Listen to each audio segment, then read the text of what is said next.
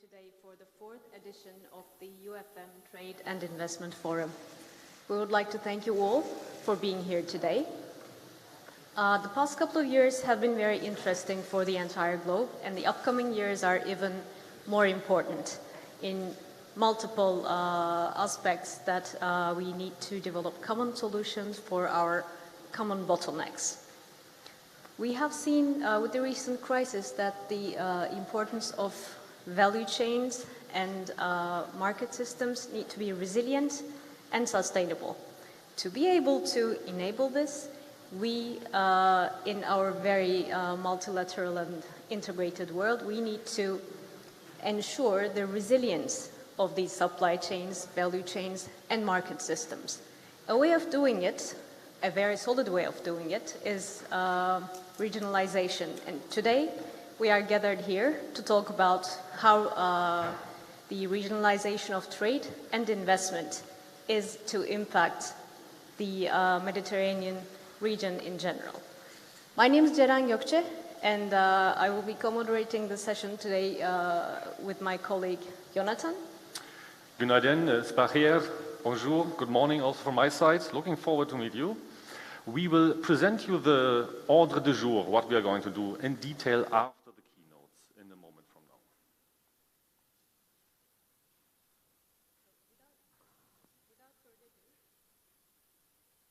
Without further ado, please allow me to introduce the UfM Secretary General, Mr. Nassar Kamil.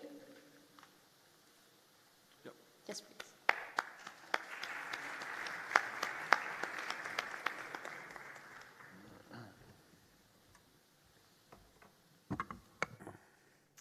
Good morning, everyone.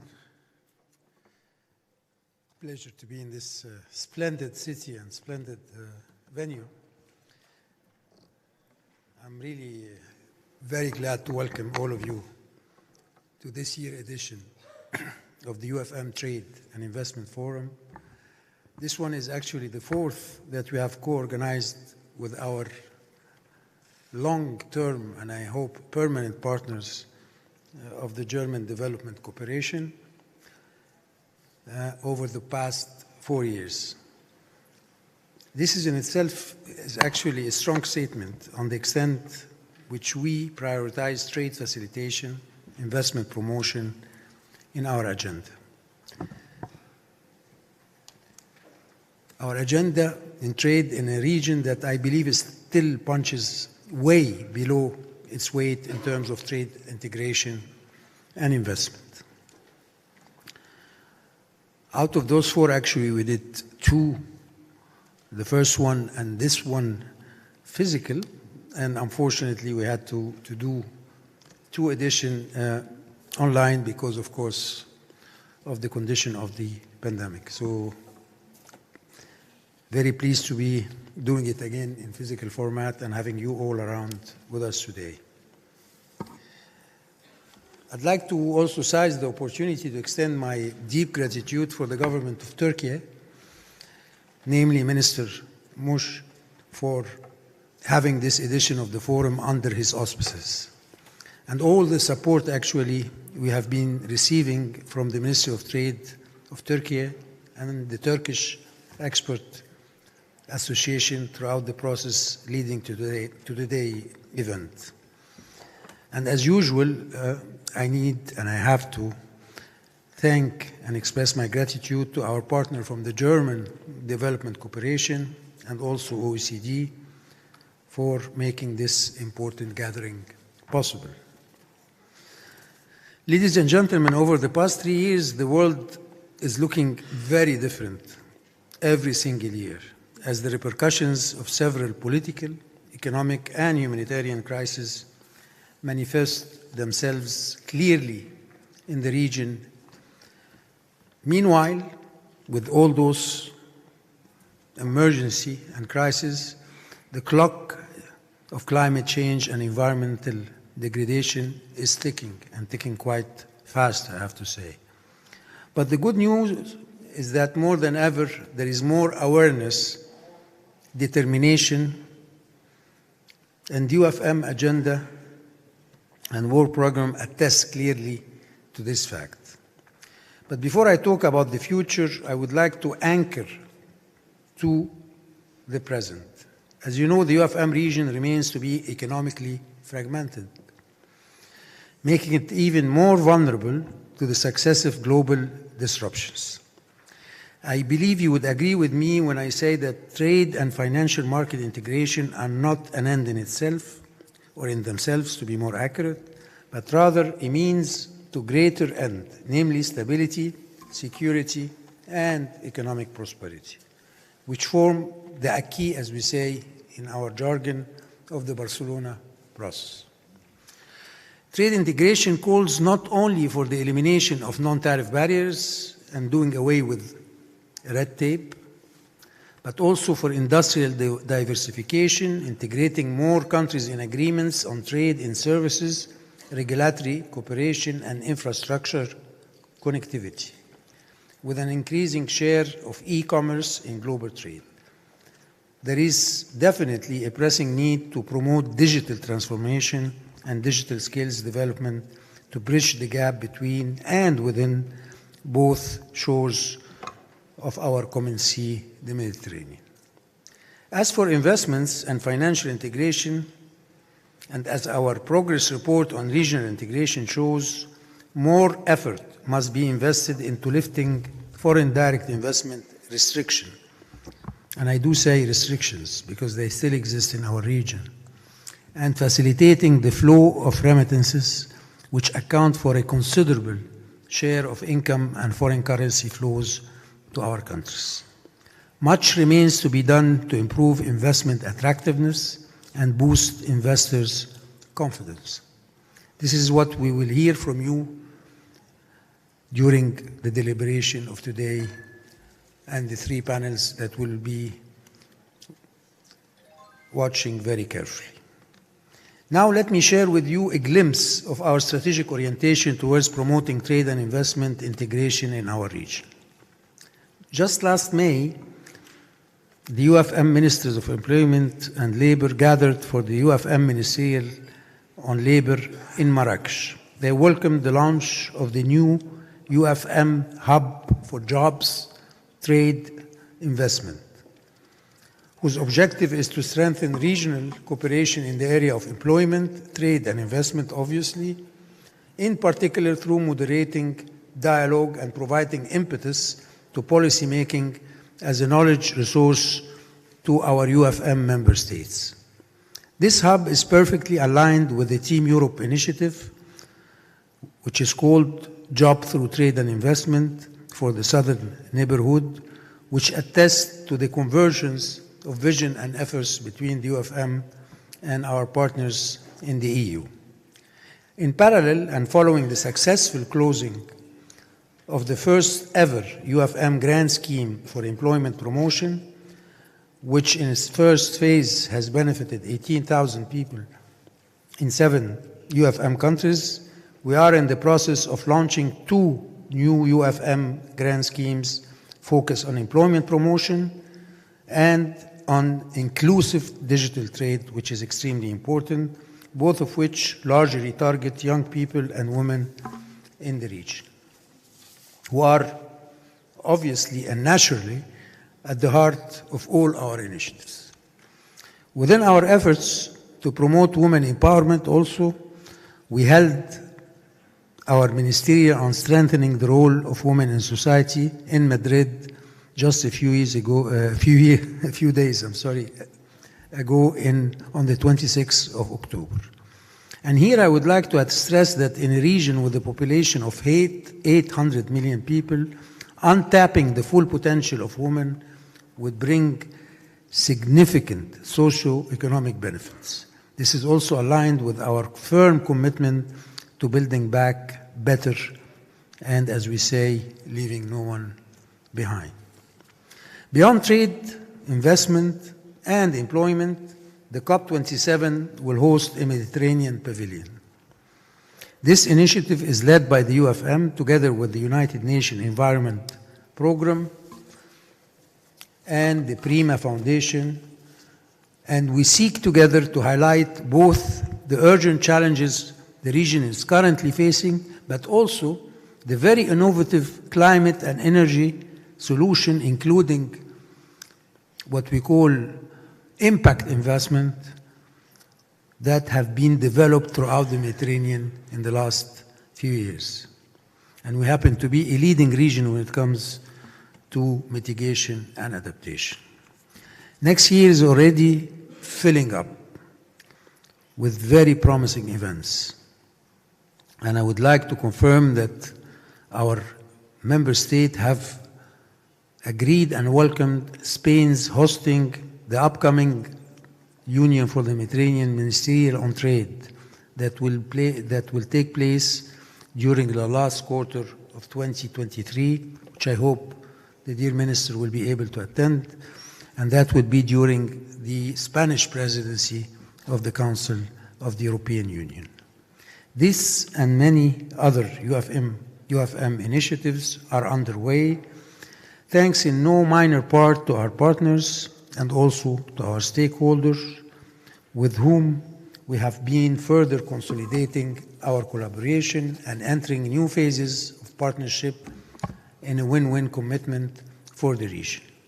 I always like to share this quote by, I think, because it's not confirmed by Aristotle, which says, on the conduct of each depends the fate of all.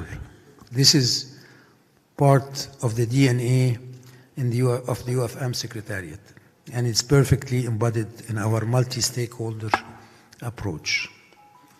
Let me finish by wishing you a very fruitful day and assure you that we'll be listening very carefully to your discussion, recommendation, and will try to mainstream and transfer the knowledge we will gather from you to become part of our policy orientation in the coming months and years. Thank you very much for being with us, and welcome to Istanbul.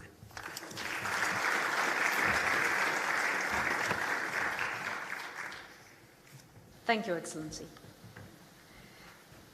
Bugün burada pek çok kuruluşun ortaklığıyla bir araya geldik. In partnership with many organizations, and here we have the Trade of Türkiye, Turkish Exporters Assembly, GIZ, and OECD.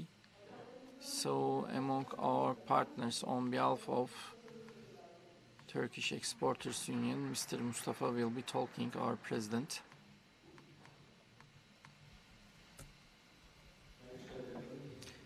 Excellency Minister of Trade and Excellency Minister of Trade and Business Development of Algeria, distinguished directors and General Secretariat, and distinguished participants, I welcome you on behalf of myself and Turkish Exporters Union in this beautiful city of Istanbul, bridging two continents. You brought honor to us, and today in this beautiful city, together we will talk about the future and for a more livable world, the collaboration, sustainable production, green development, and we will be talking about this. So we all know that our world is changing great pace. Our clean water sources are getting depleted, our forests are removed. We need to stop this, and we need to change our current way of consumption, and Paris Climate Agreement is a global step for this. EU Green Deal is putting forward much more concrete objectives. In 2050, our objective of carbon zero is exciting all of us, and the issue of observing the Green Deal, it's a serious topic. As Turkish Exporters Union, we put forward our sustainable action plan in many sectors, continued and completed their plan. Regarding sustainable and green development, our government also put forward a strong will. Distinguished guests, Union for Mediterranean and Regional Collaboration.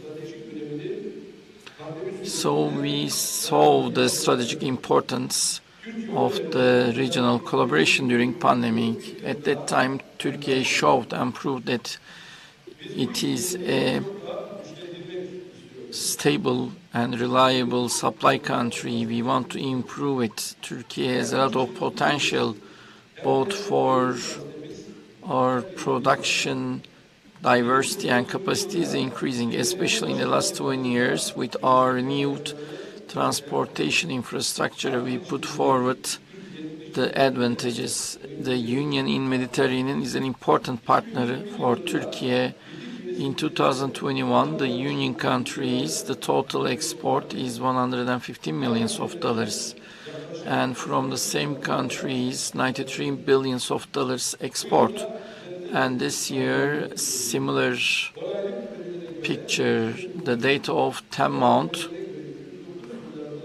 $209 billion of export, $106 billion, which means $51 billion is with the Union for Mediterranean countries, and we know that our trade potential is much more. Under the principle of win-win, we want to make it higher points.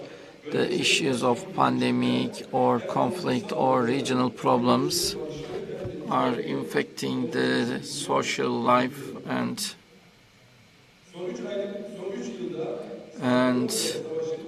in the last 3 years we are having this experience. The Europe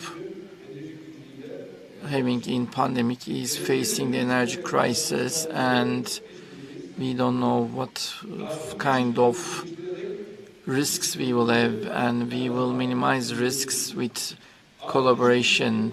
The Union for Mediterranean in its founding philosophy tells this, and in the upcoming sessions our speakers inspiring speeches we will be listening to, and in the upcoming period we will provide much more supporting messages, and I wish our forum to be fruitful. Thank you so much.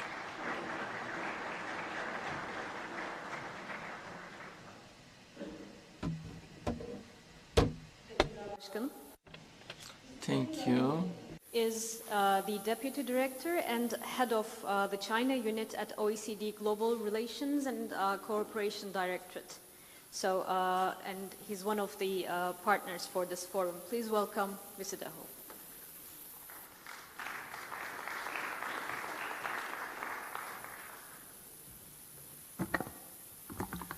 Thank you very much. Dear Minister Mehmet Mous, dear Minister Kamel Rezik, dear Secretary General, dear Chairman, dear colleagues, it is my pleasure to join you today for the opening of the 4th UfM Forum on Trade and Investment in this wonderful city of Istanbul. As you know, Turkey is both a Mediterranean country, an emerging economy, and an OECD member, so we very much feel at home today. This forum couldn't be timelier. In the aftermath of the COVID-19 pandemic, and as the war in Ukraine has compounded already significant supply chain bottlenecks, with a new recession expected in a number of developed economies and the still ongoing energy, food and minerals crisis, it is a must to consider how trade and investment can best contribute to economic recovery and sustainable growth. In 2022, the world economy slowed down more than was anticipated in earlier assessments. We now know that 2023 will be even more difficult. The OECD predicts that the deceleration we are experiencing this year will continue in 2023, when the world will see an annual growth rate of just 2.2%, which is extremely low against contemporary comparisons. This means that a lot of countries will experience a recession.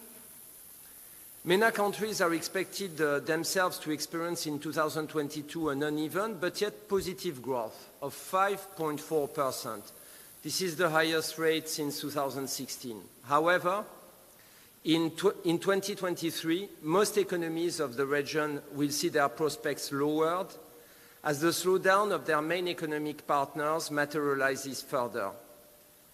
Similarly, countries from the Western Balkans will see their growth prospects decrease for 2022 to 3.4% and 2023 to 2.8%, which is a sharp decline compared with their 7.6% rebound in 2021.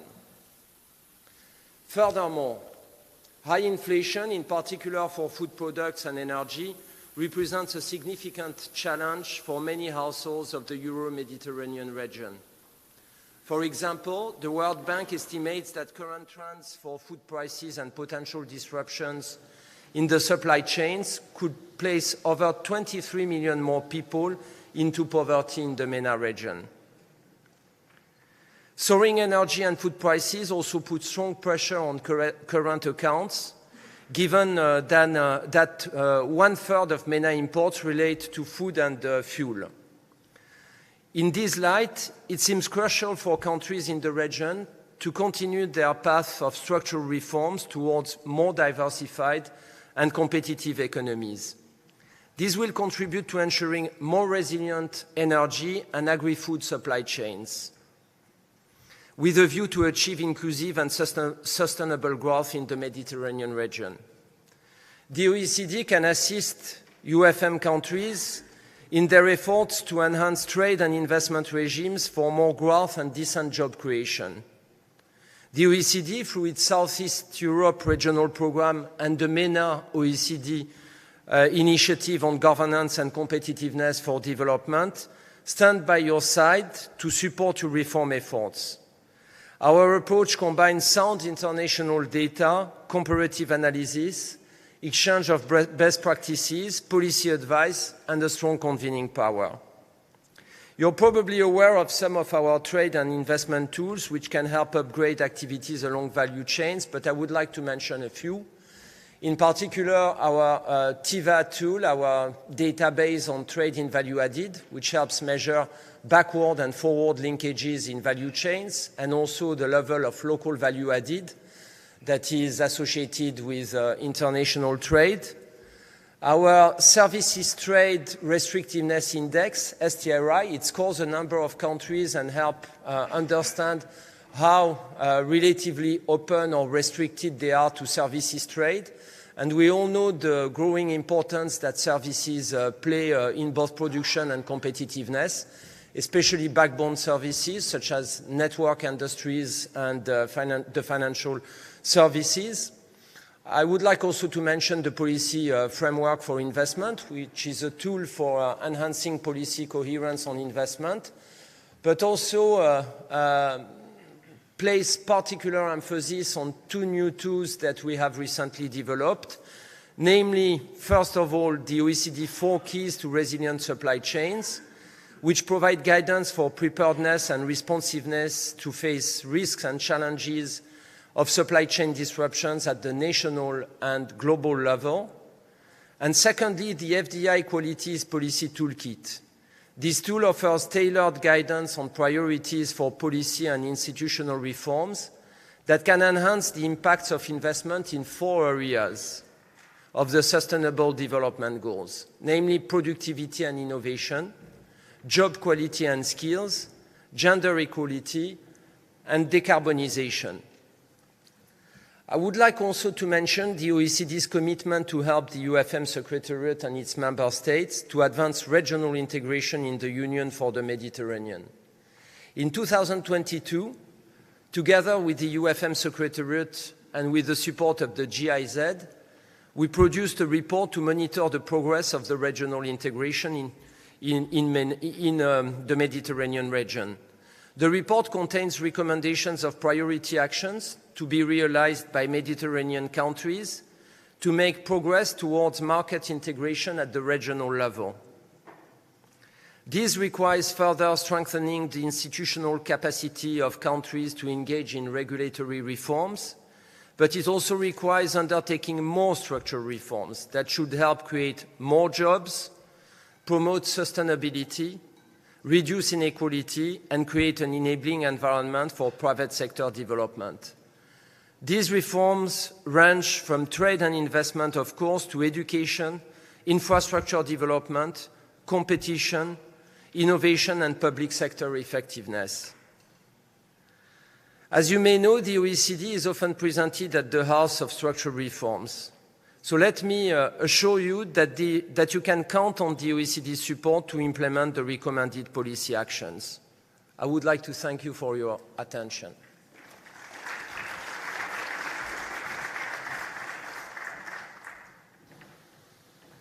Thank you, Mr. Dahu. Açılış konuşmaları için Türkiye Cumhuriyeti Ticaret Bakanı Sayın Mehmet Muş'u davet etmek isterim. Buyursunlar Sayın Bakanım.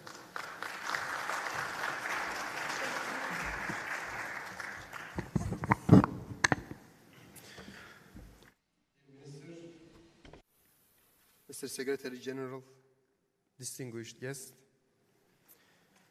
it's my pleasure to be with you here on the occasion of the 4th Union for Mediterranean Trade and Investment Forum.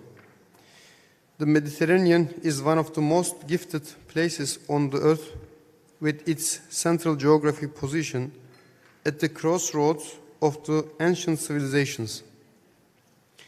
Its unique features have made the Mediterranean region historically a hub for trade and investments. The role of the region in the world trade still continues today, and currently the share of the Euro-Mediterranean partners in global trade is around 35%. However, in recent years, our region has been affected by a number of challenges, such as climate change, pandemic, regional conflicts, and irregular migration. These challenges require us to develop joint solutions for our common prosperity. For this purpose, we find this forum very timely and useful. Ladies and gentlemen, the global economy and our region are experiencing turbulent times.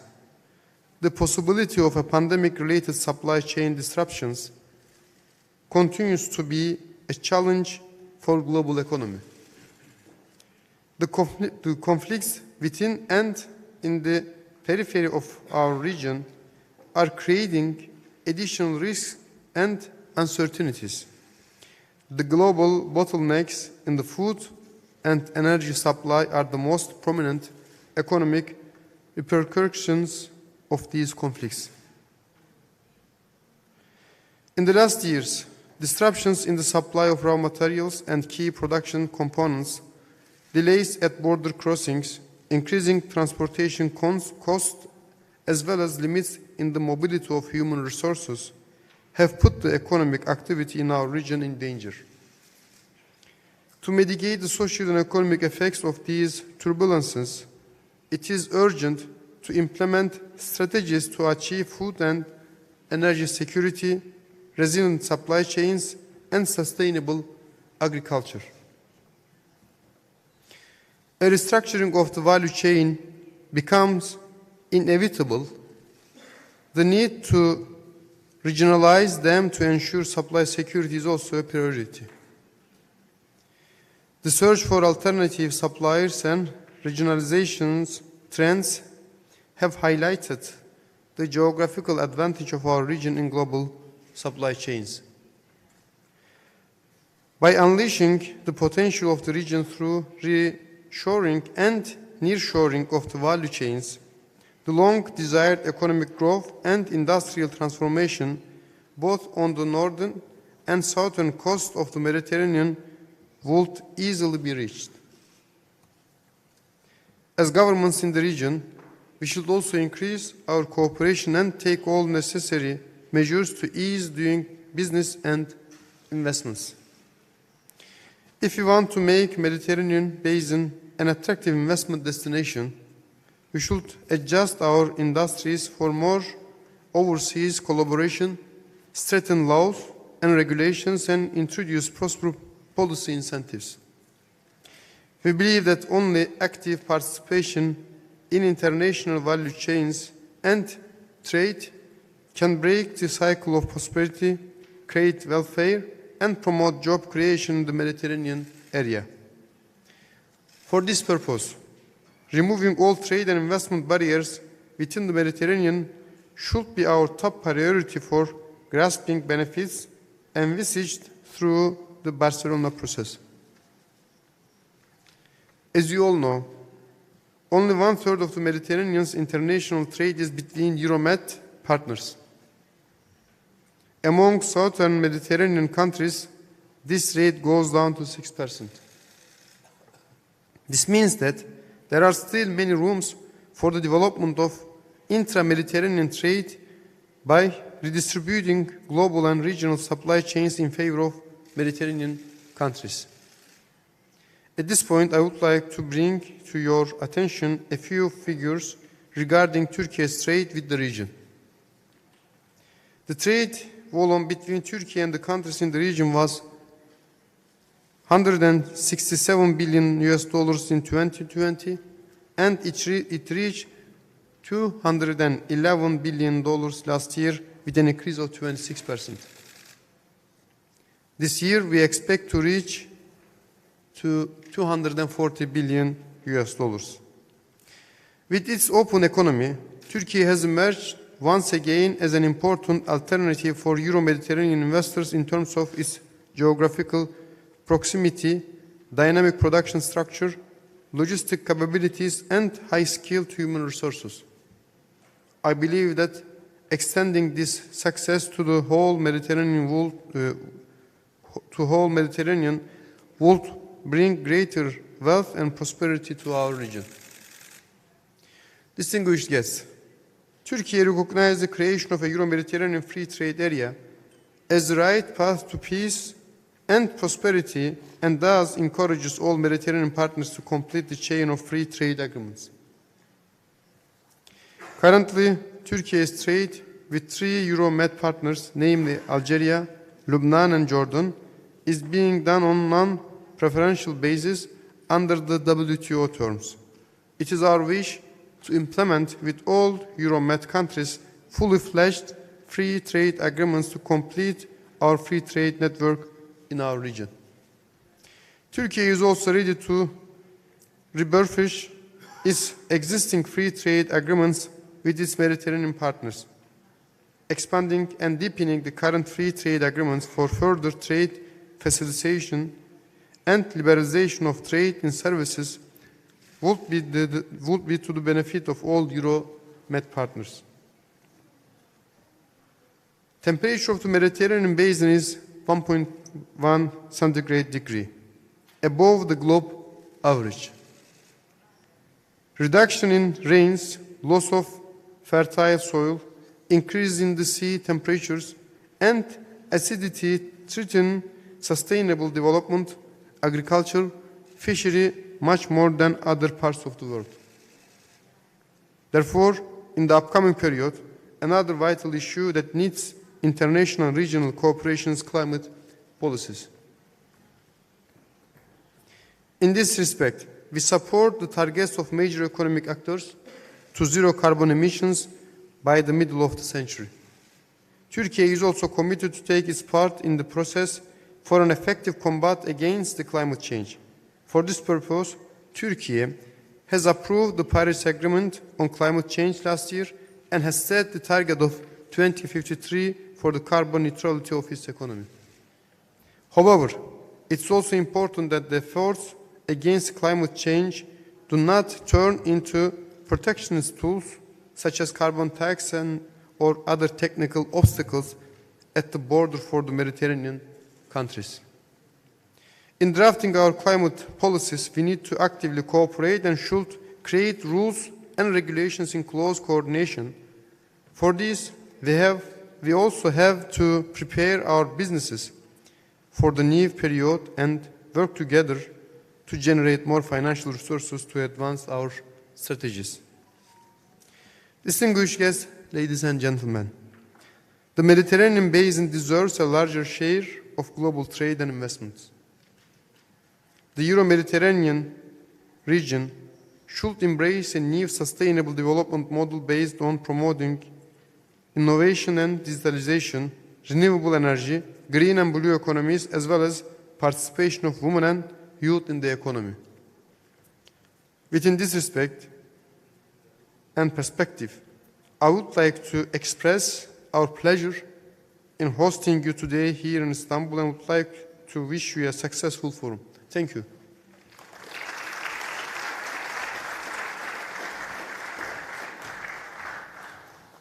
Teşekkür ederiz Sayın Bakan.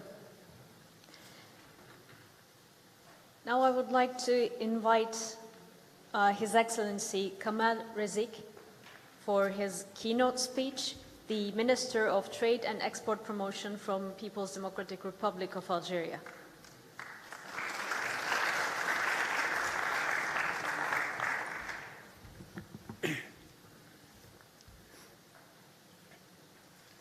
أعوذ بالله من الشيطان الرجيم بسم الله الرحمن الرحيم والصلاة والسلام على أشرف المرسلين سيدنا محمد صلى الله عليه وسلم سيد معالي وزير Sayın Ahmet Muş, Sayın Nasser Kemal, UfM, the UfM Secretary General Nasser Kemal,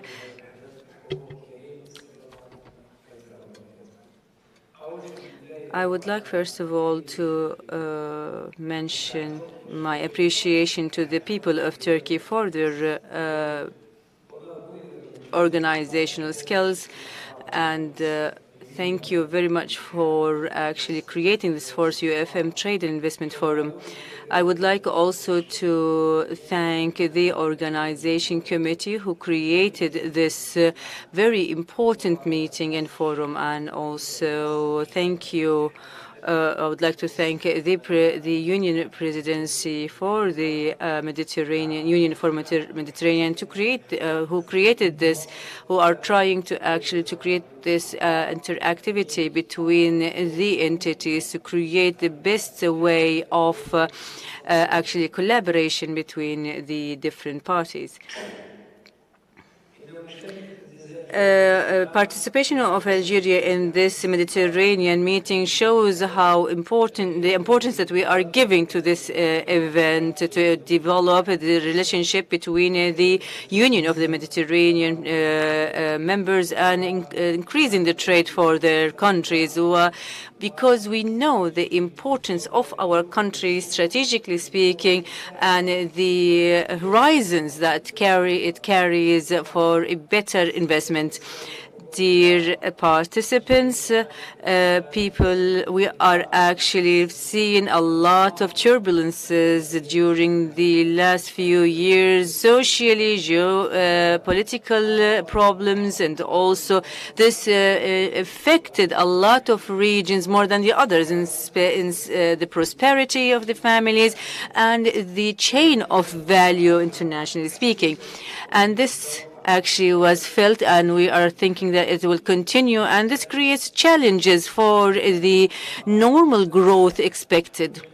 So from there, we are aware that we need to spend a lot of efforts in finding new responses and solutions and creative solutions, actually, to create a national, international, regional trade areas where we can increase our abilities that will also make our life easier in developing and reaching our strategies. So being here today in the fourth UfM Trade and Investment Forum, I would like to invite you all in communicating with each other and with us more in creating better communication and trade-related communications and dialogue, and to encourage investments, especially in the northern Mediterranean countries, because we have a lot of natural resources that needs to be developed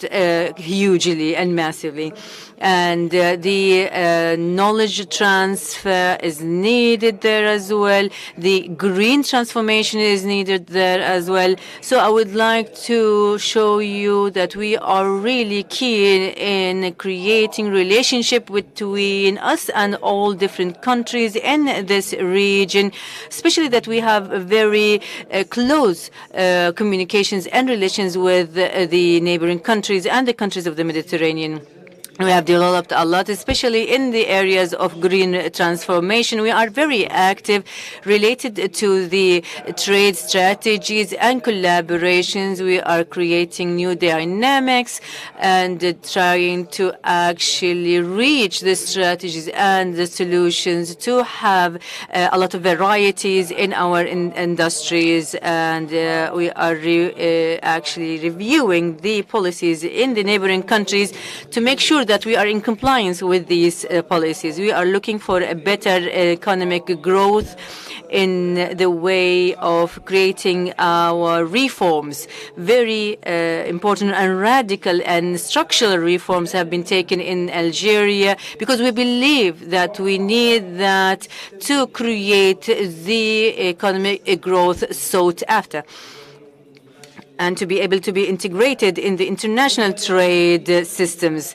So Algeria, as the other countries, we are looking to move forward to the green economy and also the new forms of energies, and because we know that this field, these sectors have the priority nowadays. And in this context, we are encouraging the increasing of investment in the environment inside the region of the Mediterranean to reach our SDGs and to create a sustainable economy that cares for environment more. We have supported the companies who is investing in the region more, and we are seeing that they are developing and reaching their growth because of these incentives. We are increasing also. We're looking for increasing these collaborations more in the future, because the future is unknown at the moment. The war between Ukraine and Russia at the moment created a lot of conflicts, and the COVID also hindered our developments a lot. And the international trade movement actually degraded a lot, and the chains of value decreased a lot because of that. And these are all seen because our growth is very unstable, and because we don't have any varieties or different ways to increase our trade and investments. We know that we have to look at the international or global trade and investments more. We need to encourage the movement of goods, the movements of human resources, and we need to create varieties of for the chain of imports and exports. The collaboration between the Mediterranean countries and the countries, internationally speaking, is very important.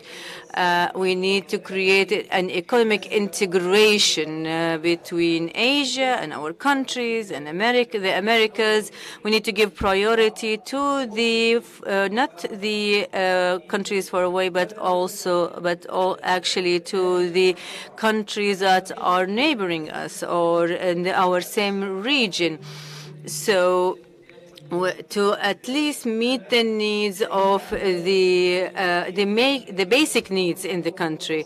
So in the Euro-Mediterranean regions, there need to be collaboration, economic collaboration, trade collaboration to support the developing countries and to actually support the European countries as well. That will increase the imports and exports, but we can see that there is instability and inequality in this regard, and so we need to increase the trade between these countries.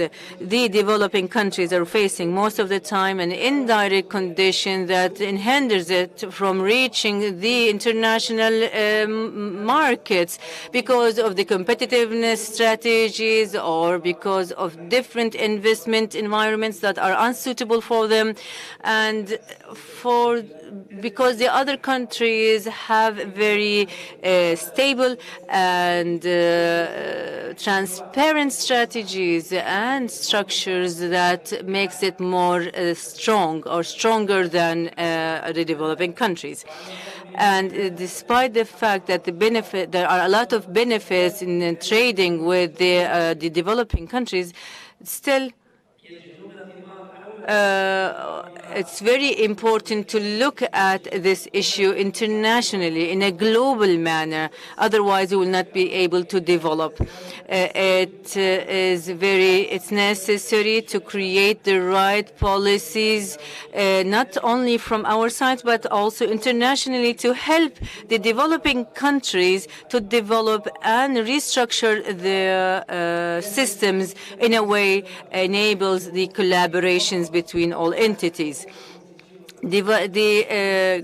Guaranteeing the rights of the people here is very important, and so there is a great need in developing the trade systems to increase inclusivity and sustainability in trade, and to actually be able to eliminate all challenges with incentives and creating the possibilities and abilities in the Mediterranean, in creating developing strategies together with the Mediterranean countries.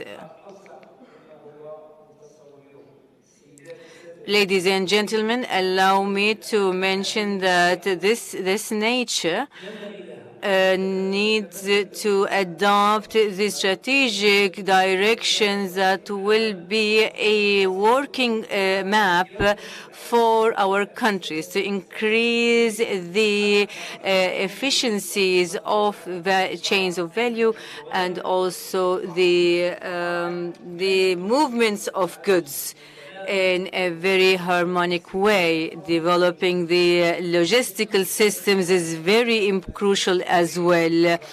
And also digitalization is a point that we need to seek. We need to also look at the issue of challenges about the chains of food to make sure that the food security is reached by all countries. We need to look at agriculture, fishery, and other industries to make sure that their continuation and growth is unhindered, especially during the crises. And for this, we need to create a mechanism to control or survey the markets of food to make sure that we are aware of any problems that might occur now or in the future, and thus we can create a sustainable trade. So the free trade and actually equal free trade strategies needs to be taken care of to make sure that all the human rights are being taken care of, promotion of free and equal promotion is being taken care of. So, dear participants, I hope that after this forum will be successful, and I hope that it will create a real collaboration to make sure that there is stability and security in this region. Thank you.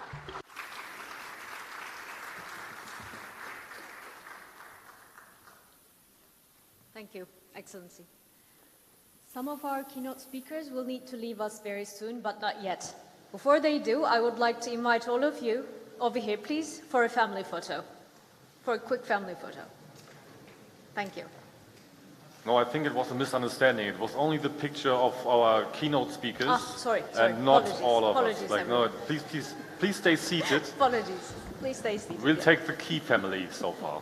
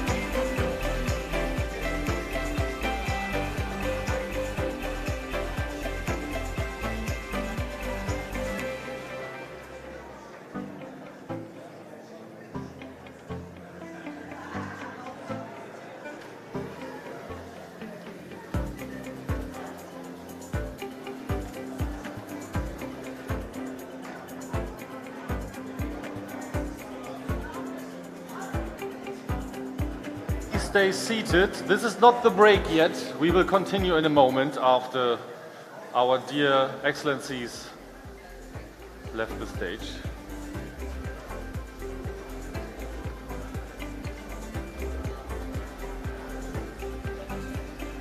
I think we're good.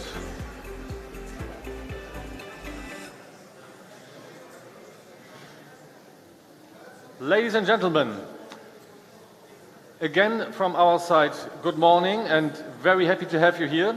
Just a little reminder of the house rules. You find already in front of you the QR code for the Slido. This is an opportunity to include your comments, questions, and we're going to do a test run in a moment from now. There are always advantages and disadvantages of the digitalization and the connectivity. Please silence your phones. That would be helping a lot. The noise is disturbed from time to time. As we heard already from our dear keynote speakers, nobody needs to be reminded that we are living in a world of increasing crises. It's volatile, it's complex.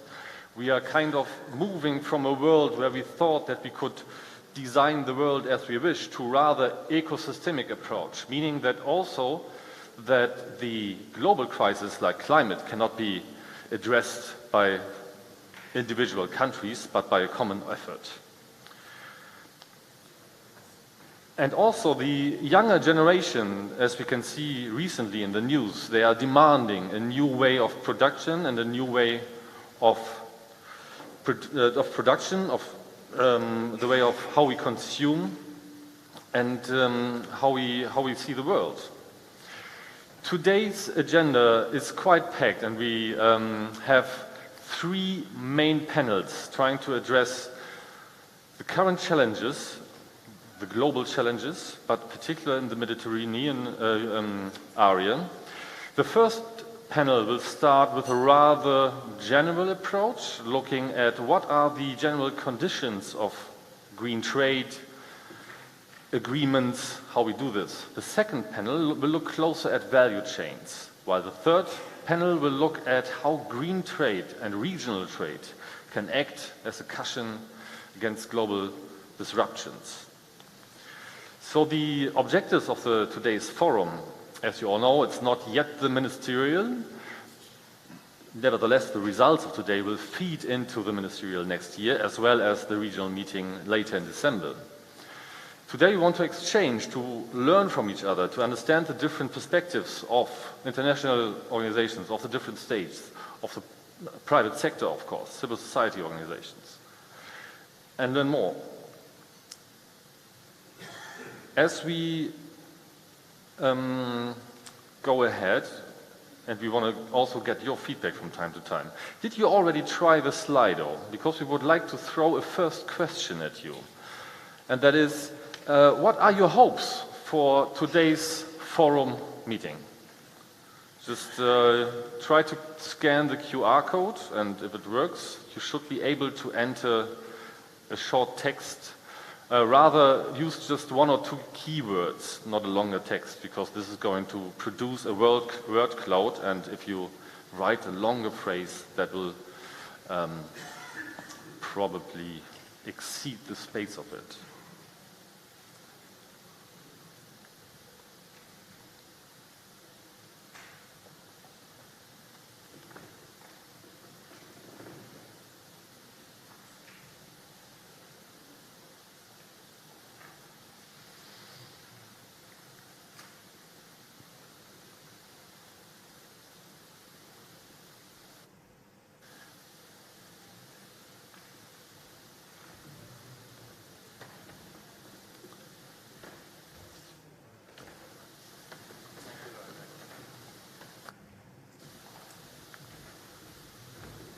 I like that it was collaboration and then more collaboration.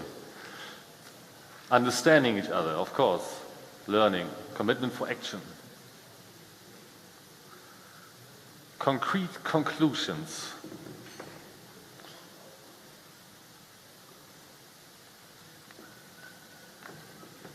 Set a common vision. This is also interesting.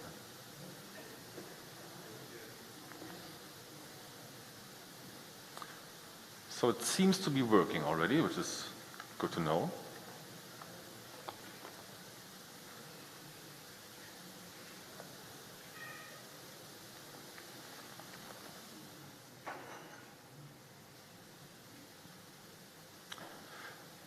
Business growth. Let's see if that works from this meeting here. And by the way, we will have some breaks. Not very much time, but we invite you to use these breaks, not to hang around with the colleagues you already know, but to make new connections, because that's basically the main goal of this forum, to connect, to establish dialogues, and to learn from each other. See actions, yes, hopefully. And no political sugarcoating. This is also something I think and I hope that we will have the chance to discuss this briefly as well. How can we avoid greenwashing? Because as the more rules we have, the more ways we have to maybe ship around them, and this is exactly what we do not want.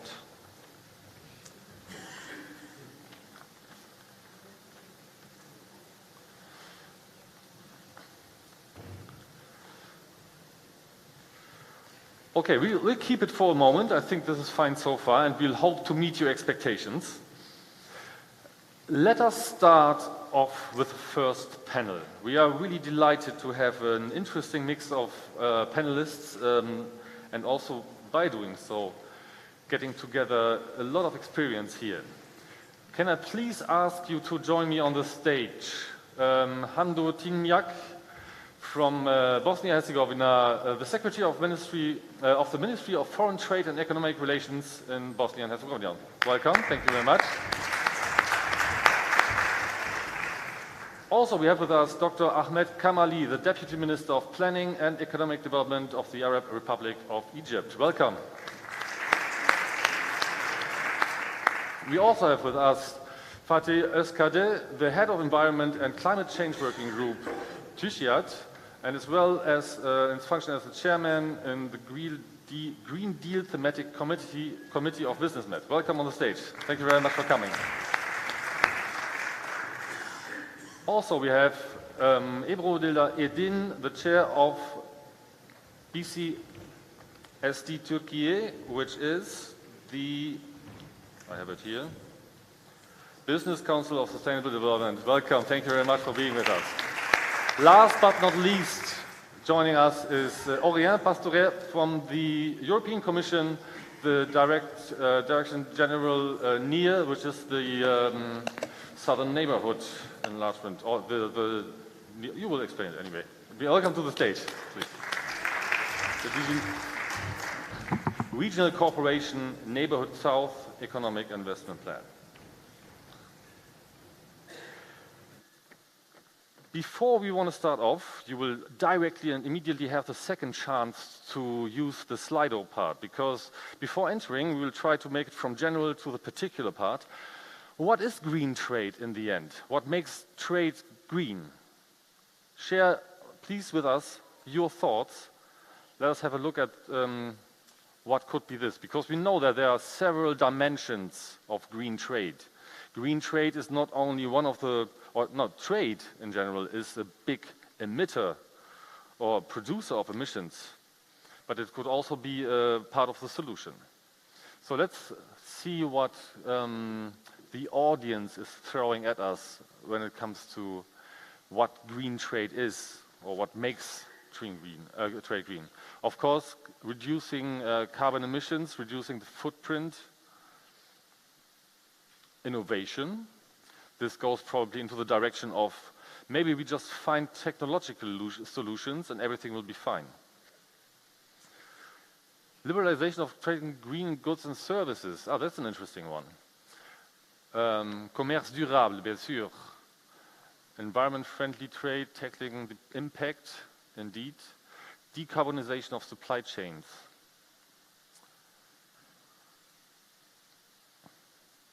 Trading and financial support for the producers. Of course, policy and regulatory framework.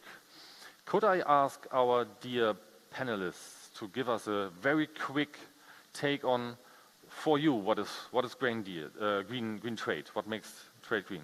Mr. Tinjak, please. And I think you need to use the microphone next to you.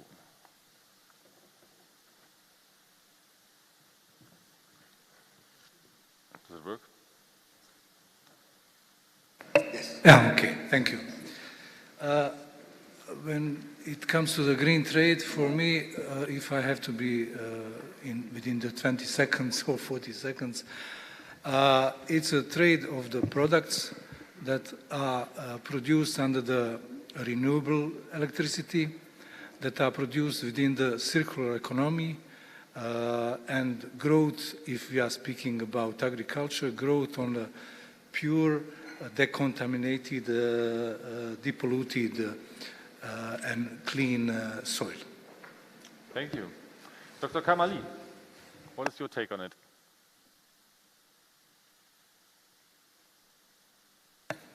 Yeah. All right. Well, despite the fact that this is supposedly kind of a simple thing, but actually it is quite complicated in order to get to a definition of green trade. So, but I would say that any trade activity that has an effect of reducing emissions and protecting the environment and making the resources more sustainable. Natural resources are more sustainable. Thank you very much. Mr. Özkade, what is your take on green trade? Thank you. My answer is mainly to focus on the energy efficiency in production and the waste management collaboration in the manner of the trade, and last but not least, to use the renewable energy widely. Thank you. Thank you very much. I would say do not pollute land and water. In addition to that, maybe transportation should be... Your microphone is not on, I feel. Now? Yeah, I'm sorry. Do not pollute the water and land. This is one thing. And also, transportation will be the key. Maybe not just green trade, maybe fair trade. It should be also focusing on the social part, where the employees, workers as well. Thank you. Monsieur Pastoret. Yes, thank you. Now, green trade, I think, is about, first and foremost, about sustainable development, about the way we create growth and the impact it has on the environment. It's about also partnerships, because it requires governance, it requires a dialogue between ourselves, and also it's about rules, but in the positive way, in a sense of establishing a level playing field and establishing a high level and green standards. Thank you. Thank you very much. And already we could increase the complexity quite quickly here. We not only have the sourcing part and also the consumption part, everything what's happening in between and what is going to be used in between. And this is going across borders. And then also thinking about circular economy, which is a buzzword these days, and nobody, like there's not yet a finite definition as far as I know. But yeah, this is not as easy as one might think to, yeah, we just use green ships and that's done. No. And also just considering, like, saying sustainability is one part, but it's not only about the emissions, it's not only about climate change, it's about pollution, it's about the social standards. We want to broaden it. Like, it's not only to tick one box, it's ticking many boxes. And this context, Ms. Edin, you have a lot of experience with the private sector and also the investment world. Maybe trying to focus on opportunities. Where do you see key opportunities for green transition and trade? Sure. I think the Turkish business sector is very active and very dynamic. Since so many years we had been dealing with all the volatility and so on. And we have been, for the last 20 years, we have been investing in renewables. Renewable sector, especially in wind and solar, has been very active. And Turkish Bank have been financing these projects more than 40 billion. They have granted $40 billion of financing to those projects. That's why I think regarding the energy base, we do have a strong presence in renewables, and the investment appetite from the sector is still very strong from the financing part and the investors as well. This is one part. Energy efficiency, because we do have a very focus on the energy efficiency, we will be able. Actually, we are not there yet, but I think especially on the company side, they are taking the necessary action to take some, to be further than their competitive regarding the energy efficiency. The only thing which is missing on the supplier side, we need to educate our suppliers to be able to somehow come in line with the biggest companies, and the circular economy, because we do not have a very strong mining potential, and so we should be able to use the existing potential for the new productions. And the circular economy ratio in Turkey is around 8%. If we will be able to reach to 17%, which is the target to be able to net zero, I think Turkish economy and Turkish companies will be able to go further compared to their competition. Interesting. Thank you very much.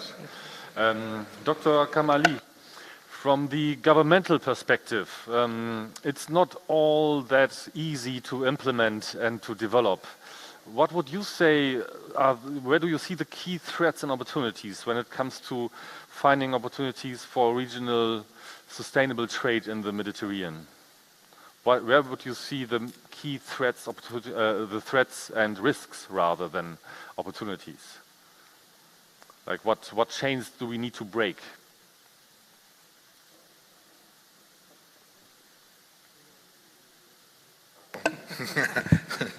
Right. So are you talking about green trade, or you're talking about trade in general? So, green transition of trade in the Mediterranean. Right. Now, we have to, we have to put in our mind that cooperation and integration should be a win-win situation. It should not be a zero-sum game. So one is gaining and one is losing. It is very important that developed countries, or the part of the north of the Mediterranean, they should consider that the south is the partner of trade. So we can achieve a better welfare for both parties. Sometimes, and this is something that it's in a way it's a risk, is to consider that climate issues that is associated with trade, it could be used as non-tariff barriers in order to reduce the flow of trade and services between countries. And this is definitely not something that it is in the spirit of free trade. And there is something that recently there is lots of dispute settlement associated with WTO that is associated with cases related to environment. So environment should not be used as an obstacle for trade, but on the contrary. And maybe when we talk about opportunities, we can talk more about the opportunities. But the most important thing that we should remember is that we need to kind of promote free trade, but at the same time not to use environment and the environmental and the climate issues as a way of stopping the free flow of trade between countries in the Mediterranean. Thank you very much. And that's already raising the issues of trade agreements, but also mechanisms. And Mr. Eskade, you as a very established business person and well connected in the region, what green transition agendas exist already in the countries of the Mediterranean that you know of, and how could they connect to the either EU Green Deal and the carbon border adjustment mechanisms? And from your perspective, what is needed for a green trade agenda and policy coherence?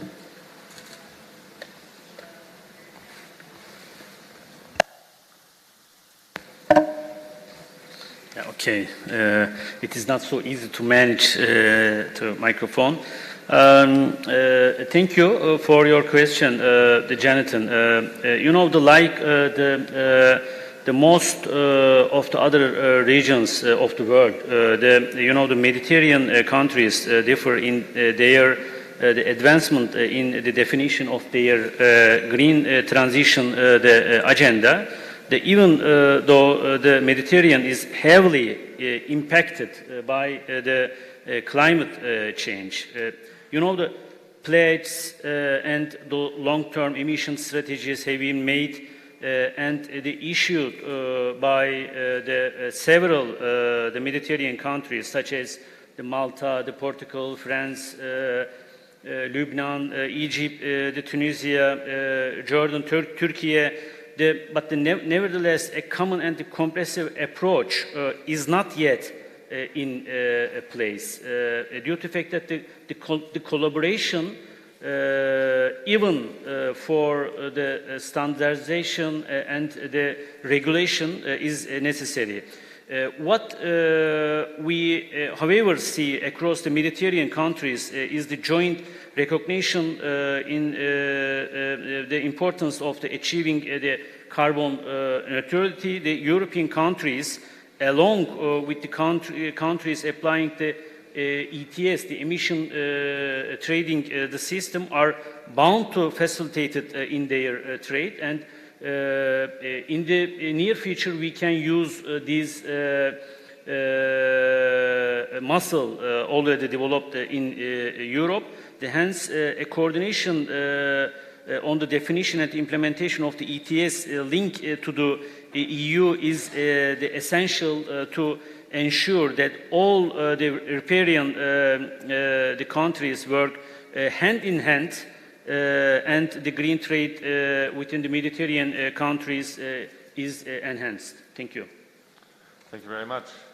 And yeah, indeed, the agreements, the mechanisms, there are plenty. And Mr. Pastore, looking at already good working examples, not already only focusing on the general mechanisms, but is there anything you can think of that works quite well already in Europe and could be possibly easily replicated in the southern neighborhood?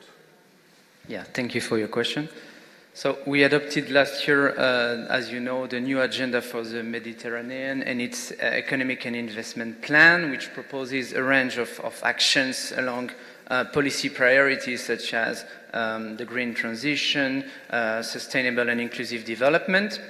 And building from there, we are in the implementation phase of these flagship initiatives. And with the new instrument at our disposal, the so-called NDICI Global Europe Instrument, we will establish the principles of our external action, which will be based on differentiation, mutual ownership, and incentive-based approach.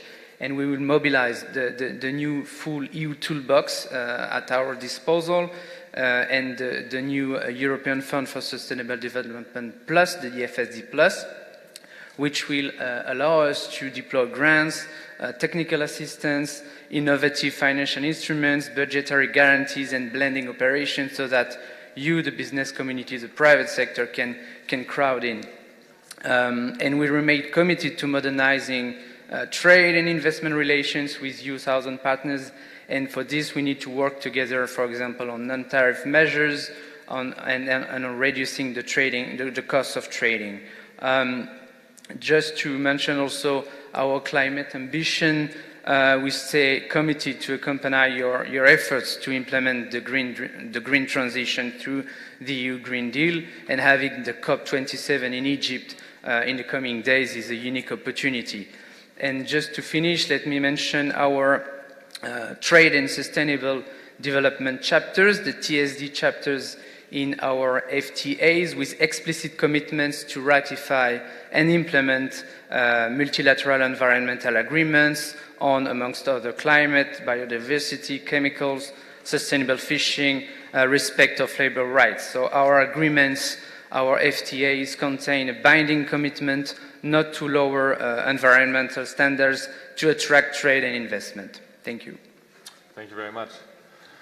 And yeah, that's already interesting, touching on these different topics. And Dr. Kamali, you just said that we shouldn't use the green aspects of trade to follow business interests just under another code or something.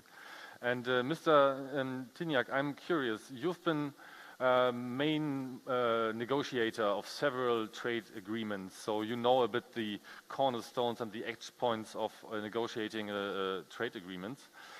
From your perspective, trying to include or having green standards,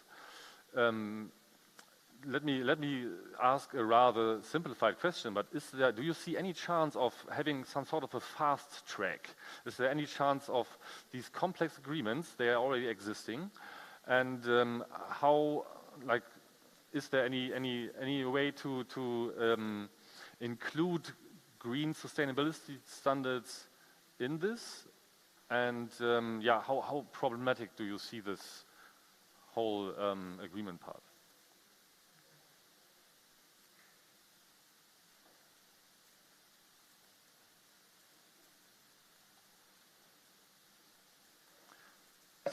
Okay, thank you. Well, when it comes to the agreement on trade agreement, free trade agreement, agreement on economic cooperation, or whatever, it seems that it's not necessary to introduce a new momentum, new moments connected with environmental issue in this agreement.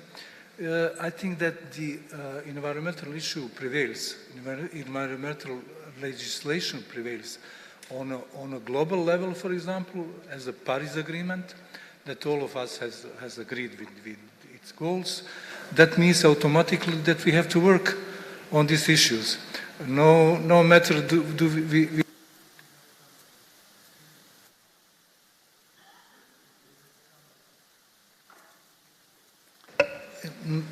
doesn't matter do we have agreement on free trade or not. Even when we speak about agreements, I think the majority of them already gives a pathway to have some context to environmental issue. For example, we have agreement on stabilization and association with the European Union. It says that we have to adjust our legislation with the European Union legislation. The European Union is endorsing environmental legislation, and we have to adjust our legislation with that. So we have already obliged to do that. When it comes to the regional agreements, in our region of Western Balkans, for example, that has been mentioned this morning already, under the OECD intervention, we already have a regional trade agreement, free trade agreement actually. But having additional cooperation called the Common Regional Market, for example, initiative that comes also from European Union, endorse new issues like environmental one. And we have agreed on agenda, we have agreed on monitoring, we are already implementing, we are on a good path towards the sustainable development within the region. So it's not necessary in concrete to your question to have adapted agreement, especially knowing that agreements, negotiations last for years, and then exception in the parliament also. So it's a huge and long-lasting procedure. So we have another elements, enough elements to do something concrete when it comes to the Green Deal. So yeah, that means we don't have a chance to have a quick solution, but rather have to adapt quickly and to implement quickly rather than that. And we already have the carbon border adjustment mechanism. Mr. Eskade, from your perspective, and initially the CBAM was covering selected products like cement, electricity, fertilizers, iron, steel. How do you think this will affect the status of trade between the Mediterranean region and Europe so far? And there are also plans to enlarge the scope, of course, to other sectors in the downstream industry. In such cases, what could the Mediterranean countries do to continue their economic development while targeting the emission reduction? And how could they deal with possible trade diversion resulting from CBAM, which is also a risk?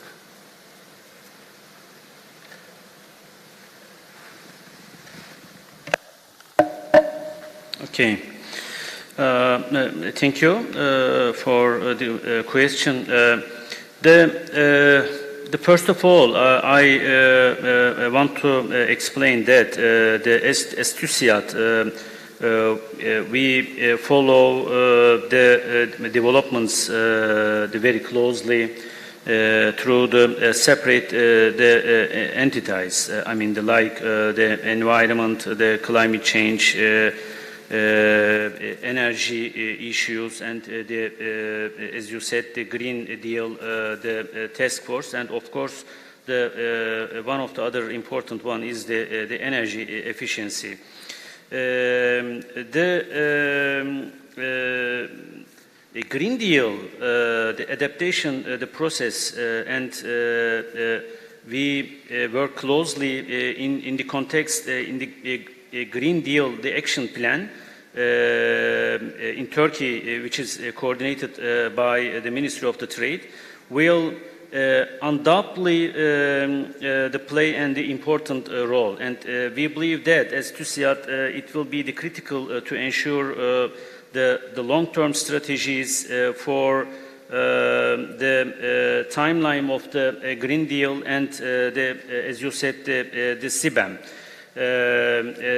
Another issue is the Circular Economy Action Plan, and also the discussed in Europe, you know, the Repower EU and the energy-related plans of the Union. As TÜSİAD, we work in the collaboration with the national and international the sectoral organization.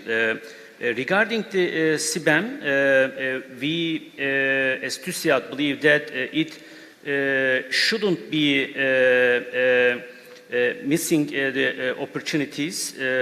We focus on use the benefits of the CBAM in the manner of the green trade. Since we are in the European Union, the custom union, since 1996, we have a number of the powerful muscle in our country, and in the Mediterranean side, we can convey these powerful the information for the real green transition. Thank you. Thank you very much. And yeah, the carbon border adjustment mechanism is a thing for such. And Ms. Edin, I heard that you had a meeting with some companies just recently, and you were speaking about this. Like, what was the feedback from the business community on this? Sure, if I will be able to. I think by the end of the day, we'll all manage these. Yeah.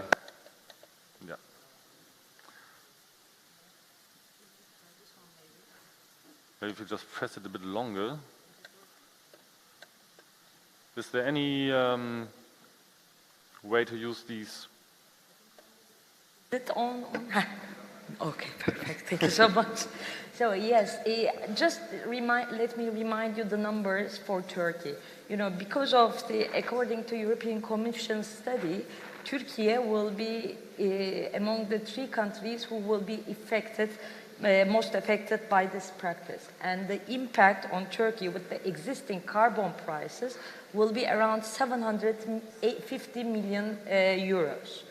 And I'm just talking about the scope 1. If it is scope 2, then the amount will be rising to 1 billion euros. This is a lot of, it's a big number. And now we are talking with the existing carbon prices. If, let's say, it is 105, which will be, this is being expected in the market, then of course this will be increasing more than 20%. So the impact will be huge on Turkish importers. We had a very fruitful meeting among our members 2 days ago, so it has been good coincidence. The impression I have from our members, most of the big companies are ready for that. They have been prepared and they know everything which is already in place. But there are things which are not ready yet. And these are the small details where the companies should get ready for. And you know, the transition period is going to start in the beginning of 2023, but they're still missing some information. Let me just summarize what was the major feedback. First, missing or not clear regulation, improvement of supply chain management, transformation of SME, green finance. Actually, yes, we are talking green finance, green investment, but the financing should be also ready, not only for big companies, also for the suppliers and small companies. Cooperation I think in all sectors we need to have cooperation. Maybe not only in Turkey, among like today with neighbor countries as well. We need to have cooperation and collaboration. That was also one of the key topics that we were talking. And taxonomy. Taxonomy is not ready yet in Turkey. We know that the climate law is being prepared, but it's not being approved yet. But also the taxonomy is not ready. We are getting ready for that. So regarding considering CBAM will cover as only scope 2 and 3 in the near future, similar mechanisms will be implemented outside of EU. It won't be only EU. That's why we need to get ready and make the small adjustment for the other countries as well. Let me just jump on this. Like other countries, for example, like US or the other Japan, they are going to have their own, you know, like similar CBAM, they will be having their own mechanisms where if you are going to import them, you should be also have the necessary specific requirements ready in place, and they might be different. That's why maybe the countries should be having a kind of a base where for every country, if you are going to have import, you should not be having so many new specifications. I think in that sense, countries should be coming at kind of an agreement as well. Some sort of mainstream standards and mechanisms would be a big help, supposedly. Mr. Pastore, okay, CBAM is not the only mechanism you have at hand, and that is obviously aiming at lowering emissions and establishing sustainability. Could you just give us an overview of some other flagship projects that are relevant for the southern neighborhood? As soon as we solve. Thank you. Is there a particular pattern you need to input until you have them?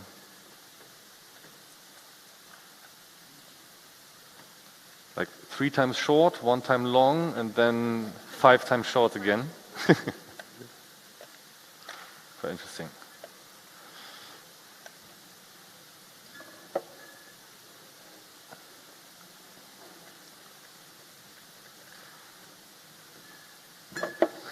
Maybe we try to keep them on once they are on, and just check if the colleagues at the mix could then take down the sound. Like we seem to have electricity, we seem to have connections, yet it seems to be a problem of the points. And that's also a challenge, having all means ready. We have the technology, we have the... improvise. Okay. Okay. No, thank you. So the implementation of the flagships is well underway, and let me just mention some flagships we have on green transition.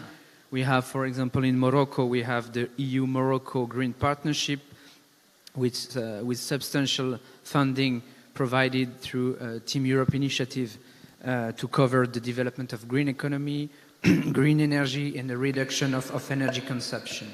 In Egypt, we are working on the development of a program to support green and sustainable industries, along with the European Investment Bank, and to work on the decarbonization of industrial sector through the usage of renewable energy, resource efficiency, and intervention on circular economy. In Algeria, we have the new project EcoVertec, which aims to boost private sector investment in clean energy and promote the adoption by Algerian MSMEs of sustainable production practices. In Palestine, we have a Team Europe initiative on sustainable growth, jobs, and resilience, which aims to support enhance access to finance, enhance MSMEs' competitiveness through green economy and acceleration of the digital transformation of the economy. And this is at bilateral level, and at regional level, we are developing a Team Europe initiative on job through trade and investment in the southern neighborhood, along with Germany, France, Italy, Spain, EIB, and EBRD. And these Team Europe initiatives aims to focus on sustainable trade and investment, but also on innovative entrepreneurship, as well as promotion of instruments towards creating decent jobs. And as I was saying before, but it's very important to have the private sector on board, notably through the use of the EFSD Plus guarantees.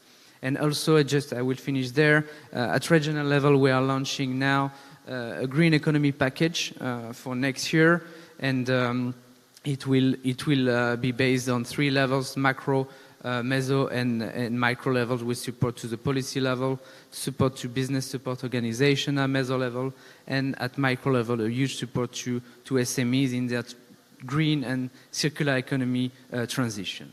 Thank you. Thank you very much. And yeah, having heard the private sector perspective and also the broad range of European mechanisms, Dr. Kamali, from your experience, particularly as hosting country, hosting country of the COP27,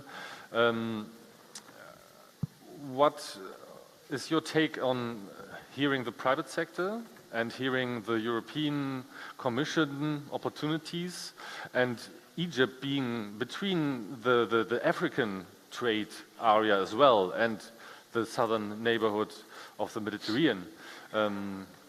How do you see in all this minefield and opportunities your take on these mechanisms and how to make use of them? Okay. Thank you very much for your question. Now, as I said in my first intervention, there is lots of opportunities when it comes to green trade and green transactions. And, from the top of my mind, I think, for example, the energy crisis that is now that Europe is suffering from. I think the South and the Mediterranean countries, they can be a solution for such a problem. For example, Egypt has an excess capacity of electricity. It's estimated to be around 10 gigawatts of electricity. And we are in the process of making Egypt a regional hub for renewable energy.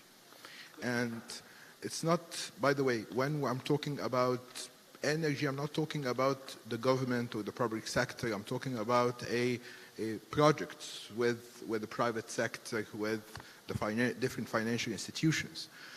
The important, so we have the demand, and we have a guaranteed, let's put it this way, guaranteed demand from the part of Europe. But what is needed are a couple of things. First, the take-off agreement in order to buy this electricity that is generated. By the way, I'm not talking only about Egypt. There are lots of Mediterranean countries, south of the Mediterranean, are engaging in such projects. I know that Morocco is doing that. I know that United Arab Emirates are doing that. They are not in the Mediterranean, but further south. But there are lots of countries that they are thinking about this. Now, so the most important thing is the guarantee of to have a takeoff agreement. This is one. Second, which is also it's quite important, is the finance. We know from the beginning, one of the most important problem in terms of achieving, I'm not talking only about green transaction, green trade, sustainable development, is the issue of finance. This was the case from 3 or 4 years ago, from the beginning of the launch of Agenda 2030. Now, given the economic situation, given the austerity measures, given the tight monetary policy in developed countries, the financial issue is becoming more and more important and more severe in a way. So the issue of finance, because as you know, these type of projects, they take lots and lots of capital. So it is important to guarantee this, and not, by the way, not through debts, because as we know, lots of countries now, especially in developing countries, and there is a problem in that. And this is not only associated with these developed countries. Now, even middle income countries, they have a problem of that. So when I'm talking about finance, I'm not talking about debt, I'm talking about equity. So risk sharing kind of transactions in order to have this type of project between the private sector, between the different financial institutions, in order to secure the fund that is capable of solving or contributing to the solution of the energy shortage in Europe, and at the same time, the type of the energy that we want, the green energy that we want. And as we know that our area, the south of the Mediterranean, we have a comparative advantage when it comes to wind, solar, and even, of course, the green hydrogen now. The third component is technology. I think technology is extremely important. Developed countries should be more, how can I say, more open to share technology with the rest of the developing countries and the rest of emerging economies. This is extremely important because, again, it's going to not only benefit the emerging economies and developing countries, also is going to benefit very much the developed ones. Maybe another thing that is associated with it, because lots of people, and we heard today the Minister of Trade in Turkey, the Minister in Algeria, they are talking about this, about the carbon market. Carbon market, I think this is something that also we have to think about. The mechanism is not easy to implement, right? And if we want to have a carbon market, it's not, it should not be closed to developed countries. It should be open in order to have a more equitable rewards and to encourage the adaptation of green economy and green transaction. Thank you very much. Thank you very much. And you may hand over the microphone to your fellow colleague, Mr. Tiniak. I'm curious, like having heard not only this, but also the private sector comments on the mechanism of CBAM. How is your experience in facilitating between the needs of the private sector, the needs of the European Union, and accommodating for standards, taxonomy maybe, but to establish then this framework in the country in collaboration with the neighbors and the European Union? Thank you. When it comes to this issue, mentioning these mechanisms become a huge challenge for the region. But as Mr. Pastor said, European Union has developed a green agenda for the Western Balkans. This green agenda foreseen decarbonization, depollution, circular economy, biodiversity protection, sustainable food system, and the other measures in order to align with the European Union goal to be carbon neutral for mid-century. So this will be supported by the European funds like IPA 3 or Western Balkan Investment Fund or European Union Fund for Sustainable Development Plus. So within this initiative that is attached to the common regional market that I already mentioned and has signed with the high political level authorities in the region and became and start to implement it already. So we are counting on the European Union and as they promised, actually, they are monitoring this. They are participating with the monitoring and within the working groups, different working groups on this. And they will also, they promise to assist to adjust to the climate law, EU climate law. They promise to adjust to the EU emissions trading schemes, then also reducing CO2 emissions through quotas and carbon pricing mechanisms. So what does this mean? This means that it is so much important to be a part of integrations. We are currently have regional integrations, so Western Balkans countries. We are hoping to become integrated with the European Union. When it comes to the regional of Mediterranean, unfortunately, we couldn't achieve the better connections with the rest of with the non-European Union countries when it comes to overall trade, economic relations. But we should do something, and I hope that we'll find a way to promote this kind of cooperation. When it comes to the businesses, 70% of our trade, export, 71% of export is going to European Union countries. What does this mean? This means that all these supply chains of supply chains have to be adjusted within our countries to the European Union standards. And that's why we can export to the European Union. That is a hope for the businesses in the region that we can catch all these initiatives and standards that has been promoted with the different legislation of European Union. Within the region, we are already within the process of establishing common regional market, which is a way forward to the European Union's single market, which will open huge possibilities for our businesses to become competitive and to have more potential and to be a part of this successful story. Thank you. Thank you very much. Looking at the time and the short planning of the coffee break, I would rather go and continue.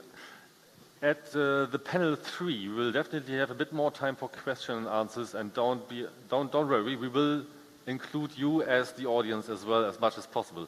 But I would like to go and look a bit at the way forward. Monsieur Pastore, what way forward do you see in the collaboration of thank you, with the European Union and the southern neighborhood? Yeah, thank you. So first and foremost, partnership is a key word, and I want here to express our satisfaction on the fruitful dialogue we have been having with our partners from the south. And today's event is a perfect illustration of these exchanges we are having, fruitful exchanges. So our priorities are very much aligned, and the future of our collaboration should be concentrating on the need to build back better our economy so that they work for the people. We have a shared ambition to strengthen the competitiveness of our economies by seizing the opportunities offered on the one hand by the reconfiguration of global value chain, and on the other hand by the need to adapt our companies to digital development and environmental issues, the so-called twin transitions. And this will be, therefore, at the heart of our future actions. Support for large, medium, and small enterprises and for public-private investment are also key elements of the post-COVID recovery on both sides of the Mediterranean shore. And I want to emphasize that green trade will drive sustainable development and recovery post-COVID. The work on environmental taxation, business upgrading, technology transfer must be and will be at the heart of our collaboration. And finally, and last but not least, we want to foster exchanges between the European and the Southern neighborhood business community, because it's key, and in terms of, for example, exchange of best practices, networking activities, or the work on technology transfers. Thank you. Thank you very much. And I will try to work the way back again, Mr. Tajik. You already touched on some points of the possible next steps and looking at supporting the private sector and opening the markets. What other important next steps would you see as of now looking at green transition in trade? Like we have the mechanisms, we have maybe taxonomy already. We already heard financials, investments are really important. From your perspective, any important next steps you would see in order to foster the green transition in trade? The most important thing for me is implementation of all these initiatives, you know. We are very dependent, for example, on coal. We produce energy from coal. So this is a huge challenge for us, for example, in the region, not only in Bosnia, but in the region, how to transform the production, how to go to the cleaner production, and it's a huge challenge. If we just work on this issue, it's enough, you know. I'm not mentioning further initiatives or whatever. So we have good position, we have good cooperation within this initiatives, Green Deal for the Green Agenda actually for the region, common regional market, then other initiatives already existing. So if we just work on the implementation, which is not easy issue, because of the, very often we have a difficult political influence on the activities, you know.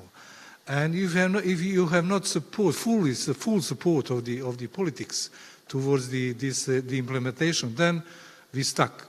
And there were several times that we haven't had solutions for the situations then we've been found ourselves. So political will,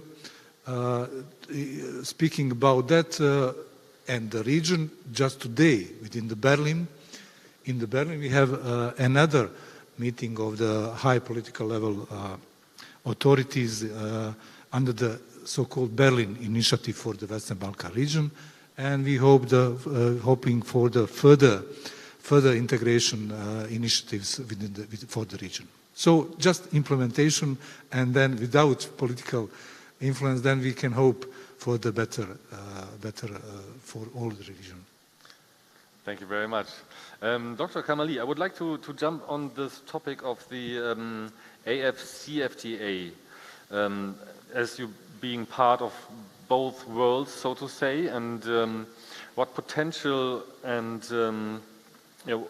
for the North African countries do you see together with Africa, also looking at value chains, food, energy? You already talked about, like, how do you, or what potentials do you see in also establishing some sort of a green transition parts in this connection world? Okay, this is a complicated question, but I'll try to well, the thing that it is very important because there is a lot of FTAs which are there, and if we take, for example, the example of Egypt, we signed a number of FTAs. The most important thing is to make sure that people are aware and the business sector is aware of these FTAs, and they are benefiting from such FTAs, and to have a collaboration and integration with the counterparts in the different countries. You know, I was just talking yesterday about the potential of Africa, and Egypt could play a very important function as a gateway to Africa. Africa, I believe it is the future in a way, in terms of market, in terms of resources, in terms of growth potential. But the most important thing is to make sure that there is partnership. It's not taking advantage of a certain situation. It is very important to have the kind of the different agreements and the different kind of transactions with equity, sharing the benefits of the free, for example, the free trade agreement. And as I said, the awareness it's extremely important. Lots of people, even lots of business sector, they don't even know the benefits associated with certain laws, for example, in the country. But even when it comes to FTAs and international agreements, it's a problem that they don't make use of such thing. So there is lots of potential. However, as I said, it is extremely important to focus on making sure that there is this equity when it comes to the benefit of these types of agreement. And we should also remember that a way of making the world a better place is to enhance the economic and trade cooperation between different countries. And we want, when it comes to green transactions and green trade, as I said in the beginning, it should not be used as a non-tariff barriers and to kind of discriminate against certain countries. We have to understand very well, this is the last thing that I want to say, we have to very well study when we implement something, who's going to benefit and who's going to lose. And to compensate as much as possible the losers in order to have a sustainable process that is making gains for all parties. Thank you very much. Thank you very much. And could you please hand the microphone to your colleague, Mr. Escade? Because you already have quite an experience in application and implementing these measures or kind of green transition sustainability goals. You are the head of Environment and Climate Change Working Group of the TÜSİAD, the Turkish Industry and Business Association, and the leader of the Green Deal Thematic Committee of Business Med. Could you give us some examples, or could you just explain some specific measures and actions that are taken by TÜSİAD and Business Med regarding this green transition and sustainability goals? Okay. As I said before, in the TÜSİAD we have several working groups and the task force. Through these groups, we are in a close contact with the relevant the public institutions in determining Turkey's the position in general, the climate policy, I mean. And again, as I said before, we really appreciate the efforts of the Ministry of the Trade and Ministry of the Environment and the other the ministries like the industry, the energy. In the Green Deal adaptation process, we work closely with the institutions, the organs in our governmental issues. And I mean, it will be very critical to ensure our long-term strategies in line with the timeline of the Green Deal as well as the CBAM, the Carbon Border Adjustment the mechanism, and also the Circular Economy Action Plan. We also work in the collaboration with the national and international sectoral organizations and NGOs and think tanks on identifying and analyzing the economic and environmental impact of the Green Deal.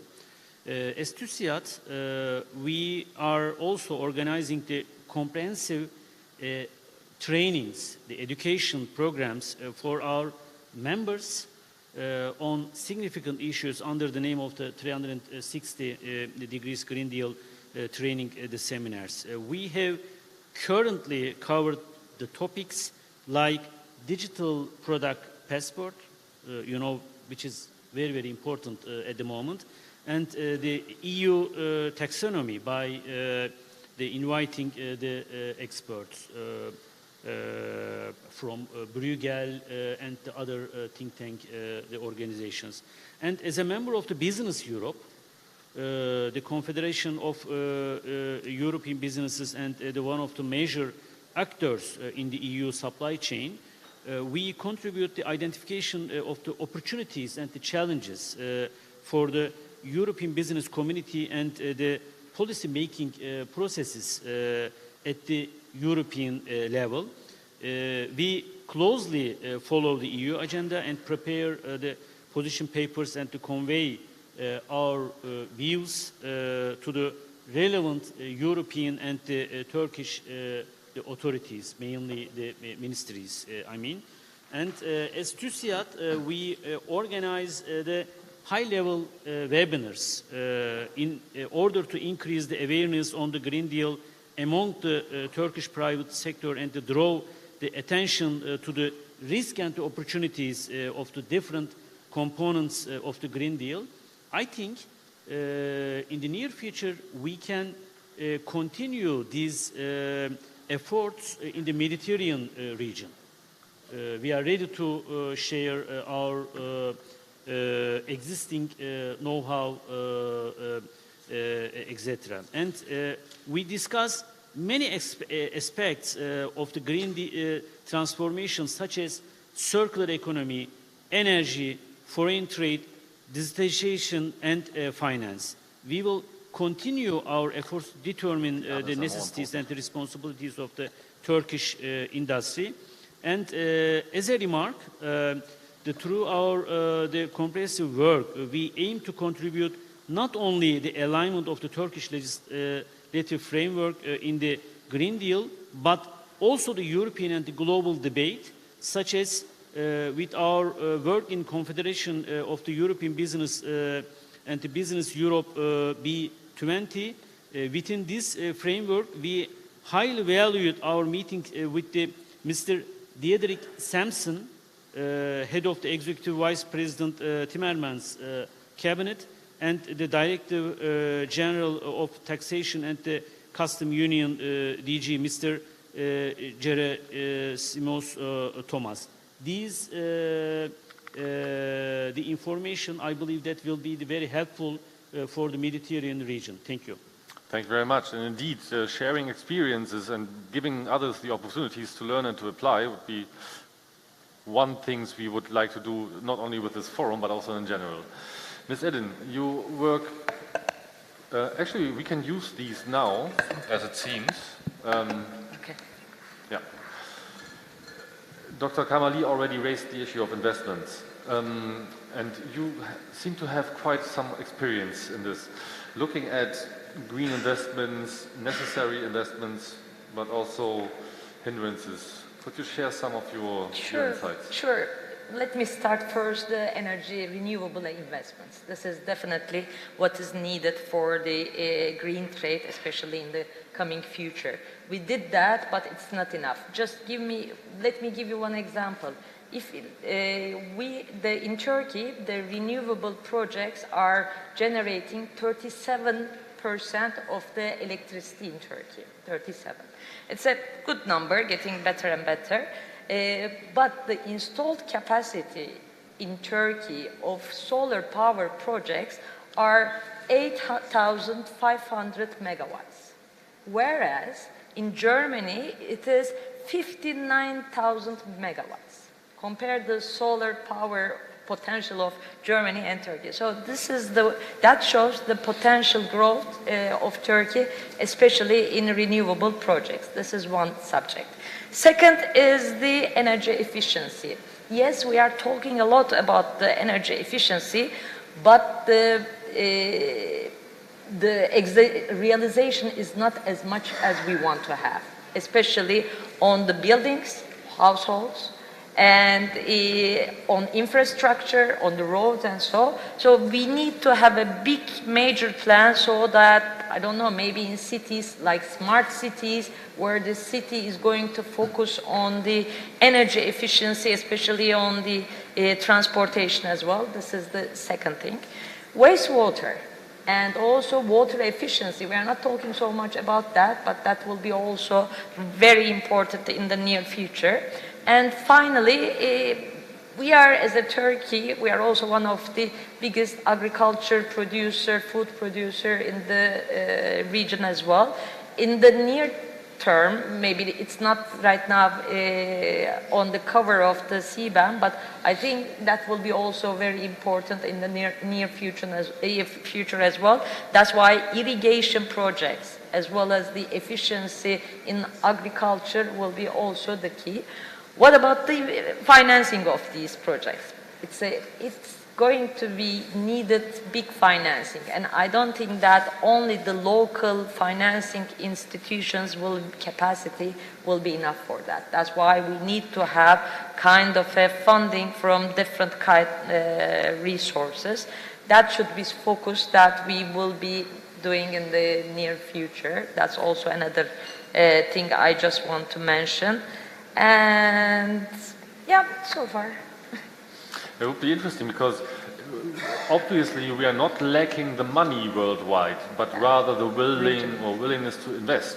Yes. Is it because there's a lower return on investment, or what? No, maybe risk appetite. I would say risk appetite. I have been, heading the corporate and investment bank of a bank for long term, for 25 of investment, but unfortunately, in almost, let's say, 5% of the projects which were financed by the banks in infrastructure, in like airports, motorways, highways, or energy, have been financed by any international funding. So we were local banks were the most active financier in the sector. That's why I think we need to somehow, maybe it can be kind of a coverage from other, especially in some areas. Let's say if I can understand international corporation might have some question mark about the risk in Turkey or risk in other countries like the developed countries. Maybe we might be having kind of a coverage scheme like like ECAs or the other stuff, where especially if the investments are in line with the green deals, green investments, they will be able to allocate or give some kind of a coverage for the financing, which will be done in these countries like Turkey. Indeed, thank you very much. Thank you. And I think with this first round, we had the opportunity to look at the whole length and complexity of the potentials and the varieties of opportunities for green transition and trade. Not only starting with the production itself at the very beginning and mining resources, but also what we throw away in the end. And everything what happens in between that can be, of course, regulated, and we can find for every detail a very detailed regulation. Might be better finding a compromise which is rather pragmatic and applicable and implementable furthermost, because as we know, we don't have that much time left. Negotiating a huge trade agreement will probably take a bit more time than a year. So if we look now in the immediate future with asking all of you for a very brief statement, and you can point on others but also on yourself. Call to action. Who needs to do what in order to make a green transition in trade successful? Of course, you cannot in a 30-second speech give the whole range, but rather your personal take on the priorities you see as fit. Mr. Pastorius, let's start with you. Thank you. And as I was saying before, definitely it should be joint and coordinated effort among all the partners, the governments, the private sector. So if I have to give an example, for example, I see the potential to work at three levels, as I was saying, at macro, meso, and micro level. The macro level, the policy level, of course, governance between the countries, between the two regions, working together on standard settings, on ensuring that we mitigate the effect of trade. making trade greener, but also working at meso level with, for example, the support of business support organizations, making this link between the policy level and the company level, and of course, working at micro level, working with the business community so that they will manage this transition towards green trade. And if I have to very quickly highlight two of our contributions on this, the green economy package we are preparing this year, and the regional TEI on jobs through trade and investment in the southern neighborhood, because we are now entering the implementation phase of this TEI. And as I was saying, it's a plea for us to engage directly with southern neighborhood partners, both governments, but of course the business community at large, to make the most of this promising initiative. Thank you. Thank you very much. Mr. Tinjak, you already started saying what is necessary. Would you like to add anything on who needs to do what to make the green transition in trade successful? Yes, thank you. I think the whole world have to do what have to do, because the climate change is an issue for the whole world. Governments have to adjust legislation. Businesses have to adjust to the new production, circular economy.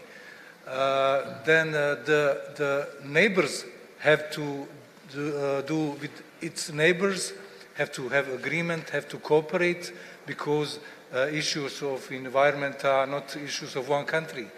The region is the same situation with the region, and finances have to financial sector have to find enough finances to resolve these issues, to assist the countries, to assist the businesses. So being a part of the world, being part of the different integrations is a precondition, and this is what I will add to this issue. Thank you. Dr. Kamali, how about you? What would you say? Well, actually, we cannot achieve, whether it is green or whether anything sustainable development without partnership. Lots of people talk about the different SDGs. I think one of the most important SDG is SDG 17, that is the partnership to achieve goals. So it's not only the government, it's not only the private sector, it's not only the civil society, it's not only the international organizations. They should coordinate their efforts in order to achieve whether we are talking about green transition, whether we are talking about better gender equality. Everything has to do through partnership. The South, they are doing lots of efforts, and the private sector, they react very much to the different incentives that is given by the government. However, I would say the North should be more supportive when it comes to technology and finance, and definitely the international organizations should support mainly the private sector, and at the same time the awareness and the technical assistance and measuring the impact and monitoring the impact is extremely important, and this should be done by independent, which is something that the international organization can do. Thank you very much. Indeed, if those who are implementing are measuring their self-success, it's sometimes a bit difficult to trust these numbers. Mr. Eskade, what would you say last quickly, who needs to do what to make a green transition successful? Okay. Frankly speaking, I strongly believe that the solution to a global problem should also be global. There is a need of an increased cooperation in our fight against the climate change and accordingly reducing the emissions globally.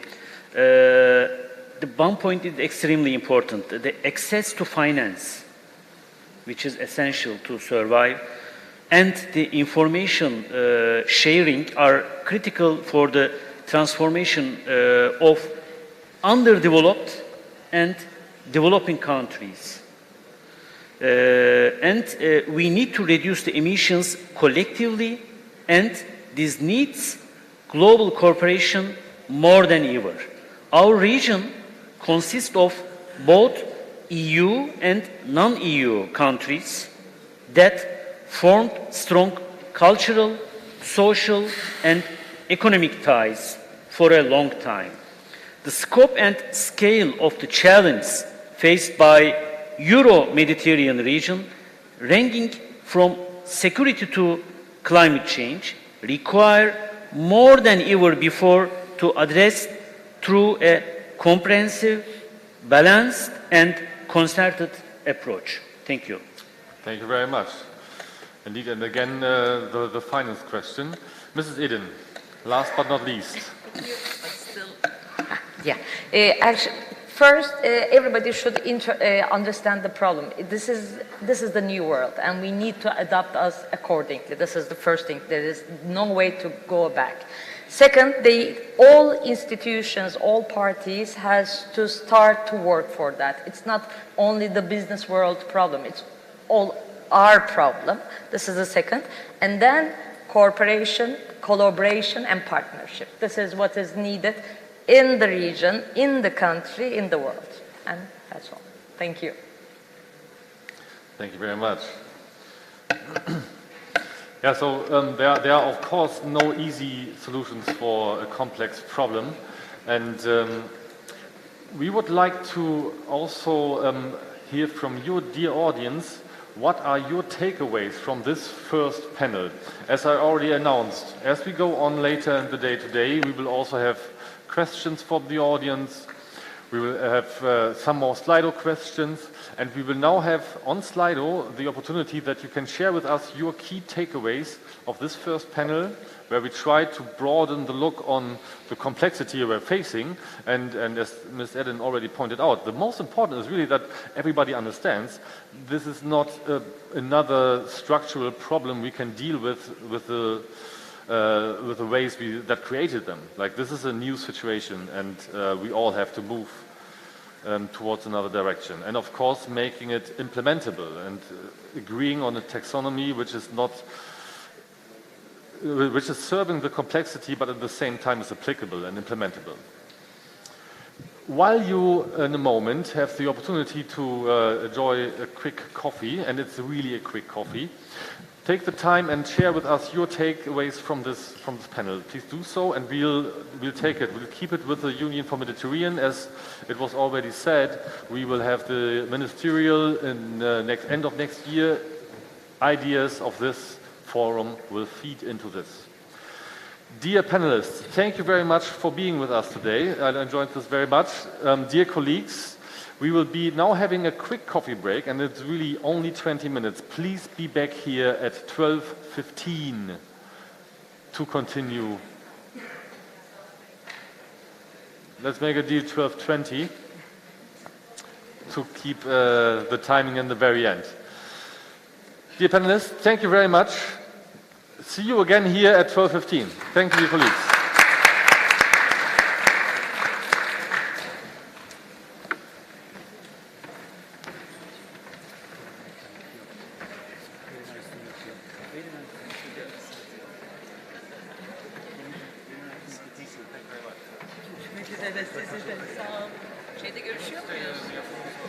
Very nice to meet you. Mısır'da. Very nice to meet you.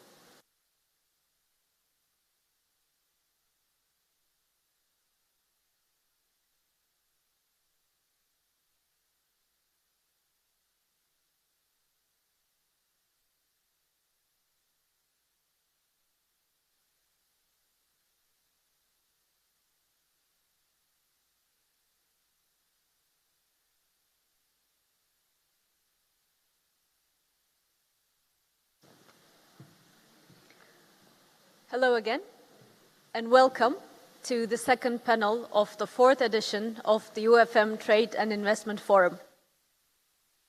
We've lost quite a bit of people, but I'm sure it'll be a lively discussion.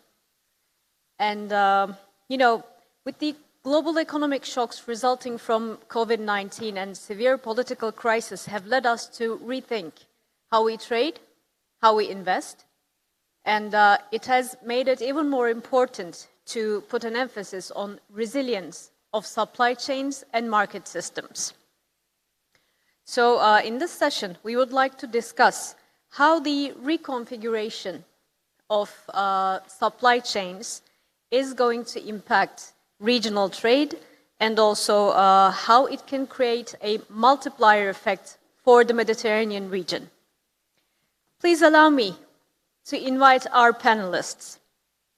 First, I would like to invite Ms. Lilia Naz, Chief Officer for the Middle East and North Africa for the International Trade Center.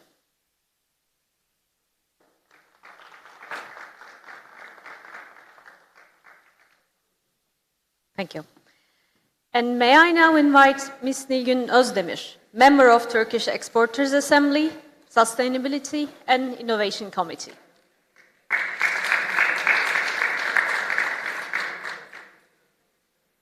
Thank you. And may I now invite Ms. Blanca Moreno Dodson, Director of the Center for Mediterranean Integration, United Nations Office for Project Services.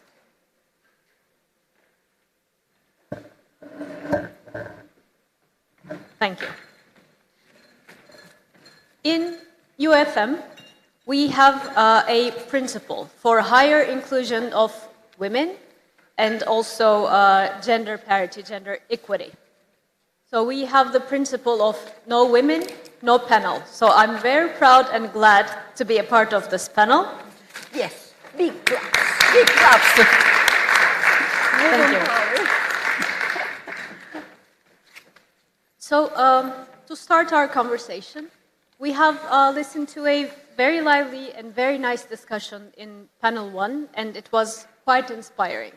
Now we would like to talk further, deeper into the state of regional supply chains.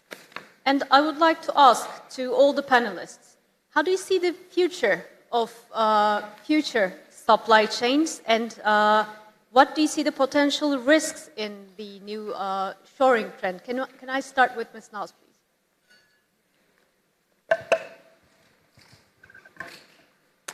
Thank you very much. I would like to first thank the UfM for inviting ITC, my organization, and myself to be part of this event.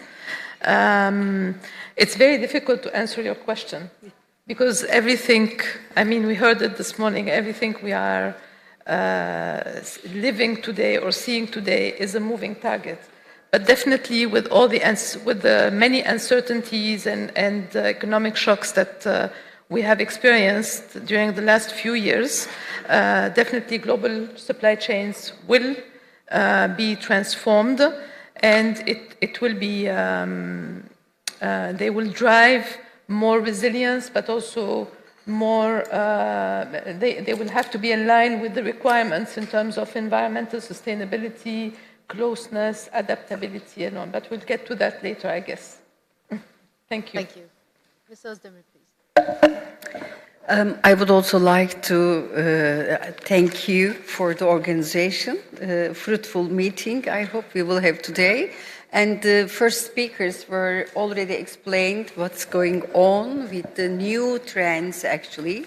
When we are talking about new trends, this is the fact that nearshoring or safe shoring will be coming in front of us. So globalization is not anymore valid, will be, because of the costing and changing very fast trends, especially with textile and apparel sectors. So with the costs as well of the transportation, with the pandemic, we saw that how important is that it is necessity to produce what you need in your own, and then the nearshoring actually advantage. But the big risk, if I might say, maybe we will talk later on much more about it, is that the awareness of the new trend, what we are going to communicate with the EU regulations or legislations. In Turkey, the biggest companies are all, aware of this one. But when you go to SMEs down to level 2 or 3, let's say, with the buyers, tier 2, tier 3, we still need to go a little bit more forward. And with the nearshore countries, as I see, we have to be aware that, as mentioned the previous panels and the speakers, that we have to share, we have to contribute what we have in hand and cooperate together. At the moment, we see that even in EU, the nearshore buyings are going to happen, although there is no production, if I might say, about textile and apparel. In near future, they are going to make made in EU. We were surprised to hear it, but anyway, so these are the risks that we have to talk about. So these are really risks because, as I heard from the ministries previously, that all of us, I mean, in Turkey, we are making 65% of our production to EU. So if EU is coming made in EU labeling, then it's a big risk, apart from all. The others we will discuss later. Thank you. Ms. Dobson. I'm also, good morning. I'm also delighted to be in this panel and this event. Thanks to the Union for the Mediterranean for inviting me. I would say that the trends towards perhaps less globalization, more regionalization started already in 2008, so this is not new. And the recent crisis, COVID, and also the conflict in Ukraine have only exacerbated some of these trends. And also, we need to think of regionalization not as a goal per se. Many countries can be better integrated regionally to access the global market. So we don't have to see regionalization in a narrow way. So in this context, I see three factors. First of all, the COVID crisis and especially the Ukraine conflict raise the question of how to strike the right balance between cost, efficiency, and diversification of risk. Lower cost is not only the most important factor anymore. So this is a big change. Second, I think that the risk of depending on few countries for your imports, on few firms, it's very high right now. And I think everybody has understood that there is, if you do that, you're going to be much more vulnerable moving forward. Crisis of oil, other crises that could come in the future. So diversifying is the name of the game. Perhaps reshoring is going to be more difficult and more doubtful, but diversification is there to stay with us.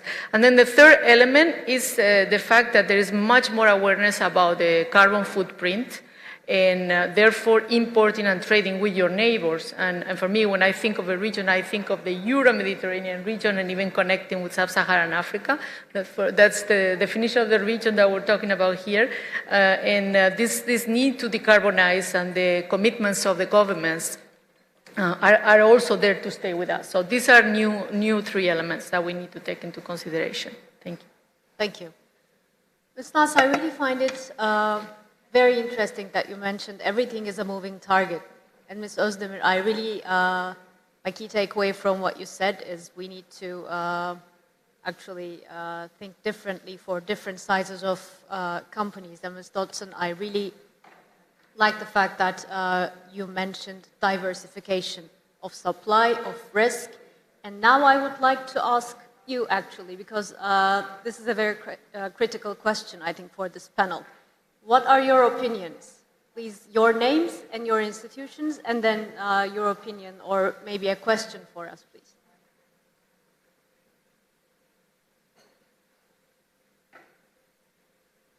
Anyone? No? We have a microphone here, if anyone wants to jump in. The question was on Your microphone should be a bit closer to your mouth.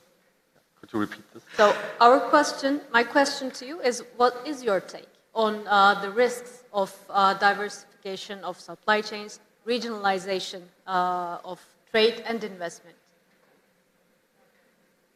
All right, so for the next round of questions, yes, please.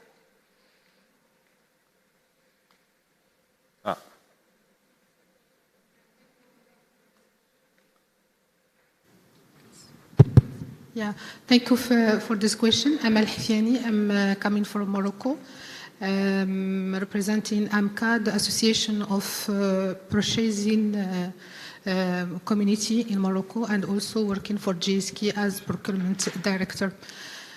I'm echo what you have saying right now regarding this, because it is very, very important in order to not also take importance of the cost, but the diversification of the risk in order to mitigate all risk about the supply chain. It's very important. So in the scorecard, in what we are doing, this is very important, and you said, and you cook perfectly what you have saying, diversifying the risk, diversifying the supplies, and diversifying the resources. Think maybe locally, but act regionally in order to make sure that we can have this kind of objective. Thank you. Thank you. Thank you. Yes, please. Yassine Sarhani, I'm president for Moroccan Association for Procurement.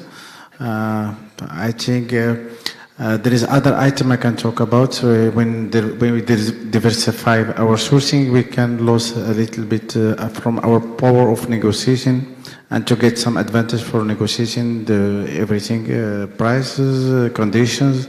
So when you diversify, the partnership become less powerful, and it's not give us competitive positions for our procurement work. So there is some drawbacks for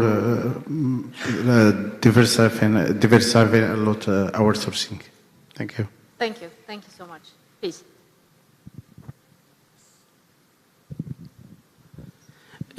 مساء الخير أنا صهيب من مركز وسطاء التغيير للتنمية المستدامة الأردن. From Jordan for the sustainable development. I wanted to mention the importance of diversification for the supply chains. As we know, in the last years, Jordan suffered a lot from the conflicts of the nearby countries like Syria and Iraq and neighboring countries, and this affected the people and the citizens of Jordan. The cost increase of production, way of life, cost increase, the ability of adaptation was affected as well. The climate change affected the population as well in the region. And so Jordan was affected by the scarcity of water as well. So I feel like the diversification of supply chain, especially for the weak countries, like what was mentioned by the minister, requests us to work together to gain competitiveness advantage. So like we're looking at the Ukrainian-Russian conflict, this Ukraine is one of the most important countries that produces wheat. But the aggression of Russia is calling for famine all around the world, for example. So it's very important to concentrate on the diversification of supply chain and also the production chain, especially for developing countries. Thank you. And let's park these two items to discuss later. From the first panel, we have seen that not only green transition is important, but also fair trade is important. And taking from what you have just said, livelihood is a very important thing. The living conditions of people, how the new shoring trends will impact the living conditions of people is also very important. So let's park these to discuss at the next point. Any other questions or any other comments, please? Yes, please.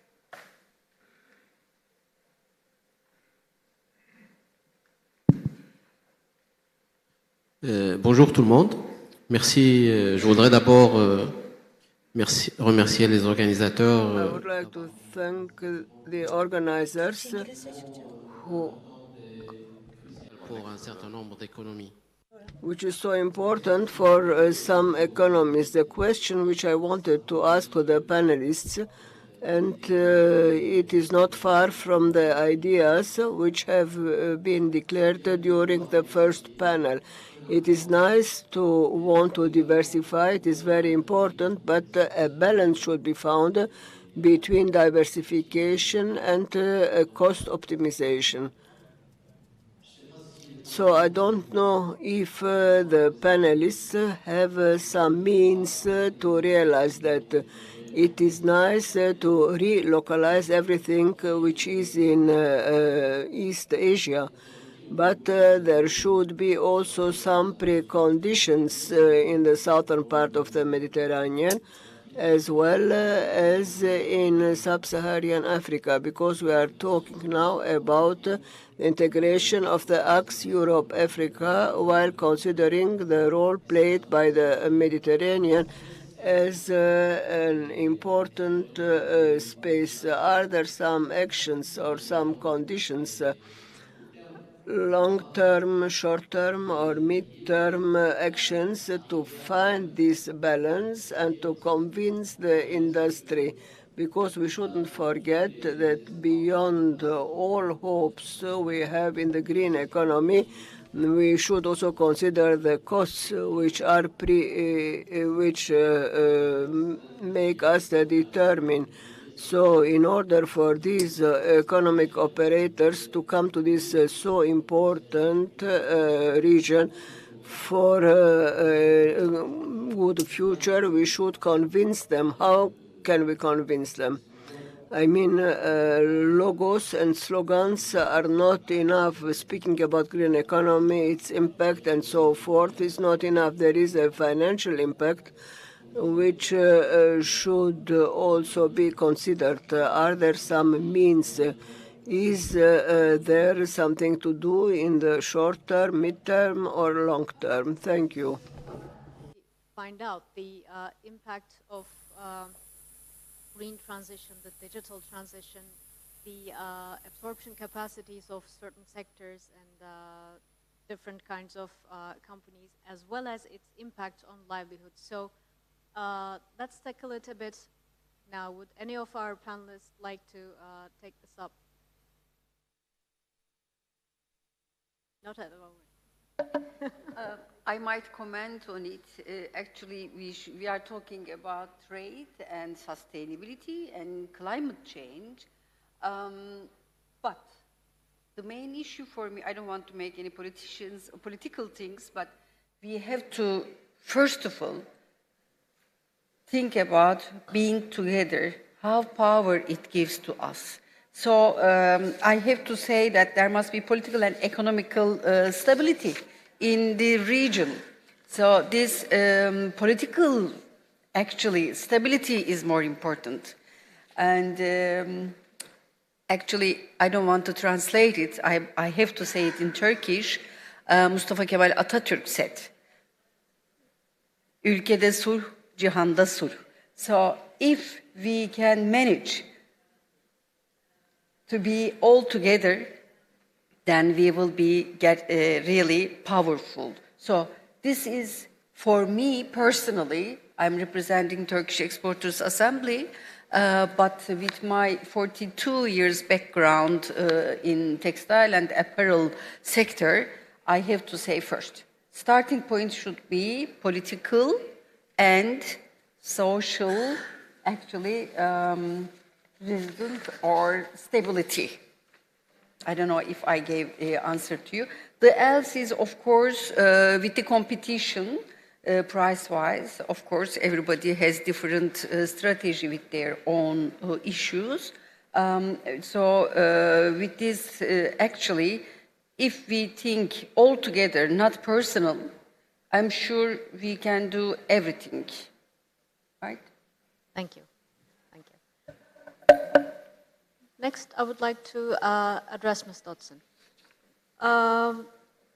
Well, we have discussed that there are various opportunities to be reaped for the Mediterranean countries of these reshoring trends and new investment trends. In your experience, what conditions need to be in place for the countries to be able to reap these benefits?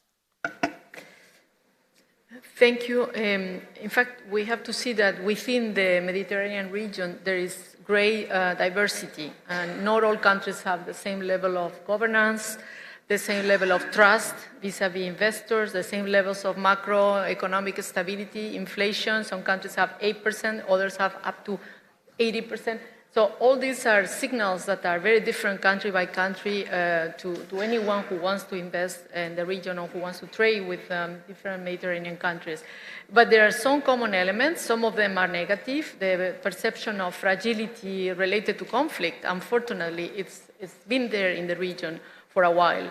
You know, this is not just Ukraine. We have other conflicts that have been, unfortunately, there in the region for a long time. And this could discourage investors, and therefore perhaps there is much more that needs to be done. So on the positive side, I think that it's important that despite the fragmentation of political dialogue, there is a lot of technical dialogue. An example is the forum today.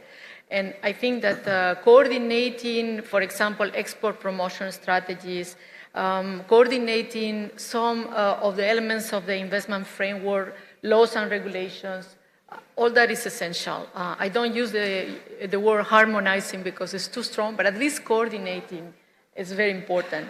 I'll just give the example of tax incentives. If one country in the region gives tax incentives, which have been proven to be inefficient worldwide, to the hotels or the companies that say, yes, I want to come to your country, they have their reasons. They're going to go anyway. But by the way, can you reduce the taxes? If one country does it, it could lead to a race to the bottom because other countries are going to be forced to do the same.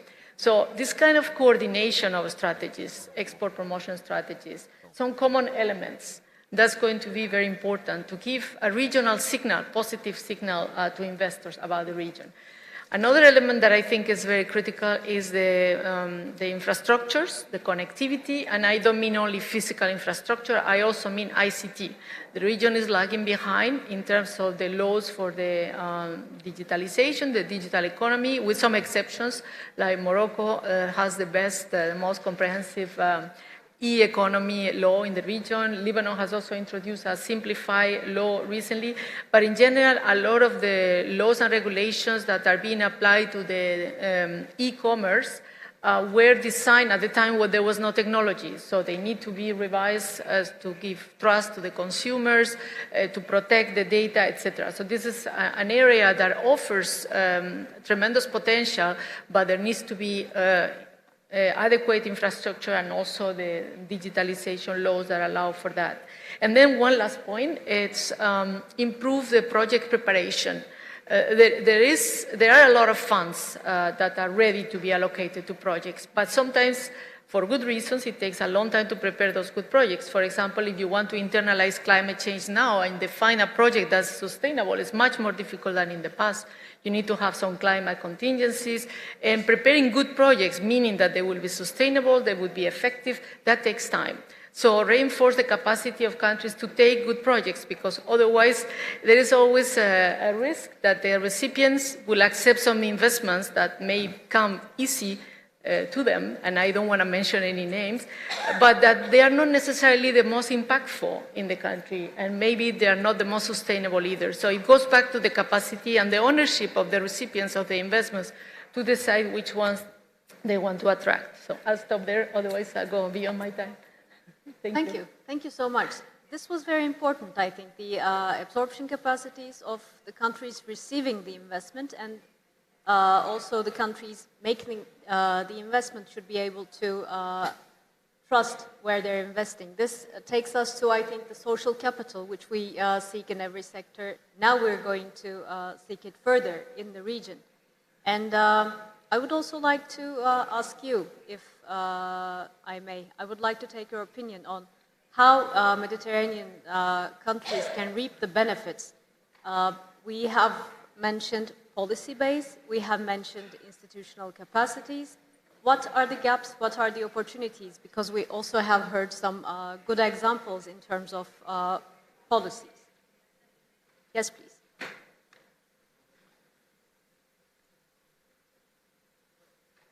Microphones.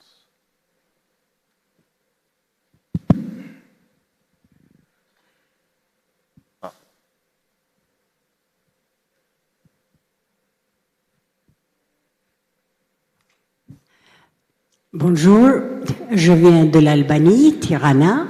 Je suis femme d'affaires, petite d'affaires, mais aujourd'hui je veux présenter que dans l'Union méditerranéenne, nous avons créé 15 années auparavant une fédération des femmes entrepreneurs de région. Ça veut dire nous avons travaillé ensemble et nous sommes en train de travailler. Il y a 3 semaines, nous étions en Alexandrie et nous avons profité de centenaire de chambre de commerce à Skame, 45 ans, et nous comme femmes d'affaires. Maintenant, le rôle de femme d'affaires, ça veut dire qu'il faut être part de tous les politiques et les femmes aussi. Non, parce que part of all politics. But we shouldn't forget that women play an important role in the development. But we should help. We should help the state. The state should help with education, because the state government should pay for that with finances which are necessary. And with internet et la propriété intellectuelle. You know that our region is full of art. We have a wonderful heritage, and we should also take benefit from that. And I think that the fact to be a woman, we should give them the possibility to express themselves, because we are there, but we should be able to evaluate and to be able to tolerate. Talking further about different sectors. Yes, please. I'm very pleased to hear that one. In Turkish Exporters Assembly, I am also head of, sorry that I have too many heads for that one, but I would like to integrate with you, and we'll see the potentials, because at the moment in Turkey we have also made, produced by women. So this brand name is important, so we would like to share this know-how with the region, whoever likes, but I just wanted to mention this one. Thank you. Very pleased. Thank you. Yes, please. Did we have you first? Yes, please. Sorry.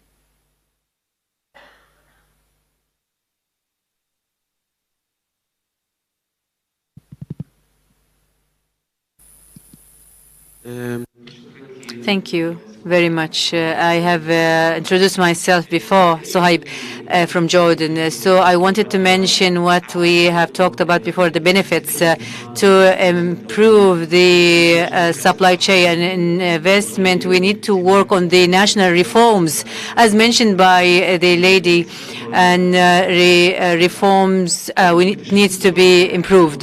But we need to look at the realities of the developing countries. There are some realities that hinders these reforms.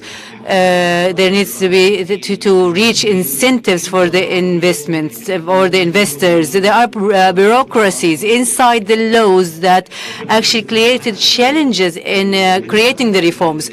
So, as mentioned by the doctor over the example of Morocco and Lebanon, that's good. That is the model that happened in Lebanon and Morocco needs to be standardized on the Mediterranean region to make sure that these obstacles are eliminated internally and externally. And we need to invest more on human resources.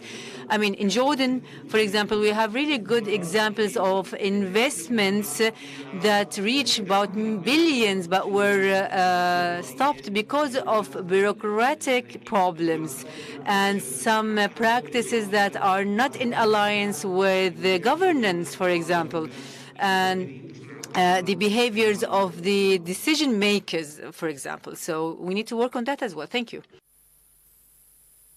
Thank you. I also think it's very critical to capitalize on human resources in the region because the future is already approaching and we may or may not have the workforce to meet the needs of the future. Also, the absorption capacities in private sector to employ those people with new skills. So this is something else to think about. Yeah. Any answers from the panel? I'm sorry. Would you like to? Okay. I think I talk too much, but I trust that the know-how exchange is this. So I can also give information about the worldwide finance for these investments. Of course, if we are talking about sustainability, we are talking about so many things, transactions, I mean, transparency, and also traceability, and also environmental issues like climate change, decarbonization, so many things that we have to go forward for that one. So you cannot do it with your previous or old equipments, let's say. You have to digitalize for them, and you need investment. So for investment, you need finance, of course. And for these issues, in Turkey, we are using IPA projects, EU projects. There is huge, really, amount of money that can be gathered or taken projects regarding sustainability and also climate change, of course. We have two projects now, just to give information, if you don't mind, because we have to share this knowledge also, so that maybe in your countries also you can follow all these. Two projects. One is IPA 2, that we are at the moment following the digitalization. If anybody wants any more information, I can give by details later after the panel. With this digitalization, for example, we are making awareness of the sectors, how they can digitalize, and by this digitalization, how they can make transparency and traceability, how they can follow all these issues. Because if you don't have any data, you cannot follow, or you cannot make any corrections on that one. And the other one is decarbonization project. And these are huge projects, like 10, 12 million euros projects. With that one, also for the environmental impact, zero discharge hazardous chemicals, for instance, that you have to apply for these, that your water is also important. We are talking about decarbonization, but the next one will be, apart from footprint of carbon, it will be water footprint. This is also important for textile and actually apparel sectors. So with that, finance, instruments, we are just targeting how we can measure the company's current status with decarbonization, and then how they can decrease it. So there are huge amount of European, actually, finance issues that you can use for that one. Thank you.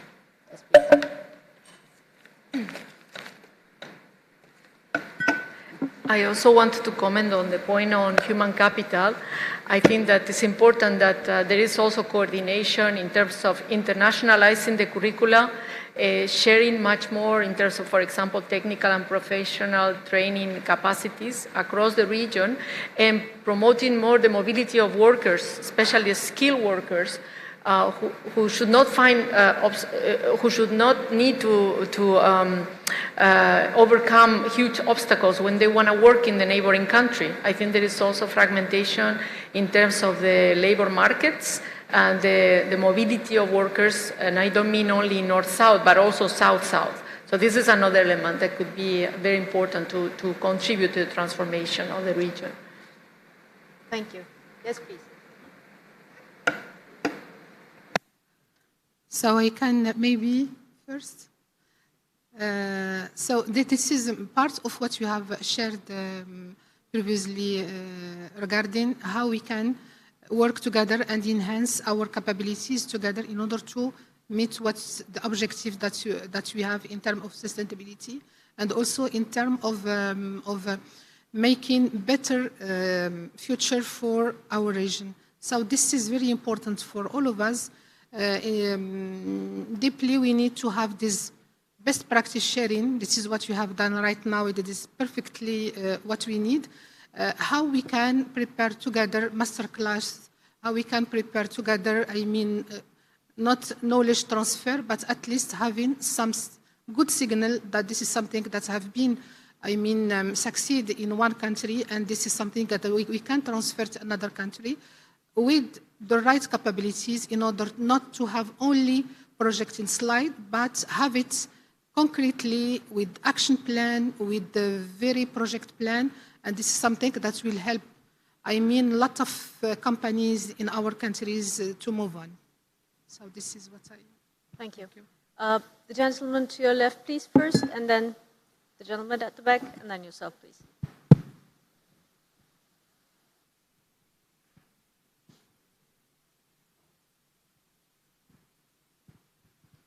Hello. First of all, I want to thank again all the organizers for having us here. I am from the Israeli Manufacturing Association. I represent the Israeli private sector. And I think that we really are missing a major point. I mean, obviously education is the name of the game. There is no question about it. But I think that people are not realizing, I mean, we are in the midst of a huge change, a chaos in international trade. We're going for decoupling. We're going for countries stopping relying on other countries. Europe is in a major crisis. Recession is on its way. And it's very nice to speak about all those cooperation, etc. But the major problem are different now. So it's true that you have the climate change, but we've got the war in Ukraine, which is changing the whole way we are going to see the world functioning in the years to come. So I really don't understand how you don't address the major issue, which are today issue of totally disruption in trade. Financing is nice, but recession is coming, and like in about the 2008, when there was the financial crisis, we saw that Europe and unemployment in Europe was so high that again, I mean, the regional policy of Europe was again, they didn't have the fund anymore, and we are back in the same story now. So it's very nice to hear from the European how much they want to cooperate, etc. But they're going to face so huge problem within their own economy. So I really suggest all the neighboring countries to take care of themselves, first of all, because unfortunately we're going for a very selfish type of economy nowadays. But because this is not the solution, we have, knowing what is the situation coming to us, we have to try to find what is realistically possible in cooperation. Because we are going to change the whole network. And decoupling is the name of the game. To what extent the Mediterranean countries are going to join the West in allying against the other side, and I don't want to give names to the good guys and the bad guys, but this is really the issue. Recession is on its way, and how we are all going to confront that, this is a major problem. Because Turkey has an inflation of 85%, it was said last year, okay? Recession in the UK, which is not the EU, but is really, I mean, the interest rate went up 3%, and they are talking about a long recession in the UK. Germany, not to speak about what happened, we don't have anymore a German, I would say, locomotive to take Europe out. I don't know. Now, Mr. Scholz is in China. Well, I don't think that the American will like it very much, but we have to confront that. So it's very nice to speak about cooperation, etc. Let's concentrate on those really issues which matter for all of us. Thank you. Thank you very much for this very substantial question. And I would like to park it for a minute, because that was actually my next question to Ms. Nas first and the other panelists next. And we are also going to partially address this in panel 3, I think, in the dismantling of silos a bit. So thank you for the question. Parking it for the next 5 minutes, then we will answer it. And the gentleman, please. the lady and then yourself. Okay. My name is Sharif Abdelhadi. I'm from Egypt. I'm working in a business development for around 10 years, and I have been engaging with startups and entrepreneurs for around 8 years or something like that, supporting them in a business modeling, financial analysis, and so on.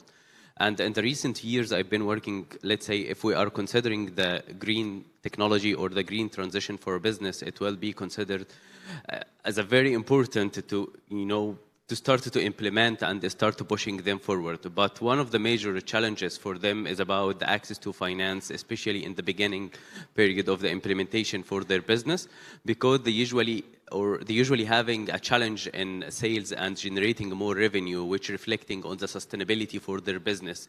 Most of countries or governments, for example, they are supporting non-green businesses and so on. So we need to provide them, for example, let's say some sort of subsidization or reducing taxes and so on, so we can give them a benefits of go-to-market and compete with the other companies and so on. So in this case, I'm considering the startups or providing an entrepreneurs and ecosystem a chance to compete and to go to marketing, generating revenue and to profit, so they can grow and make the impact on the community. So that was a big challenge for them. Thank you. Would you like to? Thank you. And maybe please hand the microphone over to the front. Thank you. Merci. Bonjour tout le monde. Je voudrais d'abord, au nom de mon organisation, la Confédération algérienne du patronat citoyen, remercier les organisateurs, l'UfM.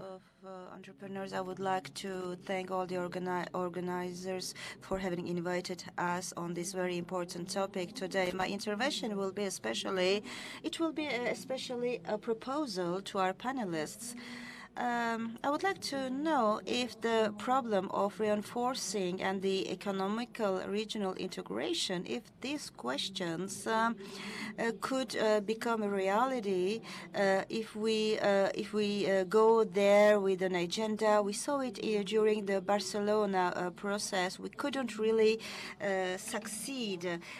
Could we have an agenda or to be able to give visibility or a roadmap, at least at a short term or a mid-term? And can we identify also the roles of the actors that have been absent, let's say, until now on this thematic? I'm talking about the civil society, and I would like to thank a lady who mentioned the aspect of a woman, because two main components are women and youth, and there have been very poor actors until now. But they do have a very important role to play. There is an investment, yes, in the countries for their education, but we don't do enough, and we don't have enough return on investment, and we should reach it with this integration. So I do think the way that we do need an agenda that would provide us a roadmap, and maybe the support that we are looking at among the actors like the European Union could be oriented towards these objectives and this roadmap that we will elaborate, because we are lacking of FDIs in our country. Business climate in our region is difficult, and we have to better the educational system in order to have the necessary competencies in order to improve the attractivity of our economies. So this agenda could integrate all these points and maybe to provide more space and more role to the civil society. Thank you. Can we have, yeah, sorry. Assalamu alaikum. My name is Mohammed Abdelnabi from Libya.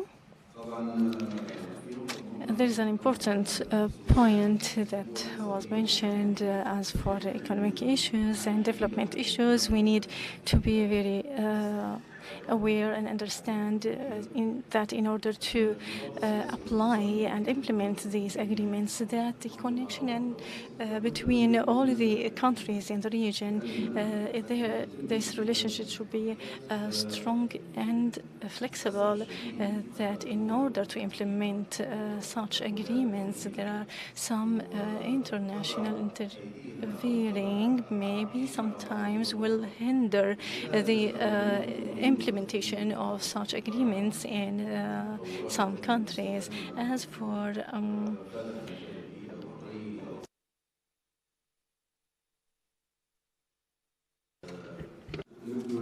So for this reason, we need 9 Arab countries that overlooks the Mediterranean. And we have Turkey, a neighboring country, a big economic country around the world. So there needs to be very specific plans and easiness in implementing these contracts or understandings. And creating contracts of free trade, for example, agreements in this regard. And to be able to for example, in Libya, what we see is that the wastewater is actually dumped in water in the sea or lakes. So the Union for the Mediterranean, as we are actually supervised, we are only observers here. We're not members, but we wish of the Mediterranean Union for Mediterranean to actually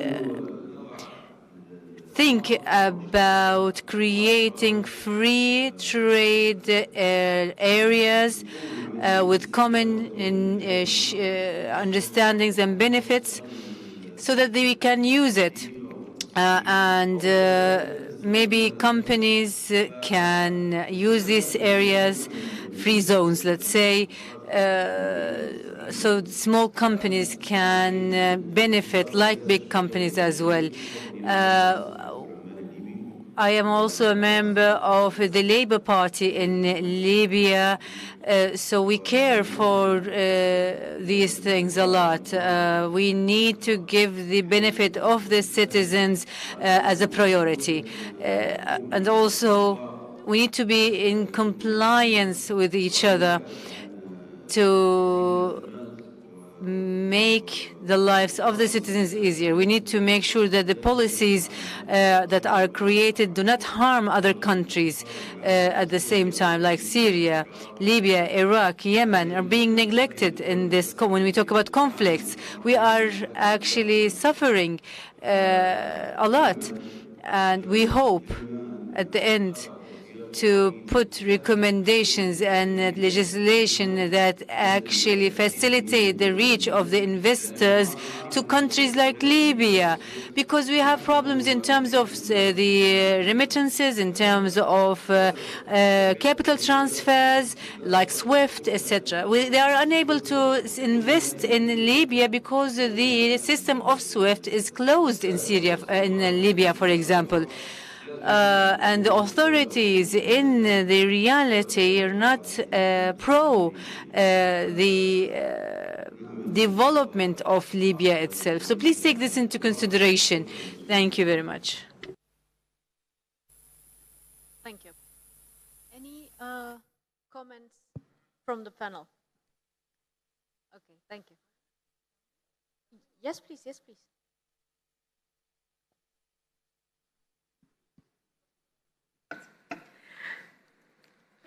Thank you. I cannot resist commenting on the idea of the free trade agreements because the experience in the region has not been very positive, and the agreements need to be revisited because many of them are obsolete. They were, again, negotiated at the time when services trade was not that important. There was no digitalization. Some of them were partial, did not include agriculture.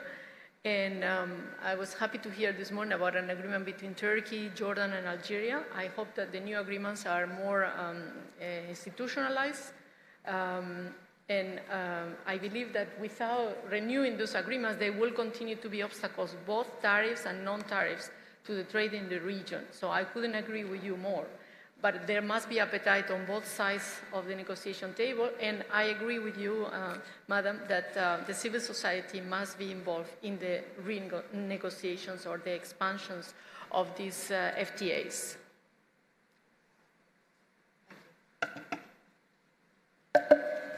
Actually, the conversations are turning around politics. Of course, you cannot separate it, but we cannot do anything. All over here, whoever we are representing, Turkey, Algeria, Libya, Egypt, whoever, but we are humans. And we are also businesswomen and businessmen.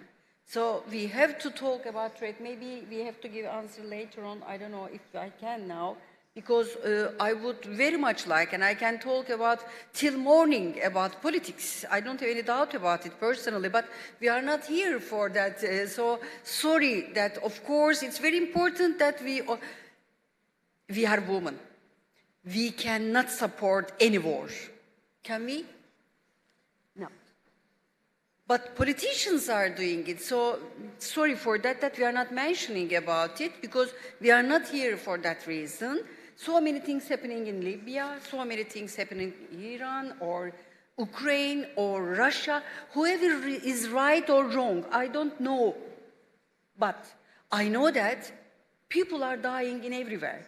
So we cannot support it. No way for that one. So sorry for that, that we are not mentioning it, but the reason we are here is to integrate how we can make more business. So, I mean, this criticize, I don't accept. Sorry for that one. If it is a criticize, I don't accept it personally.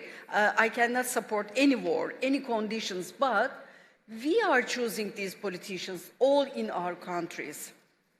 So we have to survive with that one. But the reason here, why we are here, personally I here, to give more know-how and how we can integrate.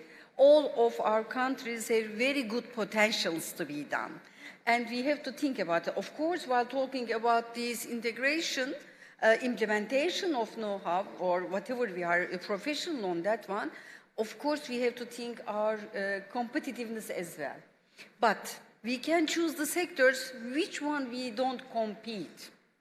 If, for example, Turkey is good in textiles, maybe we can work more with Algeria because apparel sector is very good there, or fast, or I mean, we can talk about it. So we have to come together and find our positive impacts that we can take it forward.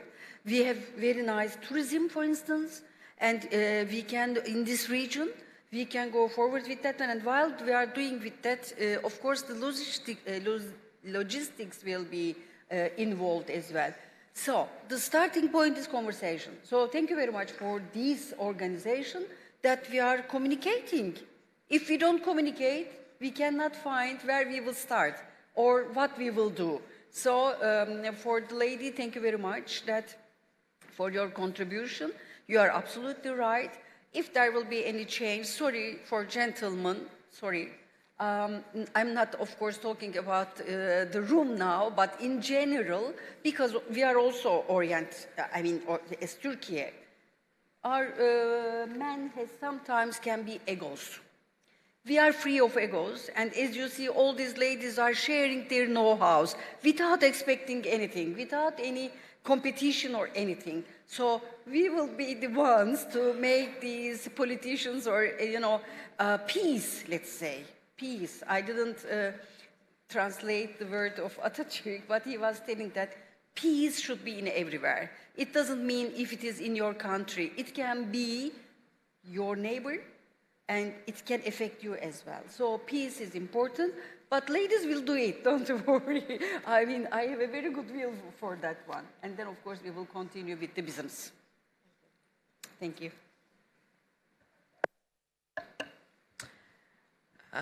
Thank you. Thank you for giving me the floor. I'm not going to reply to the comments that were made, but actually maybe, and you're giving me that chance to bring it back to where we are and where we started and what the session is about. and the session is about how do you make value chain, how do we ensure resilience of value chains in our region. And I would say that given that what Blanca has just said in terms of the preconditions to have the right policy framework, to have the right regulatory framework, etc., I think we have to remember that the resilience is actually the capacity of the private sector to respond to disruptive events, to respond quickly and decisively to these sudden changes that are coming to them. And to be able to do that, the private sector, and we have said it all along, but we have focused more on the policy side than the private sector side. So I just wanted to say that from the private sector perspective, they have to rethink about the sourcing, where are they getting their supplies to ensure that they can produce and continue to be on the market.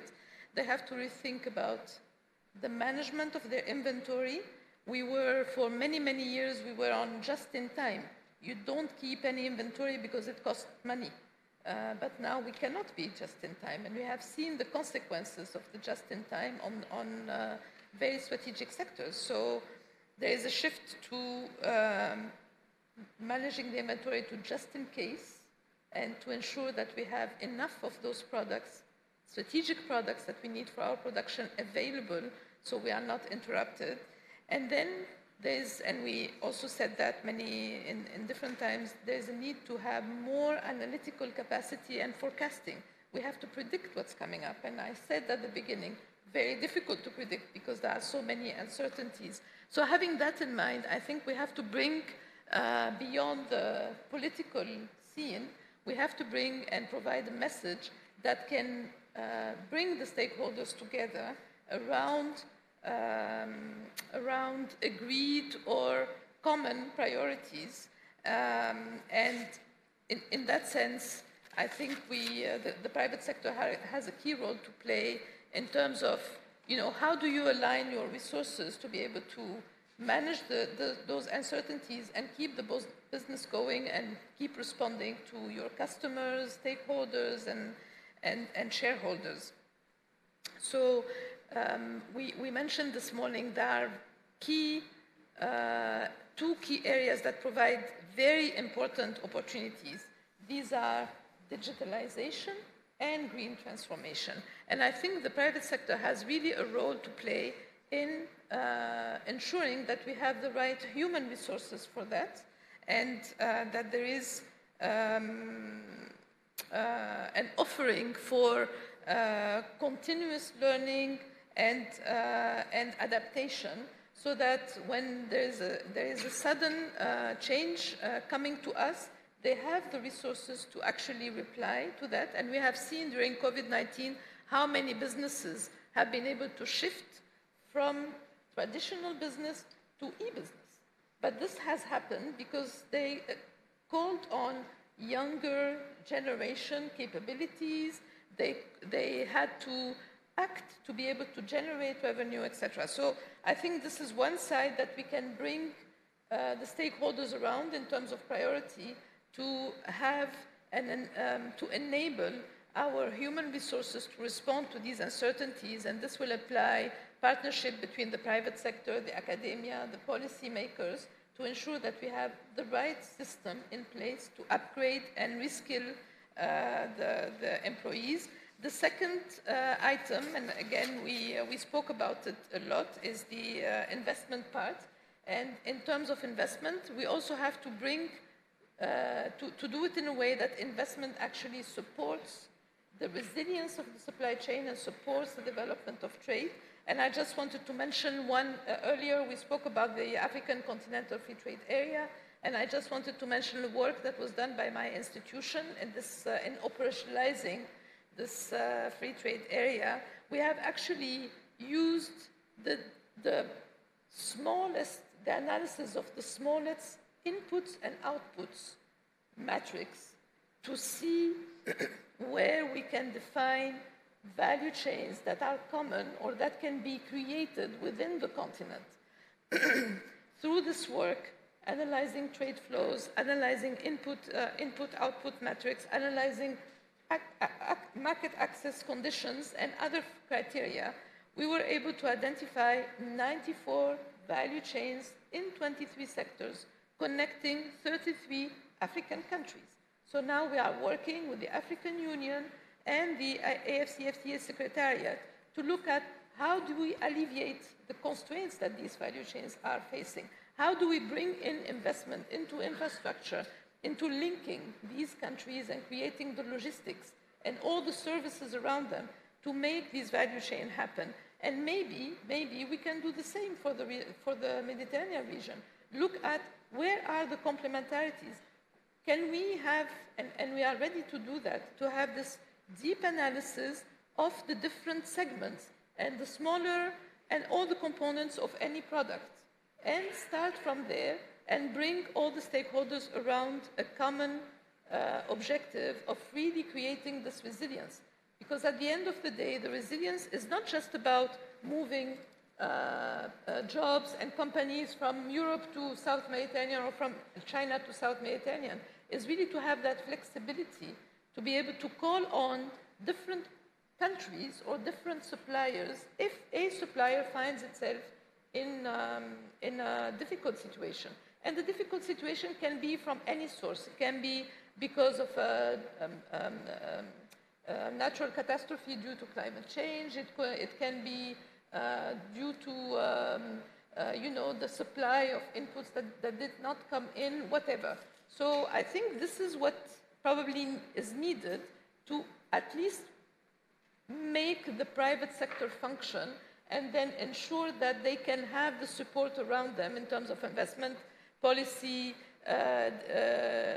eliminating the non-tariff barriers and other obstacles so that it is achieved within the Mediterranean, and then we will really play the role of a bridge between Europe, Africa, Europe, and the Middle East, because we have that strategic geographical position and we have the right educated young population that would enable us to jump that step forward. Thank you very much. Thank you. Thank you very much for this very comprehensive answer. I would like to go for a couple of Slido questions now. I really have fun with Slido. It helps us to identify what the audience thinks and also helps us to reflect on it later. I saw your hand. Yes, please, until the Slido, and then you, please. Thank you. I'm Dr. Thabit Nabulsi from Challenger Team International in the Arab Board. I'm from Jordan. I was a former Secretary General in Ministry of Youth in Jordan, 2018-2019. I'm happy to be here and thank you for this opportunity to participate.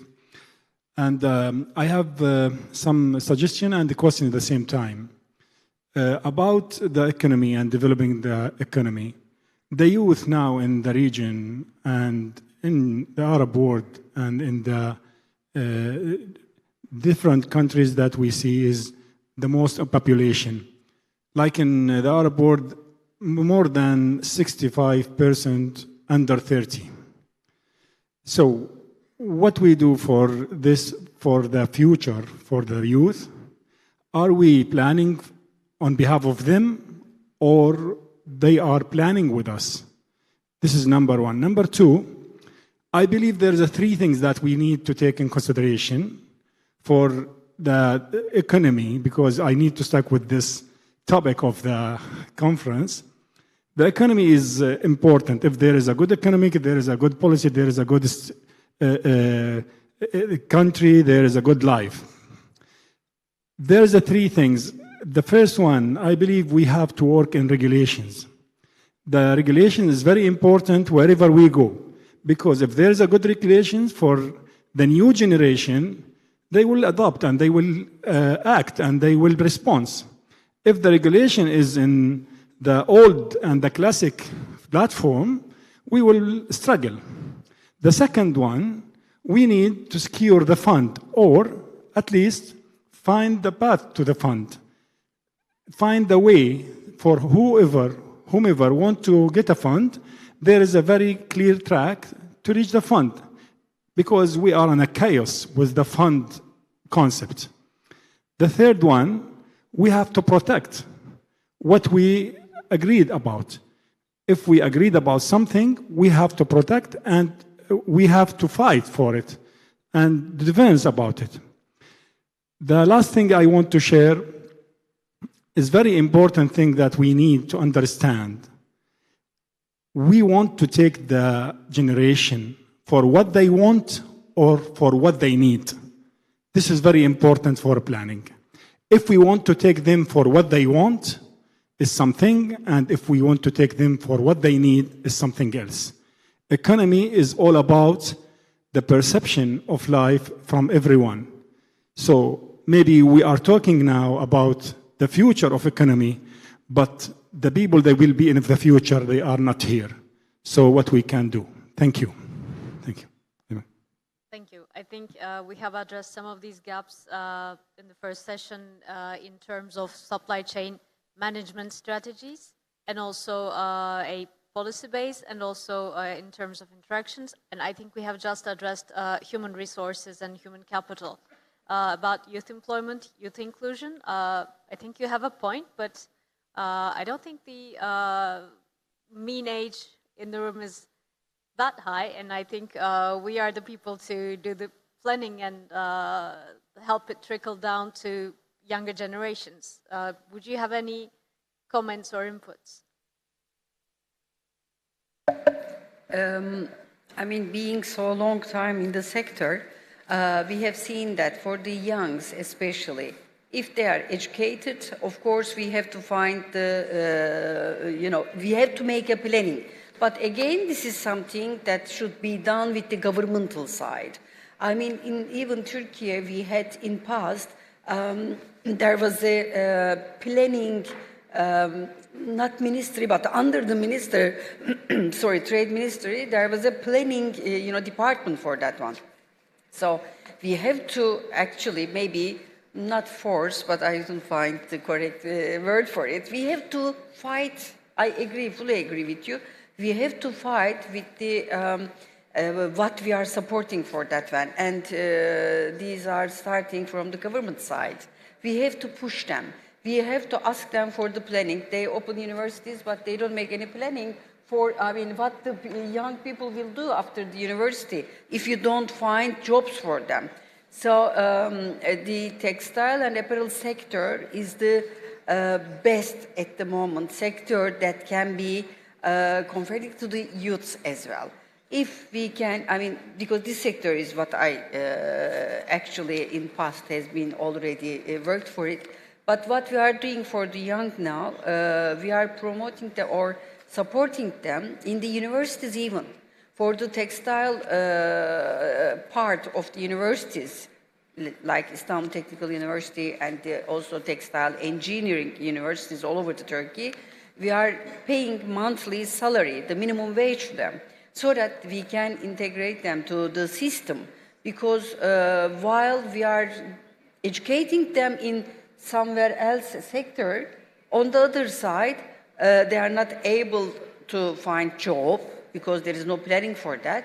But on the other side, where we had a good choice for the sector that's running and in need of employee, we don't support. So this is the key, actually, that we have to make a very good plan with the sectors and the needs and the youngs. We have to, put them in that sector. That's what I can say. Thank you very much. Last question and very brief, please.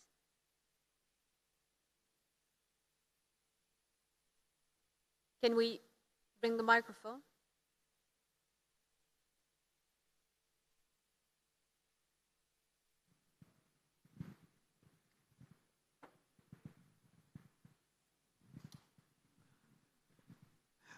So I will check French language since I am more expressive in French. So, je voudrais revenir juste sur la question qui a été posée par une personne de l'auditoire. By somebody concerning these political risks which make that the supply chain is a little bit disrupted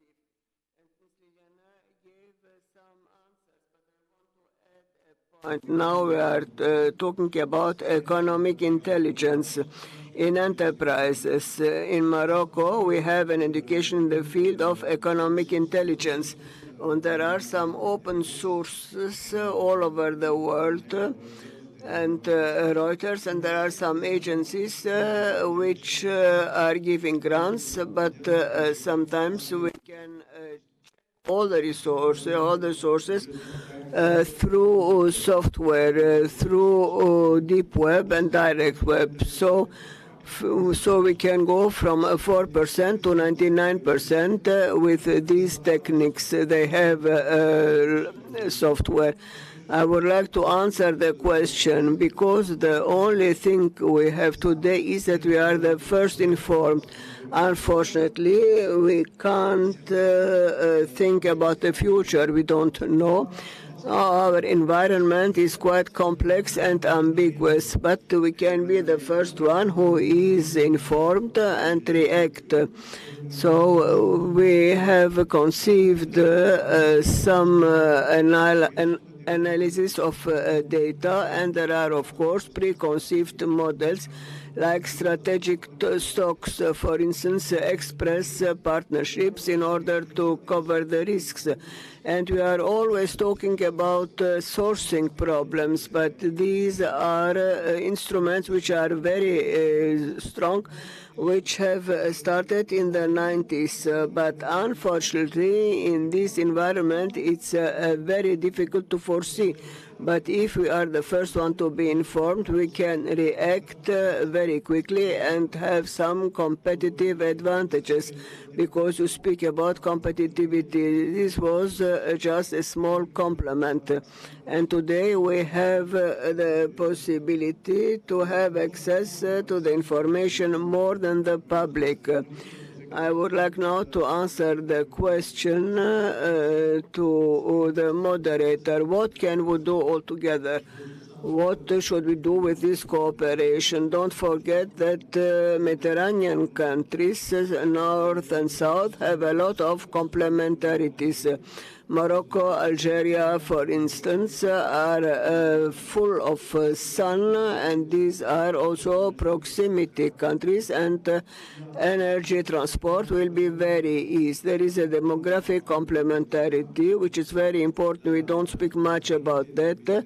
For the business between the two countries in the south, we have some countries with a young population, and in the north there is an older population.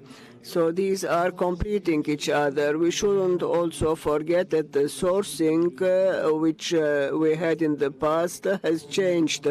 We have a lot of transport prices which have been multiplied by 5 or 6. And with these price increases in energy, we try to find partners who are not far away from us.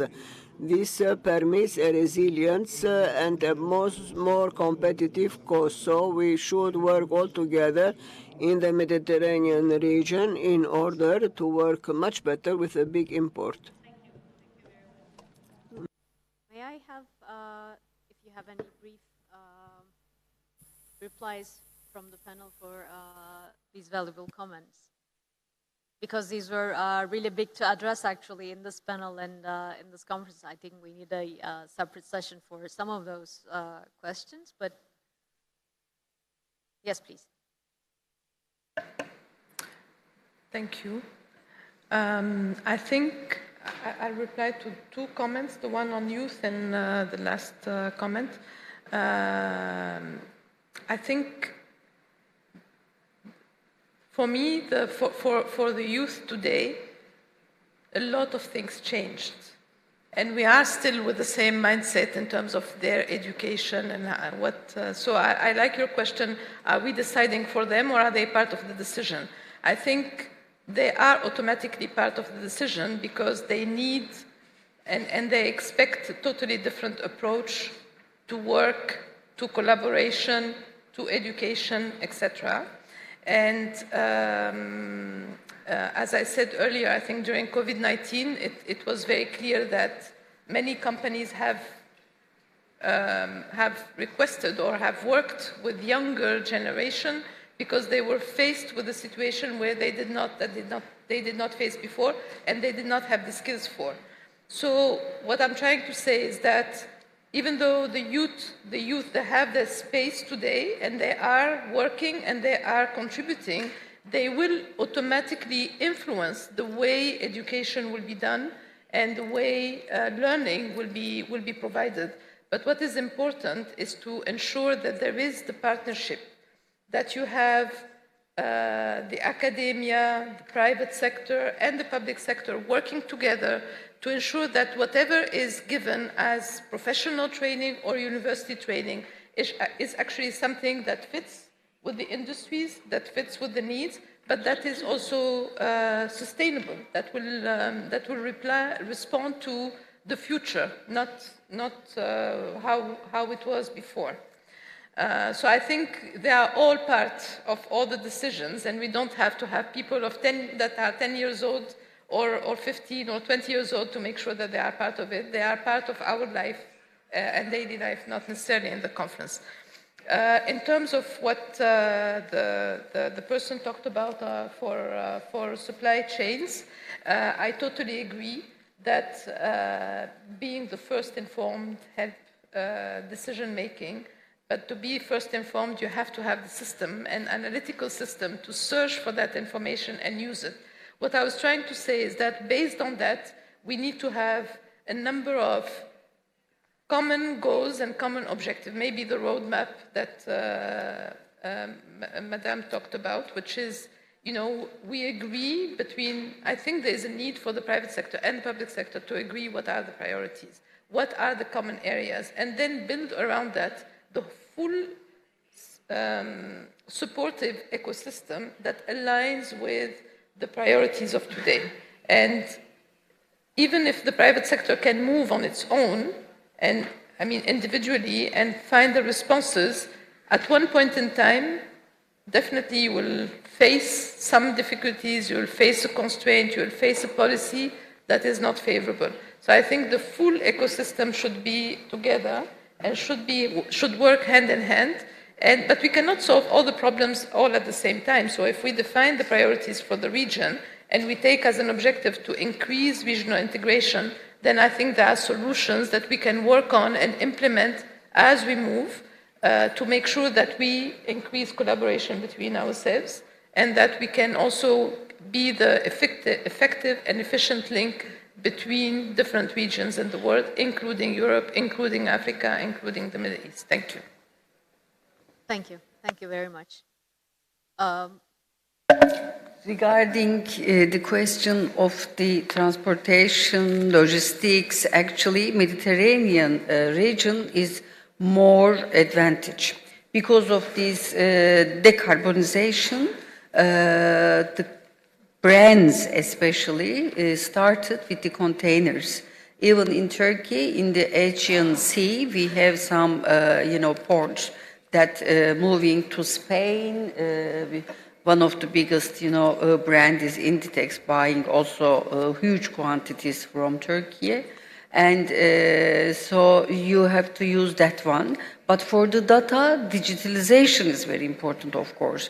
If there is a, system that everybody puts their own data in that one, so it can be calculated and followed up. In Turkey, we have also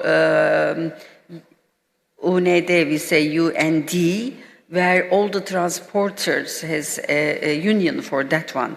So I don't know if you have such kind of union in your country, but this can be handled so that all the data has been blocked in somewhere else, so that can be shared over the other countries as well. So this can be a good alternative, I might say. Thank you. I think both of you said it already very well. Maybe I can just add that there is tremendous potential for value chain integration in the region for the reasons that you all mentioned. The proximity is obvious, but also knowledge of the markets, knowledge of the taste of consumers, cultural affinities. There are many reasons.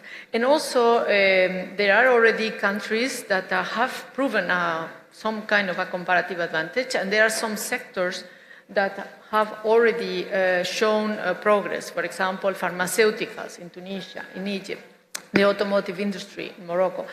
Some of this could lead to deeper integration, intensive integration, or it could also lead to extensive integration, some associated activities related to that. But I think what's very important also is to make sure that these investments from big companies also have spillovers on the local economy and create jobs. We don't want parallel tracks where the local economy doesn't benefit, and we don't want also unfair competition to the SMEs.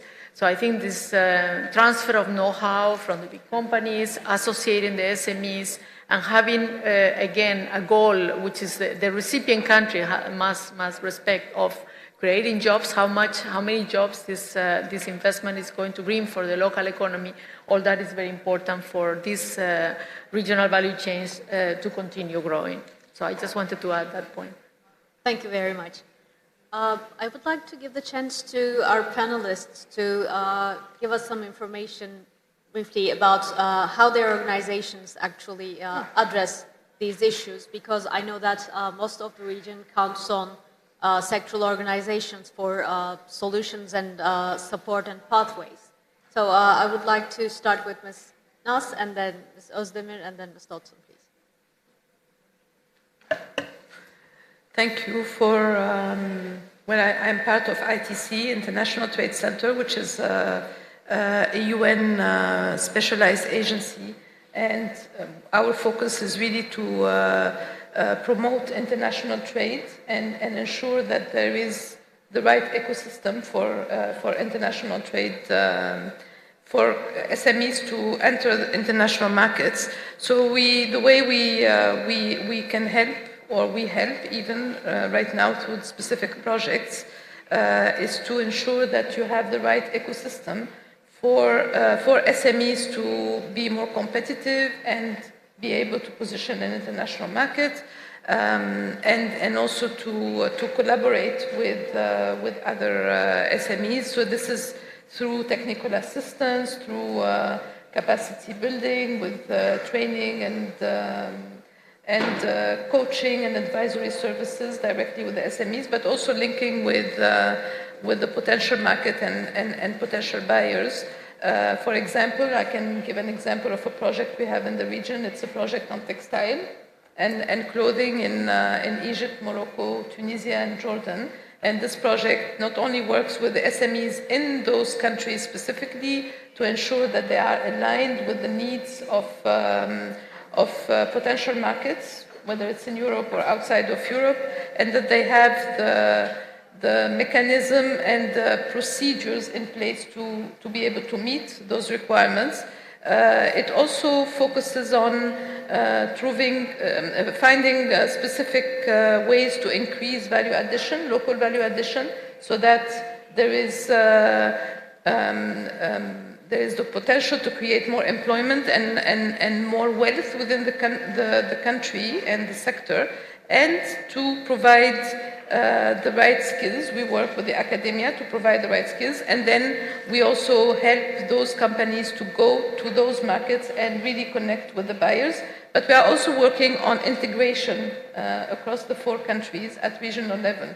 And it is interesting because before starting this project, everyone was saying, oh, the countries produce the same thing. There is no way they can work together. And in fact, as I was saying, when you go down to the details and you actually decompose a specific product or a specific item, you find out that there are complementarities, and there are many items that Morocco or Egypt or Tunisia are importing from Africa or from Europe that exist within the region and can actually be bought in the region, put together within the region, and add more value to the region and create more wealth in the Mediterranean region. So I think this concept of looking at ourselves as being the same has to be taken down and deepen and go to the details to find those differences and complementarities and start working on those complementarities. And if we take that concrete area of work, then we can again build around it to alleviate the constraints and look at really what is the problem. Why are we not working together? Is it a logistic problem? Is it a regulatory problem? Is it an NTM problem? Is it a communication problem? Whatever. I'm not talking about political because political becomes too complex, but beyond the political, there are many, many issues that we can solve very quickly and in a very agile way to enable this increased integration within the region. Thank you. Thank you. As previously mentioned, I'm representing here Turkish Exporters Assembly. We have 61 associations, different associations all over Turkey, and we are the umbrella assembly of representing all these, associations, and 27 sectors we have. What I can mention as a result of this panel, I can suggest, if you don't mind, if you everything starts with communication. Without communication, you cannot do anything, apart from the politicals, governmental side is something else, because we cannot avoid what they are getting, legislations-wise. We can still push for it, because this team that's the reason with the Minister of Trade we are working very closely, and also environment aspects with all the ministers we are working and pushing hard for the sector benefits actually. But apart from that, if we can continue these communications, we can share with our know-how with us. So of course there is recession, and if we cannot work with EU, we can work all together with ourselves. They were mentioning the capability of all the region. So we can buy from each other. I was making very good production in Egypt, for instance, in past. So what they have very good in that one, cotton, for instance. We can use cotton. What we are in good, we can share with maybe Tunisia. I don't know, they are very good in confection as well, but I fully agree with you that if we gather together, I am sure we can find so many things to be done all together above the politicians, because the future is all ours. I mean, I have 3 grandchildren, so I have to look after them as well for their future. Anyhow, if you have any questions, please send your emails. I promise to you that we will reply all of them. It is strategy@team.org.tr. We can give it to Ms. Ceren, so she can also share. So if we keep communications, I'm sure we can find too many things. But if we think only, our own benefits, I'm 100% sure we cannot go forward. No, we have to gather our, good parts. Fully agree with you, and share with it without thinking any competition. Country-wise, company-wise, we will gather together and be better. Thank you very much for listening us, and thank you very much for your organization. Thank you. And I am the director of the Center for Mediterranean Integration, which is a privileged partner of the UfM and also partner with many of the institutions represented here. And we're based in Marseille. And the center gathers governments from the north and the south of the Mediterranean on a voluntary basis, together with multilaterals such as the World Bank, that was the founder, together with the French government, and also civil society. And I'm proud to say that we involve the civil society in our work, particularly through the youth. And because the time is limited, I'll just mention 2 examples of what we do. On regional value chains, we conducted some analytical work together with the Federation of Euro-Mediterranean Institutes, FEMIS, where we identify 400 products that the southern Mediterranean countries, well, in particular, it was 4 countries, Morocco, Tunisia, Jordan, and Egypt. They produce them and they export them in considerable volumes to the world, and yet Europe decides to import the same goods from other more remotely located countries, primarily China. So in this study, we go to the detail of every product, and now we have started a round of discussions with the private sector representatives to ask them what obstacles would have to be removed so that this production and export capacity that already exists in these 4 countries can be used and for the benefit of obviously of both the shores of the Mediterranean. And in terms of, this is just an example, and we are going to continue these discussions with the private sectors. Maybe some of you are interested in joining. So again, our contact, my contact, and the contact for the CMI will be available, and we will notify you when we continue these discussions. And then the other example I wanted to mention is on the youth. We created a few years ago a youth network that is focused on water, because as you know, water scarcity is one of the biggest problems in the region. And in addition to dialogues and listening to the innovative ideas that they have, we have also helped incubate some small startups led by them, by the youth. We have given them capacity building. And these are all nature-based solutions that they propose that lead to business. So they are small startups, but they have the potential to grow. And this is something that we have done also in partnership with others, providing capacity building and helping these small projects to thrive and grow. So these are just 2 examples, but please look at our website and get in touch if you need more information. Thank you so much. Can I get a round of applause for the panel, please?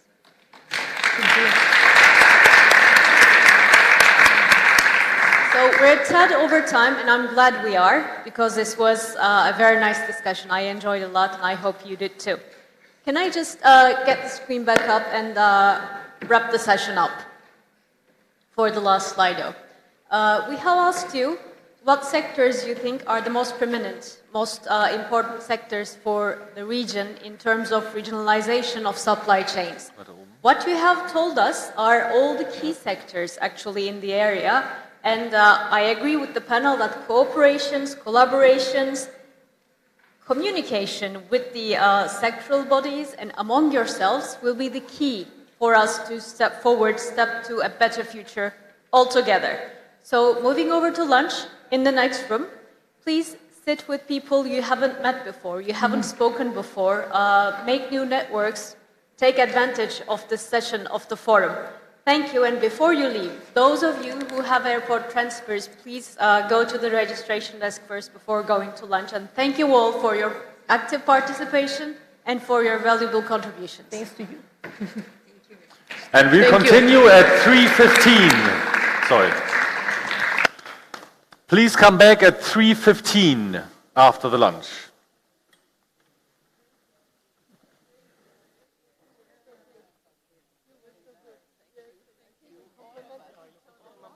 Oh, Tabii. Thank you. Thank you very much. Thank you. Thank you so much. I think they were lost when we started the interaction, because everyone expects everything to finish and then... Yes. It was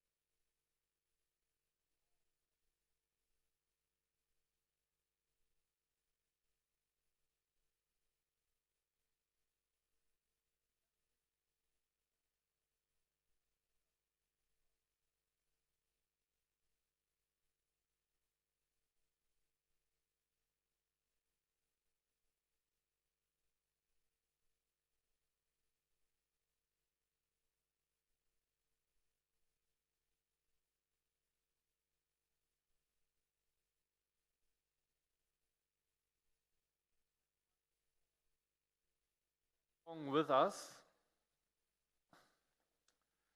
We started this morning by setting the scene on what does trade make green trade. And we've been discussing several forms of trade agreements and also to see that trade is not green trade is not only the trade as such, but it's all along the value chain. It's from the production to what we throw away. And it's also a challenge to find ways in designing green principles without harming business. At the same time, business needs to adapt to the now important change. I just read an article 5 minutes ago in The Economist that was stating that we will not be able to avoid the 1.5 degree warming in any case. And considering the fact that scientists have been warning since more than 30 years, and in the meantime not have been proven wrong, in contrary, the scenarios of the Club of Rome were already topped by us in the meantime. Again, a reminder, dear colleagues, would you be so kind in silencing your phones? That would be helpful. On this last panel, we would like to discuss the multitude of crises we have facing us in the world. Like the war in Ukraine is it's only the last one right now, and we expect some more to come in the future. We would like to discuss on this panel how we can organize a regional trade in the Mediterranean that is resilient against global disruptions and at the same time fair among the partners in the Mediterranean. In order to do so, I would ask our dear panelists for this panel on the stage, Mr. Yahya Ahmed, as the first Undersecretary of State and the head of Egyptian Commercial Service of the Ministry of Trade and Industry of Egypt. Welcome. Thank you. As well as Dr. Nas from the Economic Development Foundation in Turkey, the Secretary General. Welcome on the stage. We also have, again, a private sector partner on the stage, luckily. Mr. Peter Julic is Director for Global Trade Compliance in the EMEA region of Siemens Healthineers. Welcome on the stage. Thank you. Last but not least, Mrs. Nasira Haddad, Vice President of the Algerian Confederation of Citizens Employers. Welcome to the stage.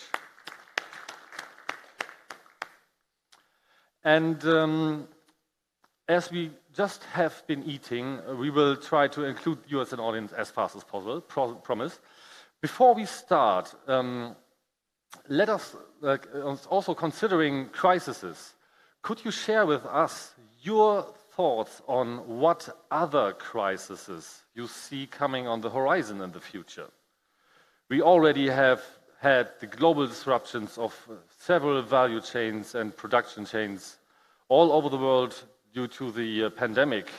We have severe disruptions due to the Ukrainian crisis, so to say, which is resulting in another bunch of problems now in Europe, where people wake up and realize, oh, we are kind of too much dependent on one thing. What other things do you see in the future coming up? Food supply, food shortages as a direct result of the crisis we see. Another pandemic, which is nobody is wishing for it, but it's still likely to happen. CBAM as a crisis, I think this needs a bit more explanation in a moment. Sanitary crisis, political problems, other disruptions of value chains. Recession, we already heard this in the morning. Let's keep it coming for the time being. And just to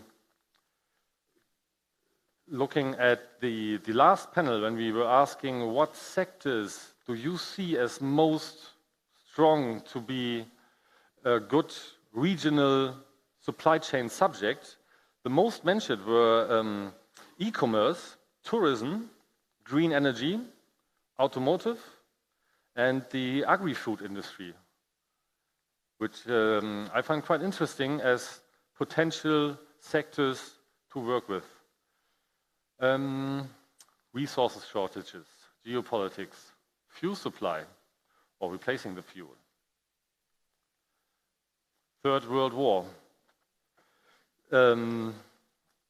Yeah, so obviously we don't lack in crises and challenges. Maybe as an opening question to all panelists, and trying to frame it again into the direction of something positive. Just briefly, where do you see the strongest potential for a resilient regional trade in the Mediterranean? Madame Haddad, may I ask you first on où voyez-vous très brièvement le potentiel fort pour un commerce? Oui. Merci, Jonathan. En tant que femme, en tant que citoyenne, as a citizen, I can say that the potential is the wealth, the human wealth, which exists in the Mediterranean. So the young potential and women of our countries are characterized by a very young population. So it is a population which is educated, and we want also a world where the women are well educated, where they are autonomous, and who have very ambitious challenges. And this is a very big potential on which we can build. This is particularly young and female. Mrs. Nas, Dr. Nas, where do you see the strongest potential for a resilient Mediterranean trade? I think in addition to what has been said by the first speaker, I have a lot of hope about the green transition, and that the green transition will also have a triggering effect for trade and investment to flow within the region, to increase both Euro-Mediterranean trade between Europe and the southern Mediterranean, but also intra-regional trade between the southern Mediterranean members, because I think the green transition is a necessity, and it's about the planet, it's about future, so I think it can act as a very strong motivation to extend trade and investment links. Thank you. Mr. Yahya, what is your take on this? In very few words, we have all tools to come closer, although we didn't look at this point before, but as crises are continuing and disruptions are continuing, and it's affecting the food security, it's affecting the global value chain, it's affecting the shipping costs, it's affecting the industries, it's affecting the unemployment, the inflation, the interest rates, the debts. We need to come together. Just will give a small example from my experience and my meetings with our members in the Mediterranean. 2 years ago, before COVID, 2.5 years ago, we used to import 1 food container, 20-foot container from China, whether Egypt, France, whatever, for $2,500 shipping costs. Now it's $11,500. So you can imagine the unpredictable, crazy increase in shipping costs, longer duration in shipping, commodities are not enough for the demand, so our only solution is to come closer, to come together, to trade regionally. And if we will continue like before, I think it would be too hard for our citizens and for the welfare of our citizens to continue. So we need more transparency. We need to hear each other. We need more easier and facilitating doing business between our countries, easier regulations, easier customs, easier product certification. Definitely, if you are talking about energy, if we are talking about food security, if we are talking about oil and gas, all the sectors, we can cooperate together to reach better future for our citizens. Thank you. Thank you. And it sounded a bit like there's actually no other choice than doing so right now. Peter, where do you see a high potential for? No. Yeah. No. Now? Okay, perfect.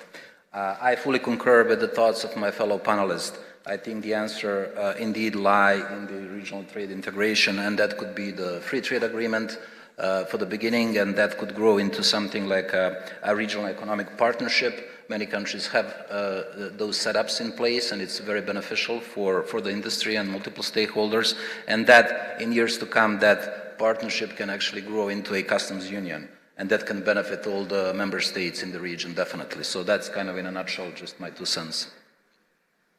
Thank you. Maybe adding on this, as Siemens Healthineers, you're still working in Russia, right? Or you kind of have to deal with sanctions, and this is one thing that's really hindering trade. And what was your rationale on this, working on this? Absolutely. So I do represent Siemens Healthineers in today's panel's discussion. And although Siemens Healthineers strongly condemns Russia's illegal invasion of Ukraine, we do remain active in Russia and Belarusian market. And this is for numerous reasons. Obviously, we are involved in the medical sector. So lives of civilian population depends on our medical devices. We are also legally bound by the United Nations Declaration for Human Rights, specifically Article 25, that clearly states that every human being should be entitled to the well-being and the health care. So this kind of ties into the company policy, mission and vision, which is healthcare for everyone and everywhere. Obviously, due to the numerous trade restrictions that have been put in place in the recent months, and specifically from the 2014 when Russia invaded Crimea, obviously we have to conduct enhanced due diligence on pretty much every transaction before we ship products to Russia. We have a huge install base in Russia, and we have thousands, if not millions of patients that are actually depending on those medical devices. So we are doing our best to continue to serve that market, obviously in full compliance with all applicable trade accords as they apply to our transactions, and that could be in the form of export control regimes that apply to our transactions, including international sanctions and regulations. Our medical devices are not affected by current sanctions in place, but spare parts are. They are listed on numerous annexes of the European sanctions regulations, including extraterritorial reach of US export control regime.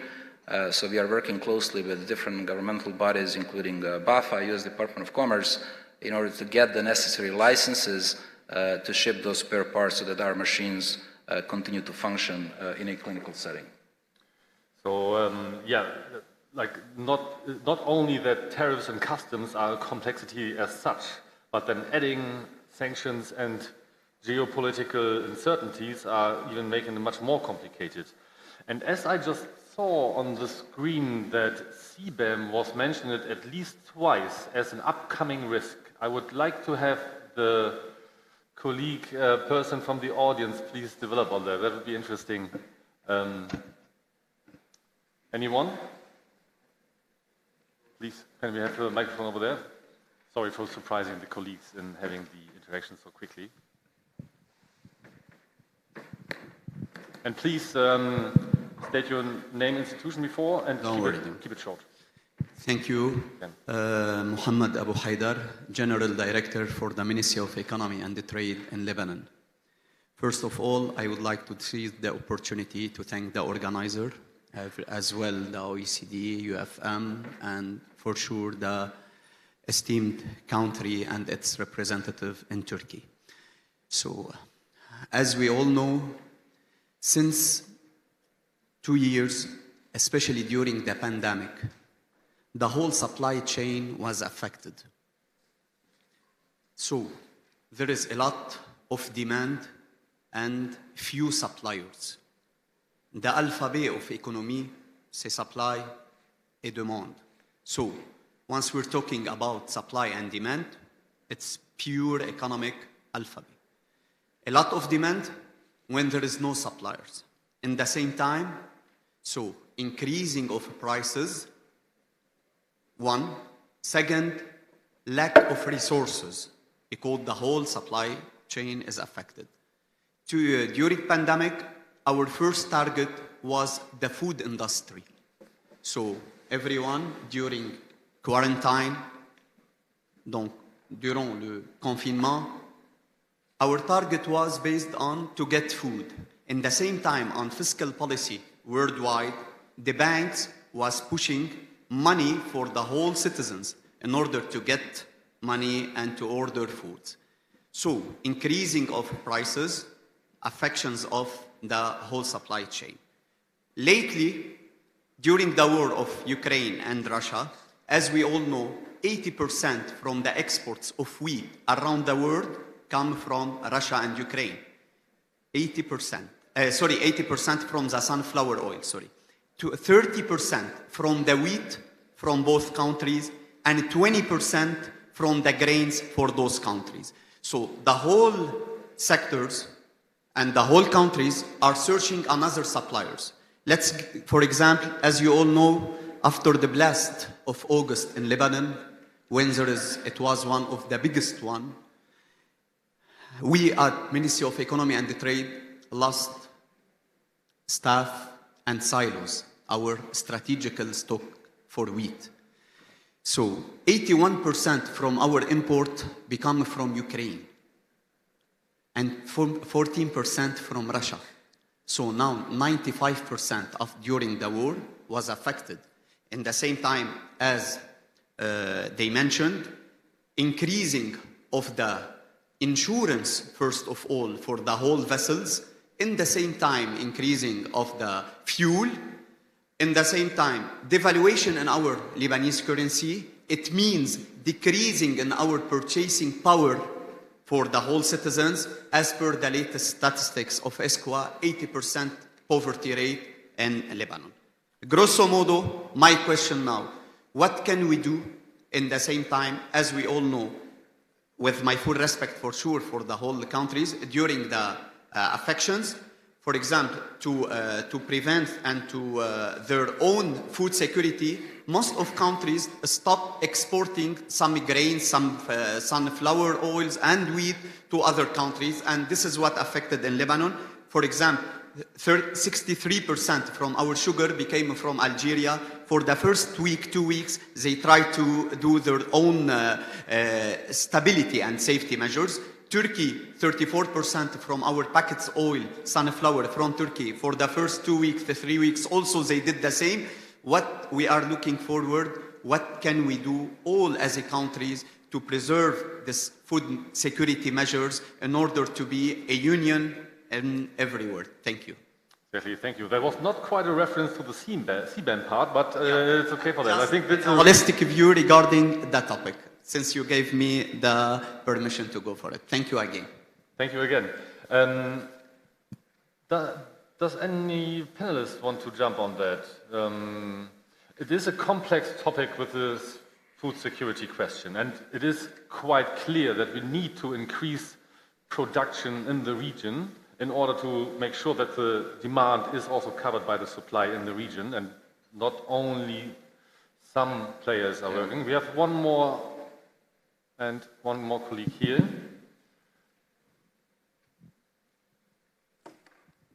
I think that we just heard the Lebanese representative really highlighting and explaining exactly that we are living in a totally different world. And I think, again, as I said before, to talk about trade agreements, free trade agreement in the Mediterranean, this is very nice, but it's not on the table anymore. We're going for a totally new restructuring of the international architecture of world trade. And we have to see where it's going. It's going to be re-alliance of totally different countries. We don't know who is your friend, who is your enemy. We're in the middle of that crisis, and this is what we should address. And the European Union is also in a mess.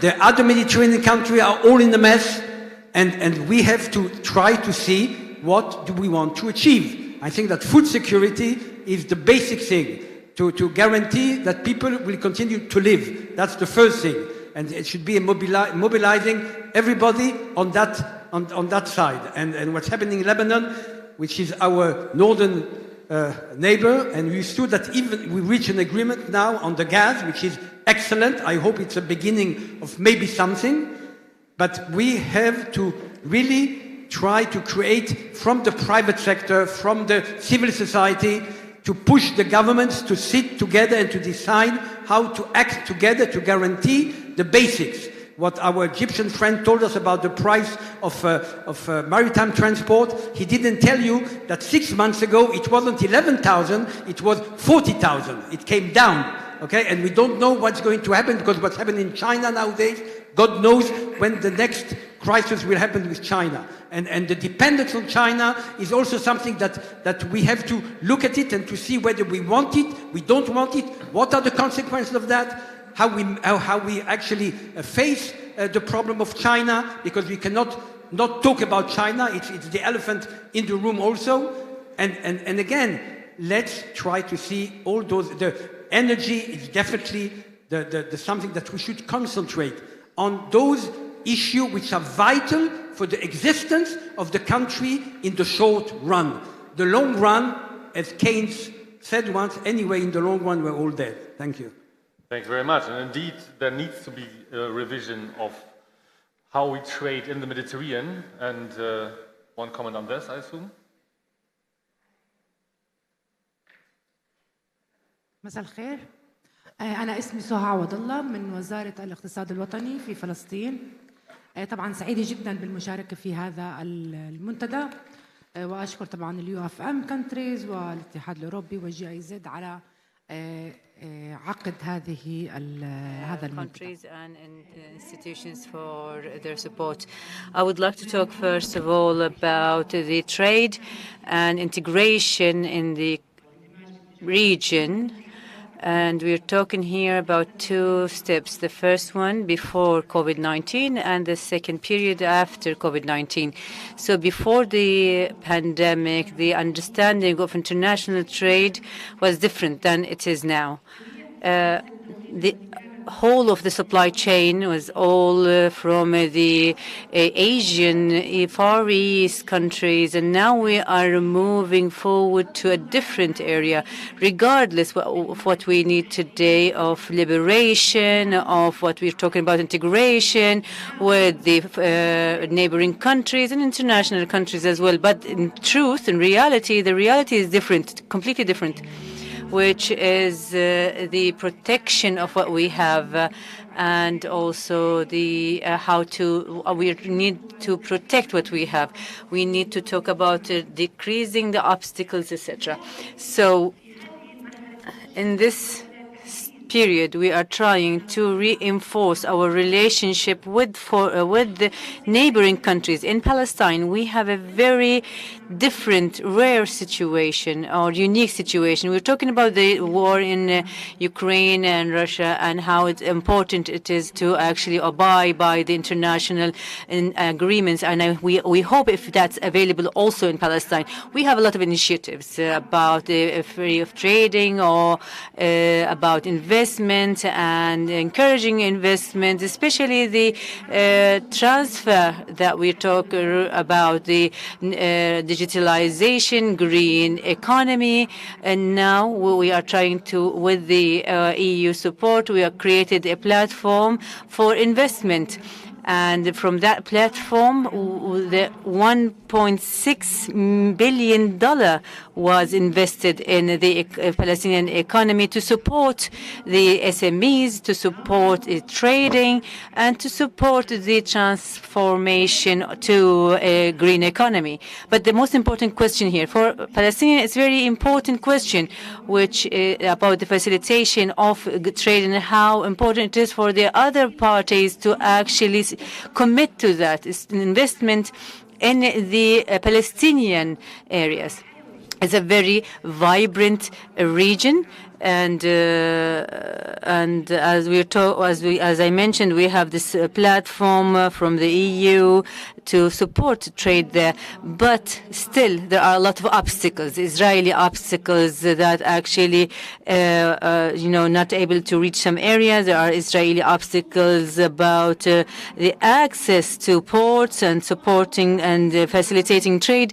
What is allowed for the international world, for the arena, is not allowed for Palestinians. So what we are talking about here about the regional integration, we have an agreement of the Free Arabic Agreement about the agreement of trade between Palestine and the EU, and we have special tariffs, etc. But still, in the reality, up to date, we're not able to benefit from this regional integration or international integration because of the Israeli obstacles. So if we're talking about the Ukrainian-Russian crisis, we need to talk about the Israeli occupation as well. We're talking about the regional integration. We are not talking here about politics or the political will, but we're talking here about the reaching of the electronic infrastructure, e-infrastructure. We're talking here about the raw materials. We have a company laws that is the first of kind in the region. We are encouraging the international investment. Still, we hope that there are some mechanisms to support us, to help the facilitation of trade and access to all resources from the other party. Thank you. Thank you very much indeed. What we are not lacking are challenges. And it would be interesting, maybe Dr. Nas, you can jump on this, looking at the relations between the EU and Turkey. You've been involved in this, and the relations, like the trade relations and how we do commerce, seems to be working quite well, does it? Does it not? And what would you say are some key elements to make a strong relation, to establish a strong relationship, which is also not so easy to crash by a crisis? Thank you. Of course, relations between Turkey and the European Union have a long history, going back to 1959 when Turkey made an application for an association.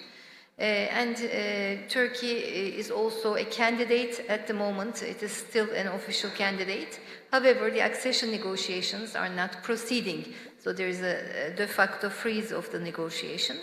And I think still, despite all the political problems that Turkey and the EU have between each other, when you look at the recent report, for example, made by the European Commission, we see that most of the report is quite critical about Turkey, especially regarding the political criteria, democracy, rule of law, etc. However, despite these problems, trade, I think, trade and investment have been a very important bond between Turkey and the European Union, since especially the entry into force of the customs union in 1996. We have seen that trade rapidly progressed. Investments, nearly 2/3 of investments to Turkey have come from Europe. And we have seen that especially Turkish industry have been integrated with European supply chains. Now, automotives have been a locomotive sector, we can say, in this regard. In addition, chemicals, textile, machinery are all other important sectors.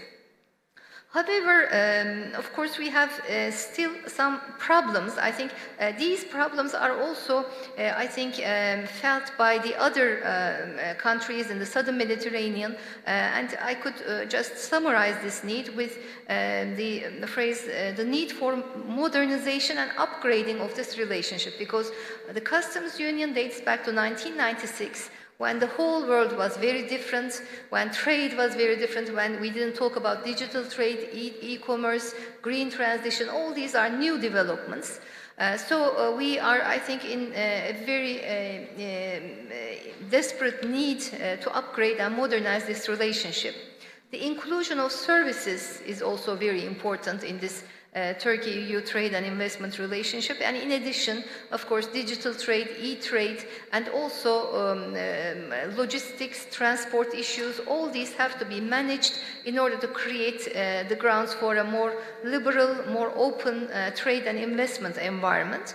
However, when we look at some of the structural developments which prevents swift modernization of the relationship, of course, it is a bit related with the quite complicated relationship between Turkey and the European Union, because at the same time, Turkey is not just the customs union partner, but it is also a candidate, so it is judged on the basis of the Copenhagen criteria. And the EU sort of is in a between position between these two different sort of approaches to Turkey, Turkey as a trade partner and Turkey as a future member state. So this, I think, complicates the issues, and because of political problems, we cannot open the modernization process. So there is also a deadlock in that sense. And when we talk to the EU officials about this, the need for modernization, because it is acknowledged by the business sector in both Europe and Turkey, the EU officials tell us that there are trade irritants which are also implemented by Turkey, the Turkish administration. So first, let's get rid of the trade irritants and then we can start the modernization process. So it has become, again, a deadlocked process. But I think that these agreements that are reminiscent of a different era are no longer fit for purpose in our current age, especially when we talk about digitalization and green transition. So I think one of the most important issues, both in the Turkey-EU relationship, but in overall trade relationships, I think, is basically to be able to sit at the table, to negotiate these issues, to look at the reality and to find solutions without creating sort of thresholds or creating benchmarks first. So the first thing will be, I think, to sit, to negotiate and to modernize and upgrade the institutional structures. Thank you very much indeed. And this then should definitely be something where all parties involved could benefit visibly, not being asked, yeah, you can do something, but you have to fulfill this long list of interesting indicators that are having a whole study behind themselves. Mr. Yahya, as sitting in the Ministry of Trade in Egypt and being confronted with this world around you, and also knowing that there's a high demand to get closer together. We are already closer geographically together. And from your perspective, what we just heard from Dr. Nas, where do you see potential when it comes to facilitating trade and making it a real partnership, so to say, like getting closer? Thank you, Mel. If you look at the word trade facilitation, We used to use this word a long time ago. But we cannot afford anymore just to mention it in seminars and conferences. So trade facilitation, common predictability in the region. We have to try to have a predictability plan for our resources, database for our resources. Many countries in the region, in the UfM region, doesn't know what other member countries produce or export or cultivate. I mean the business communities, not as statistics in the ministries, but as business communities here and there, they don't know. We need cooperation between the border agencies, clear cooperation and strict cooperation between the border agencies. We need digitalization. We need to have a database for each and every commodity in every member state country and to be published on a common website, a UfM website for all the member states and to be published by each and every country for each and every product in order for all the member states, the business community in the member states to look at and get benefit out of it. Because we are not anymore able to go too far. It's very costly, lengthy period.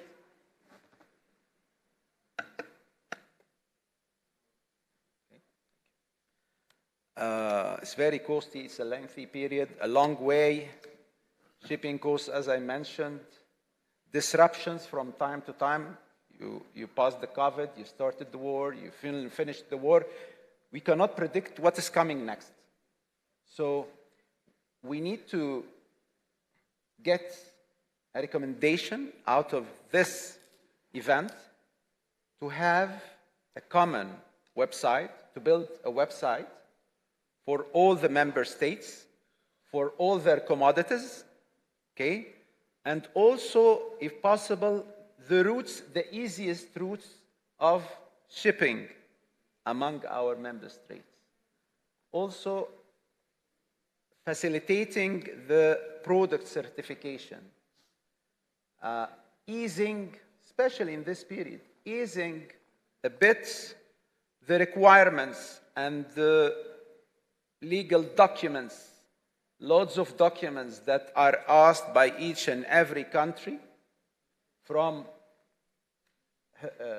the member states, to ease this kind of documents even for a year or a couple of years in order to just ease the challenges we are facing for a better future among the Mediterranean. Thank you.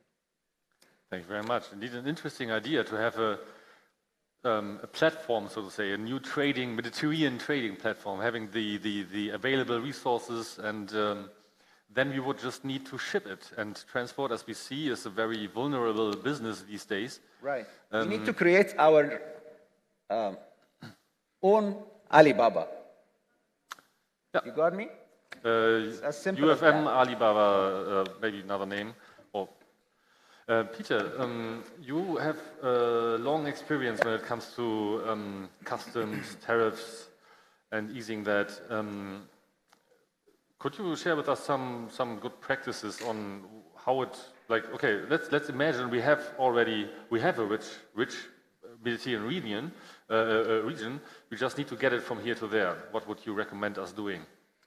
Yeah, and I would also like to refer to the single window initiative. That's something that the European Union is currently implementing. So you have one platform, one window where you use to communicate and share data information on critical shipment details among customs administrations and other governmental departments that actually have border management function.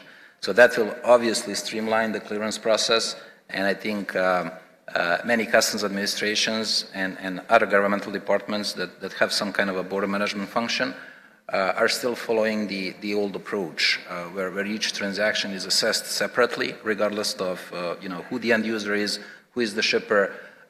Many countries still haven't implemented the trustworthy partnership program, such as authorized economic operator. Before coming in here, I looked at the latest World Customs Organization compendium on the AEO, and only few countries are actually doing the pilot test on the AEO in the region, which is definitely something that needs to be improved moving forward, right?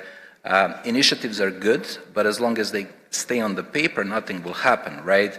And I think looking at the region as a whole, I think political willingness is there. What's missing is a higher degree of political trust among member states in order to kind of move things off the ground, right? And what I mean by that is once you have the political commitment, once high-level officials from different departments agree on the way forward, they actually need to cascade that message to all affected stakeholders, including public sector. They need to set the tone. They need to create this legal framework which will yield benefits for member states, including private sector. And that's, at least from me, speaking from the trade compliance point of view, that's the only way forward. Thank you. And yeah, looking not only at the existing commodities products, what we have available, looking also at the potential, Madam Haddad, from your experience, not only as the of the employers union, but also as the FCE, the Algerian Enterprise Association. What future potential do you see as apt for the future markets in the Mediterranean, other than this what already exists? What would you say do we need to do in the different countries also to bring the shores closer together? And using the potential of e-commerce, for example. Oui. Écoutez, il faut absolument que nous puissions tirer les leçons. We do need to look at the lessons acquired first, and lessons that lived our region, the majority of the countries, especially after the crisis between Ukraine and Russia. But what we learned that definitely we have to look at the reactions of our populations, of our countries, and we have to look at the different components of our societies and how they reacted. And we must absolutely take our lessons, and we have to improve ourselves, because we noticed that we had a weakness. There was a weakness in the for the perspectives for making provisions, because we were not ready at all to this crisis, and we had I don't know, weakness on our different chains of values. It was like a boomerang after because the recovery to come back to the production, it was very difficult, and we saw the effect. And today with the war in Ukraine, we see the food security crisis, and here again we couldn't make our provisions. And we must take our lessons, and we must be prepared, and then act not only at the level of our organizations, companies, professional organizations, but also at the educational system. We must improve our competencies to develop our engineering. And another potential is to be able to work on our potentials that could be today, for example, the Maghreb countries, Algeria. We are a continent, we are a continental country, and we can perfectly become we could export grains again. for example, we do all have in our region, in fact, this potential. We suffered, yes, the crisis in Ukraine, and the hydrocarbon and gas prices increased, but we do import also products, food products. We must definitely see how we can develop this partnership with countries around us and to create strategical alliances to avoid and to protect ourselves from these crises, and because we are seeing sovereignty, especially during this health crisis, even in the very developed countries, we saw how they struggled in front of this virus. I think that we should go back to what we know and to know and our know-hows. I think that we must look at ourselves in the Mediterranean countries. We must look at ourselves and to work together. Maybe it is very ambitious to say all Mediterranean countries, but still to start with the existing partnerships, strategic partnerships. For example, as Algeria, we have excellent partnerships and agreements with other Mediterranean countries. We must, first of all, develop what we have. We must develop these networks of companies owners, companies that we maybe didn't met before, and we must focus on engineering. We will have to develop economical intelligence. This is very important. We have to work also on what Blanca mentioned in the previous panel. We must work on the complementarity, on the harmonization, and the previous speaker told it also. We must create a platform on what we have and the competencies, distinctive competences, and the strategical aspects, products of each countries, and to see how we really can establish these partnerships, but very fast. Because when we look at our experiences with the European Union, we have many, many lessons. We had benefits, but also problems.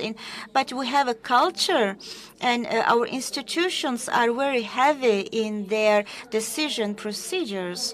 They are, yes, strong, but procedures are very heavy, and most of the time the effects take time to appear, and it can generate frustration in countries that received this assistance programs. So we must revise our partnership with the European Union also, but we must develop strategies, but close strategies, taking into account the proximity and based on the components of our societies. I mean by that youth, women, operators, businessmen, businesswomen. This is on these components that we can really establish the economical integration. Platform where you would have the demand and supply side kind of modeled in the region, but adding on this maybe also the prospective, the foresighted demand in the future, but not only for the commodities and the products and the resources, but also for the skills needed for the young people. Like what skills are going to be needed to train today in order to run the green Mediterranean trade of the future? And then again finding ways to come to an agreement with complex political procedures and processes, which is also another challenge to stay with us for a while. Do we have any other short comments or questions in the audience at that stage? Anyone wants to ask a question in this area, or anyone has a solution for us to share with? There's a solution over there, please. Hi, I'm Najla. I'm from the EGB, Egyptian Junior Business Association. So I was thinking since the morning a lot of people said the World War III is going on now. And I think since we have a World War II, did we study it? I mean, of course, most of the people, if not all of the people in this room haven't been there, you know, in World War II. So I think we need to have like a paper or a study of what people did, because people are people at all times, and history kind of tends to repeat itself, as far as I've read. So I think we should have like a paper that says how did people survive then? How did they transition from the war world to the post? You know, how did they succeed? And we should learn from that. Also, when the COVID hit a couple of years ago, everybody read about the Spanish flu and tried to understand what happened back then. But I've read no study, or I found no study of how people survived back then. So I think one of the recommendations that I would like to see out of participating in this forum is maybe that we should have a paper saying how did people survive this, how did humanity transition from this, you know, to the next. Thank you. Thank you very much. And I'm not sure if I understood it right. Would it be a paper where we would learn how to survive a crisis like this? Because like, I was just reminded by the citation of Einstein who said, I don't know what weapons the Third World War is going to be fought with, but the fourth one is going to be sticks and stones. And I would very much like to not have that. And I'm pretty sure I'm not alone with this here. So it's rather about how do we find a way to sit together. One moment, please. I would like to give the word also to other colleagues who didn't speak yet, as you already had the second chance to speak. Anyone else who wants to add on this? Or we have one more contribution over here, please.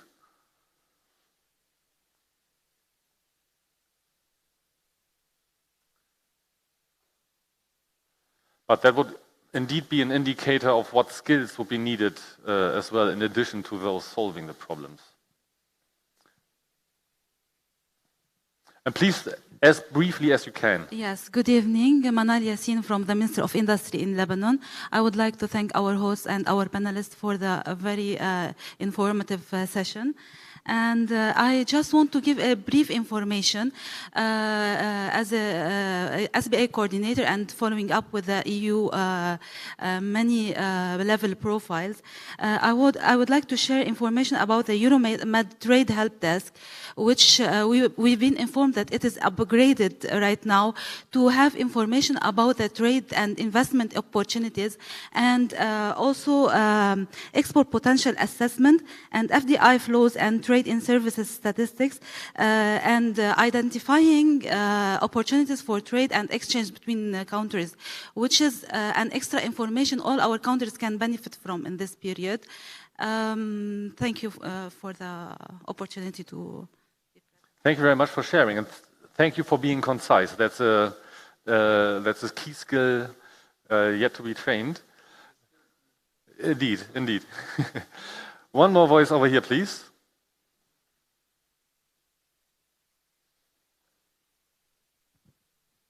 Thank you very much. I am from Bosnia and Herzegovina, Ministry of Foreign Trade and Economic Relations of Bosnia and Herzegovina. Actually, it seems to me I was trying to catch the point, what is objective of the whole day sessions, of all three sessions actually. It seems to me to good example, to present good example that the European Commission adopted for a region, for Western Balkan countries, that is within the Berlin process from 2014-15. Now we have already a third phase of the action plan to implement within the region. Third stage is called Action Plan for Common Regional Market 2021-2024. Within this action plan, we have activities and plans timeline for let us say, for four freedoms, for trade investment, trade-related measures for workers, capital flow, everything which is connected with raising economic development within the region and EU at the same time. When we were talking about during the day of all those sectors that could be somehow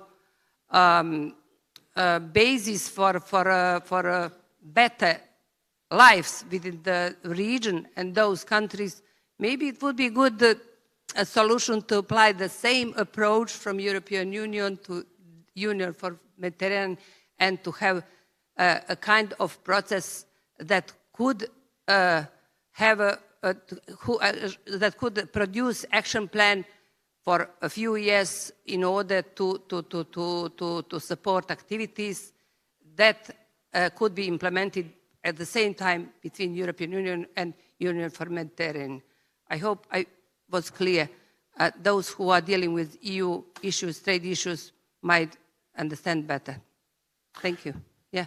Thank you very much. Interesting idea. So, meaning that kind of the Union for Mediterranean could prepare or like already anticipate something like a paper, and then making the way, facilitating. Yes, as kind of that's an interesting idea. Within this action plan, we also have the measures that are related to trade facilitation, and the Western Balkan countries, among them Bosnia and Herzegovina, are not all WTO members. 4 of them are WTO members, and the 3 of them are not. And then we are implementing within this action plan, for example, for the goods, we are implementing trade facilitation, WTO trade facilitation measures. Nevertheless, if we are WTO members or not. So you can download this on a lot of websites, this action plan, which is actually third phase of implementing this Berlin process for Western Balkan countries, including Moldova, actually, because they all have a CEFTA 2006 agreement signed, and within this agreement, we developed a lot of other processes, not only implementing this agreement. Interesting point. I think I have a direct comment on this. Thanks. Could you just move the microphone over? Thank you. Thank you very much, Jonathan. Thank you very much for the comments. Since I'm speaking, I'm Hamid El-Itrebi, speaking on behalf of the UfM Secretariat from the Economic Development and Employment Division. A bit closer to the microphone, if you can. Which is the division in charge of organizing this event with our partners. So I'm giving myself, I have been triggered by the excellent comment from the delegate from Bosnia, for which I thank you very much. And I would like to highlight a couple of things in what relates to the UfM and the platforms of dialogue that we have. Our event this year today is timely because next year we are going to have the 12th UfM Ministerial on Trade. It is expected to take place, to be hosted by Spain during the fall 2023. Why I'm saying so? After our event today, after hearing all of the comments that are emanating from the floor, from all the participants, for which we thank very much, we are going to produce an outcome document.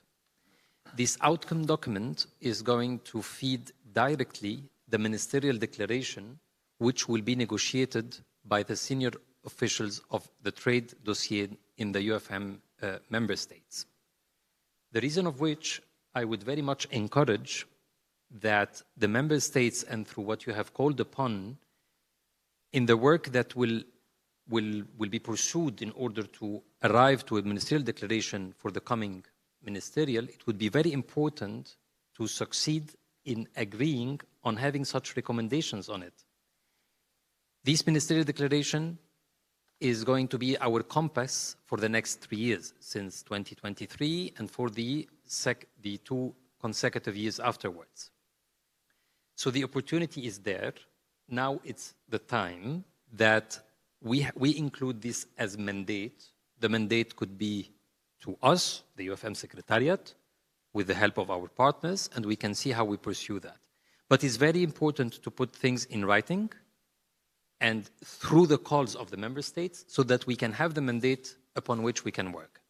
So this is what we would really hope for. We very much look forward to working with the member states. That is on the 13th of December.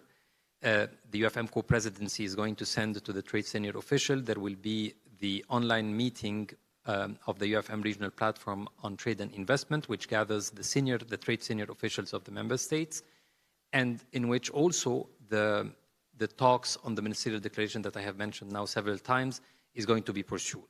So I encourage all member states to be present, to engage actively on it, and to have a ministerial declaration, not only just a statement from the member state, but a ministerial declaration. Thank you very much, Jonathan. Thank you very much. You just want to jump on this? Yes, just to add my 2 cents to it, and fully agree. I think the feedback is very important in this process of improvements. And if I may suggest to all the member states, European Commission, for example, whenever they want to publish a new legislation before it actually enters into force, public opinion is sought.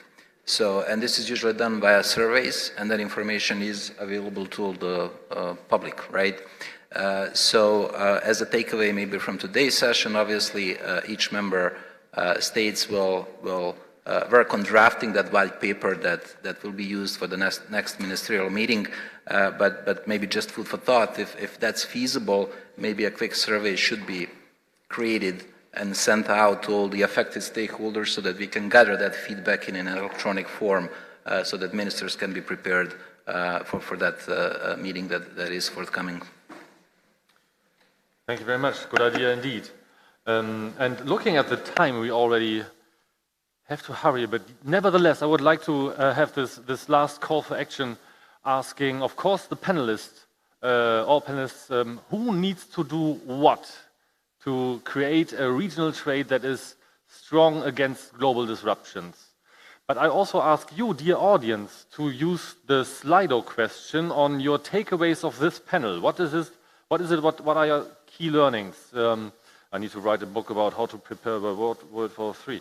No, like, what can we take out of this? And what are good takeaways? I think we don't need to share this on the screen. It's just like for us to take away. No, I wouldn't share it. Just the QR code, indeed. Thank you.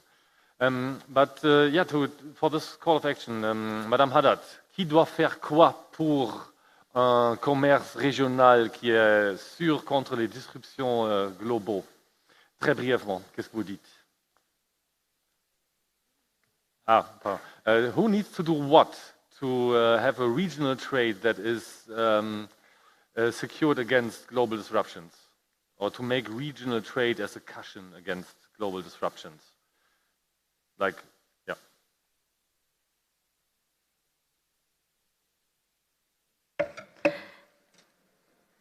Nous sommes les acteurs que nous sommes, les parties prenantes sont interpellées, que ce soit les institutionnels, les gouvernements et les organisations professionnelles et patronales. Professional organizations, which we are, it is important.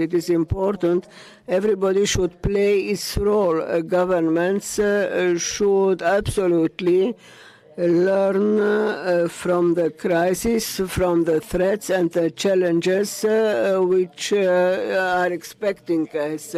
We are talking about health, about security, about everything, because if our youngsters don't start to work, if there is no progress, this will be another problem for us. So the governments have to play here a role in order to learn something from the crisis and to reinforce the necessary reforms. We are concerned. I am talking about the improvement of the working climate. It is a priority to work to accompany the investment in the education, in the training of youth, in order to give them the possibility to acquire the know-how which is necessary to learn the digital system. It is the answer today, and we can improve resilience. As employers, we should invest as well in new technologies, reinforce our competences in our enterprises, and be ready for a partnership. A while ago, one of the interventions spoke about the information. When you have the information, in due time, you can, of course, do something and reinforce your resilience. So there are some efforts which should be done in order to reinforce our organizations, to acquire the necessary technologies to improve resilience and position ourselves for an opening. Dr. Nas, très brièvement, qui doit faire quoi pour un commerce? I think since we are going through a very disruptive period in trade relations and supply chains, each actor, I think, has to act with caution, both governments, international organizations, civil society, and business. And what is very important is, I think, to form alliances, because it's not something that governments can manage alone, or business or civil society. We need alliances between these different actors, public, private, and civil society actors. And I think this is also an era where we see rapid change, and what we have learned must be unlearned, maybe, to be able to get ready for the new world. So we should look for innovative solutions. We should leave our prejudices behind. And also, I think we should also take action at the government level, at the international organizations level, to resolve some disputes, some frozen conflicts, which also prevent further cooperation in the region. For example, for Turkey, the Cyprus issue has become a very important obstacle in its relations with the EU. The Palestine, again, issue is similar. So I think in order to really create the conditions for better cooperation and to reap the full potential of trade and investment in the region, we should also deal with these disputes, political problems, and create a better climate for a more resilient future. And I also agree with the previous speaker that we have to also rearrange our education systems, our labor markets, our business and industrial strategies. Maybe something which we didn't talk about here today is the brain drain that is caused by limited growth. Especially what we see in Turkey a lot today, the qualified labor force is leaving the country, and this is, of course, very bad news for the future of the country. So I think in order to engage in green growth, in order to keep sort of the industrial and trade potential, all these actors in international organizations, governments, and other civil actors also, I think, should engage in a dialogue. And of course, at the end of the day, I think it is the political will, the decision makers, the politicians that are going to start this process, that are going to create the conditions for cooperation between these different stakeholders. Thank you. Thank you very much. And indeed, that's a good point that you were touching on, like unlearn, relearn, do it newly, not try to solve the problems created by the old manners. Peter, what would be your take? Once the microphone decides to I think it's on. Yeah. Thank you. First of all, I truly enjoyed today's discussion, and I was actively listening, so I was taking notes. I think the focus is obviously on the regional integration, whatever that means for the region in the future, that being the free trade agreement, economic partnership agreement, customs union, right?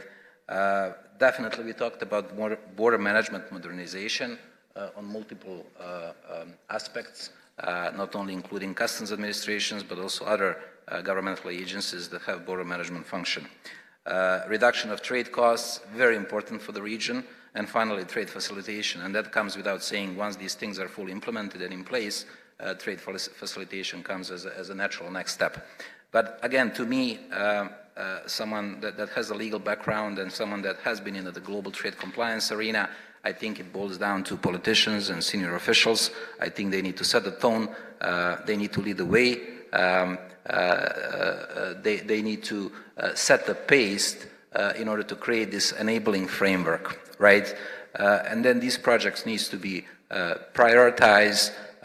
You need to have proper resources in place, and mind you, you need to bring the brightest and smartest in the field in order to bring this to the next level.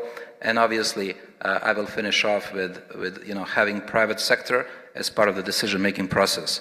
And then kind of ties into the previous discussion that we have had about the feedback. Feedback is very important, so it has to circle around and it has to touch all stakeholders that are involved in the decision-making process. Thank you very much. Last but not least, Mr. Yahya, what is your take? Thank you, Mul. Actually, I wrote some few things, but we cannot say who will do what. We should do it together. So we cannot separate. Right. We need some measures to alleviate disruptions. We cannot do these measures without hearing the experiences of this member state and that member state. We need to learn from each other. We need to coordinate our tactics and strategies together for better Mediterranean. We need market transparency. We don't have that much transparency among the Mediterranean.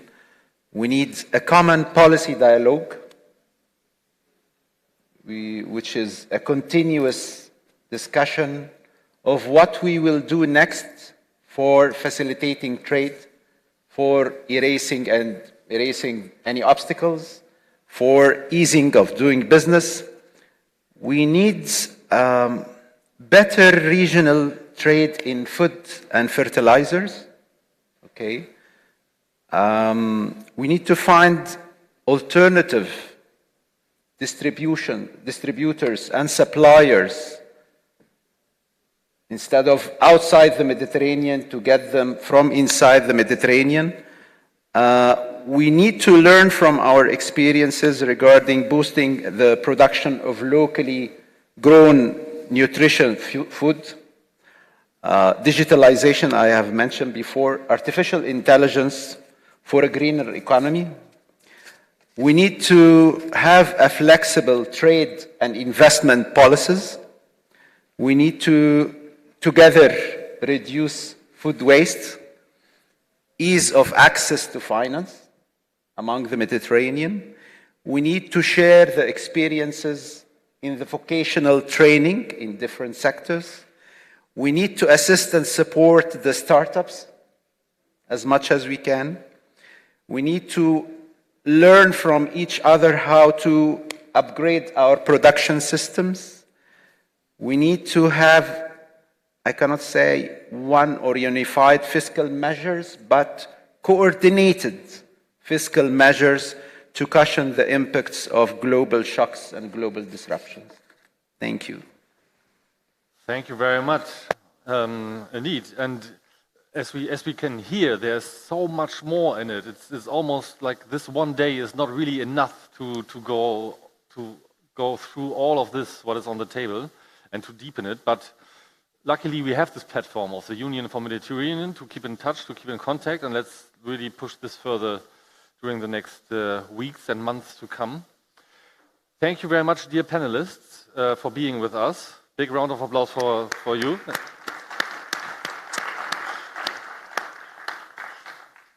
I would suggest we take a quick picture and then we'll do the wrap-up session, because all the others did as well. We forgot it in the morning, but I heard that it was kind of wished that we would have where the photograph is. Otherwise, we'll do it after the wrap-up, it seems. Ah, there it is.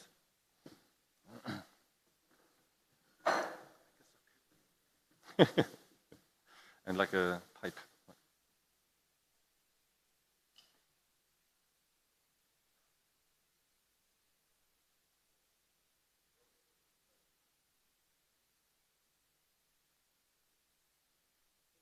Thank you very much. Thank you.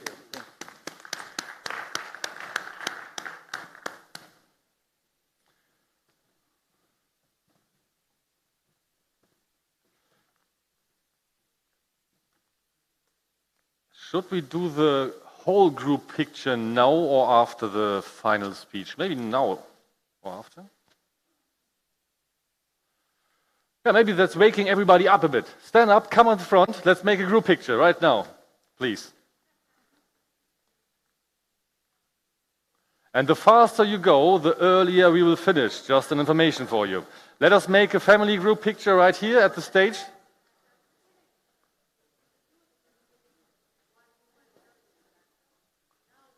Now you don't want to be in a picture anymore.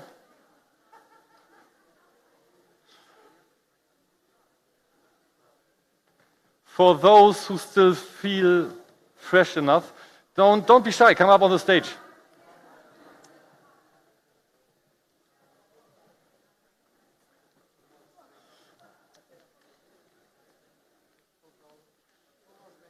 Don't be shy, don't block infrastructure, just come in the front. Exactly. As many levels as we need.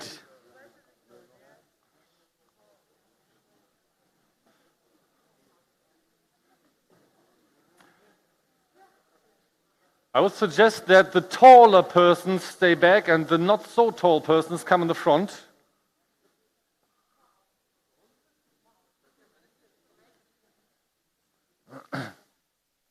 Is it going for you?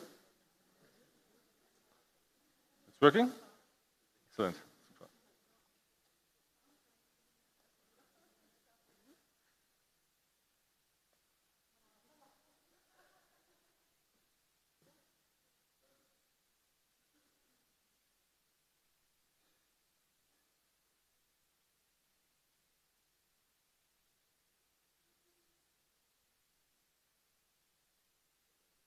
Thank you very much.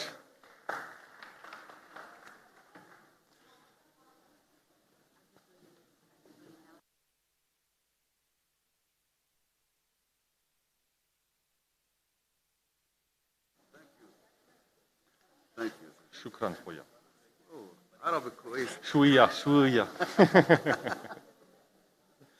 Please take a seat. We will now conclude the day, as it seems, do we, Sharon? Dear colleagues, could you just quickly have a seat?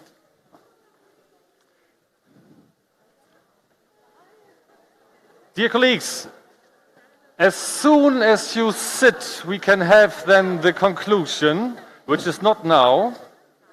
Dear colleagues, could we just... Thank you. Quickly have a seat.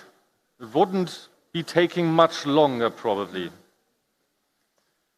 It was quicker than I imagined, actually. It was a very nice, concise day, and it passed really... Dear colleagues. The conversations Ragazzi. were all interesting, weren't they?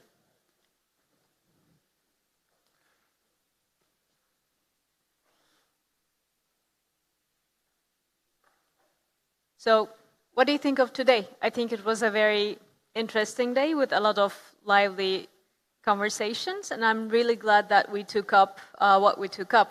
Apparently, it was a need to talk about these. Indeed, and we also learned that complexity is not something which is surrounding us and something we are dealing with each day, but it's something we will have to tackle somehow in the future, in the near future, in order to be more resilient, more green, and to also achieve green investments and green trade, better green trade, and actually green trade in terms of sustainability, and this includes also the social dimension, the environment, and what else was it? My brain starts to fade already. I think it was communications and cooperations, and also further integration, regionalization. Of value chains, of different commodities. I like the idea actually of Mr. Yahya of having a sort of a platform where we can really try to, and this seems to partly exist already.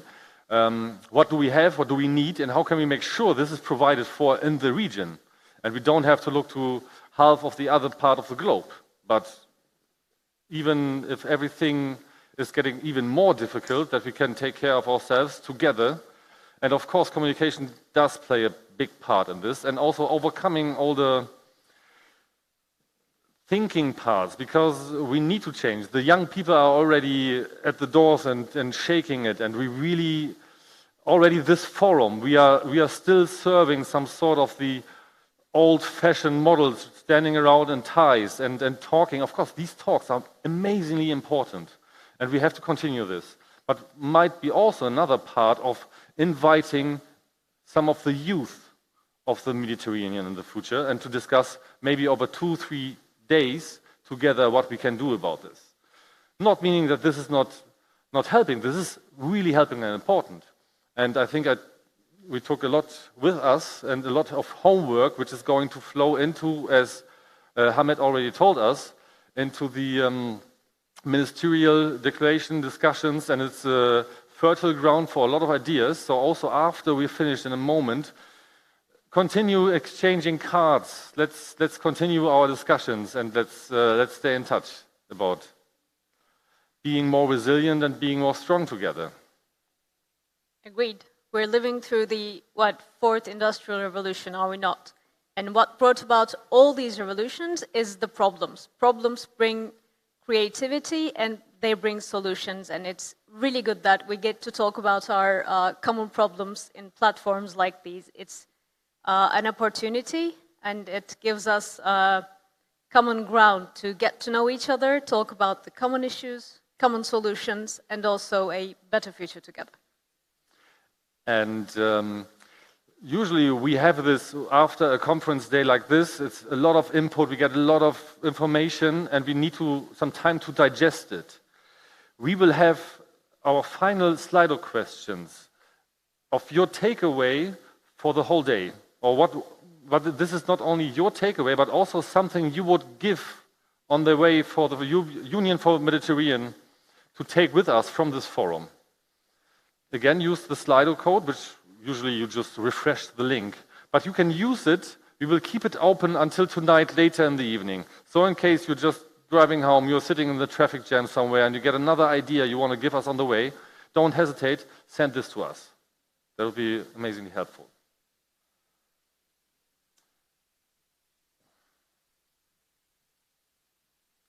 Let me just double check if I didn't forget any announcements. Wrong paper. We will have, nevertheless, with us a closing remarks, of course, of the UfM Deputy Secretary General for Economic Development and Employment, Dr. Abdelkader El-Khissassi. Welcome on the stage, and thank you for being with us.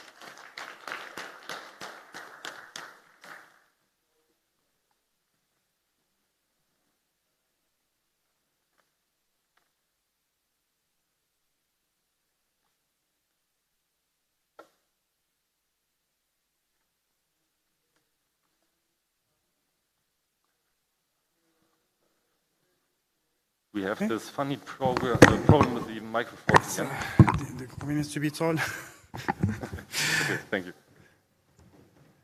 At the end of this very fruitful day, I am personally convinced that this forum has turned out exactly the way we have hoped for, thanks to the high-level participation, the broad spectrum of partners and stakeholders here present, and the excellent interventions and exchanges.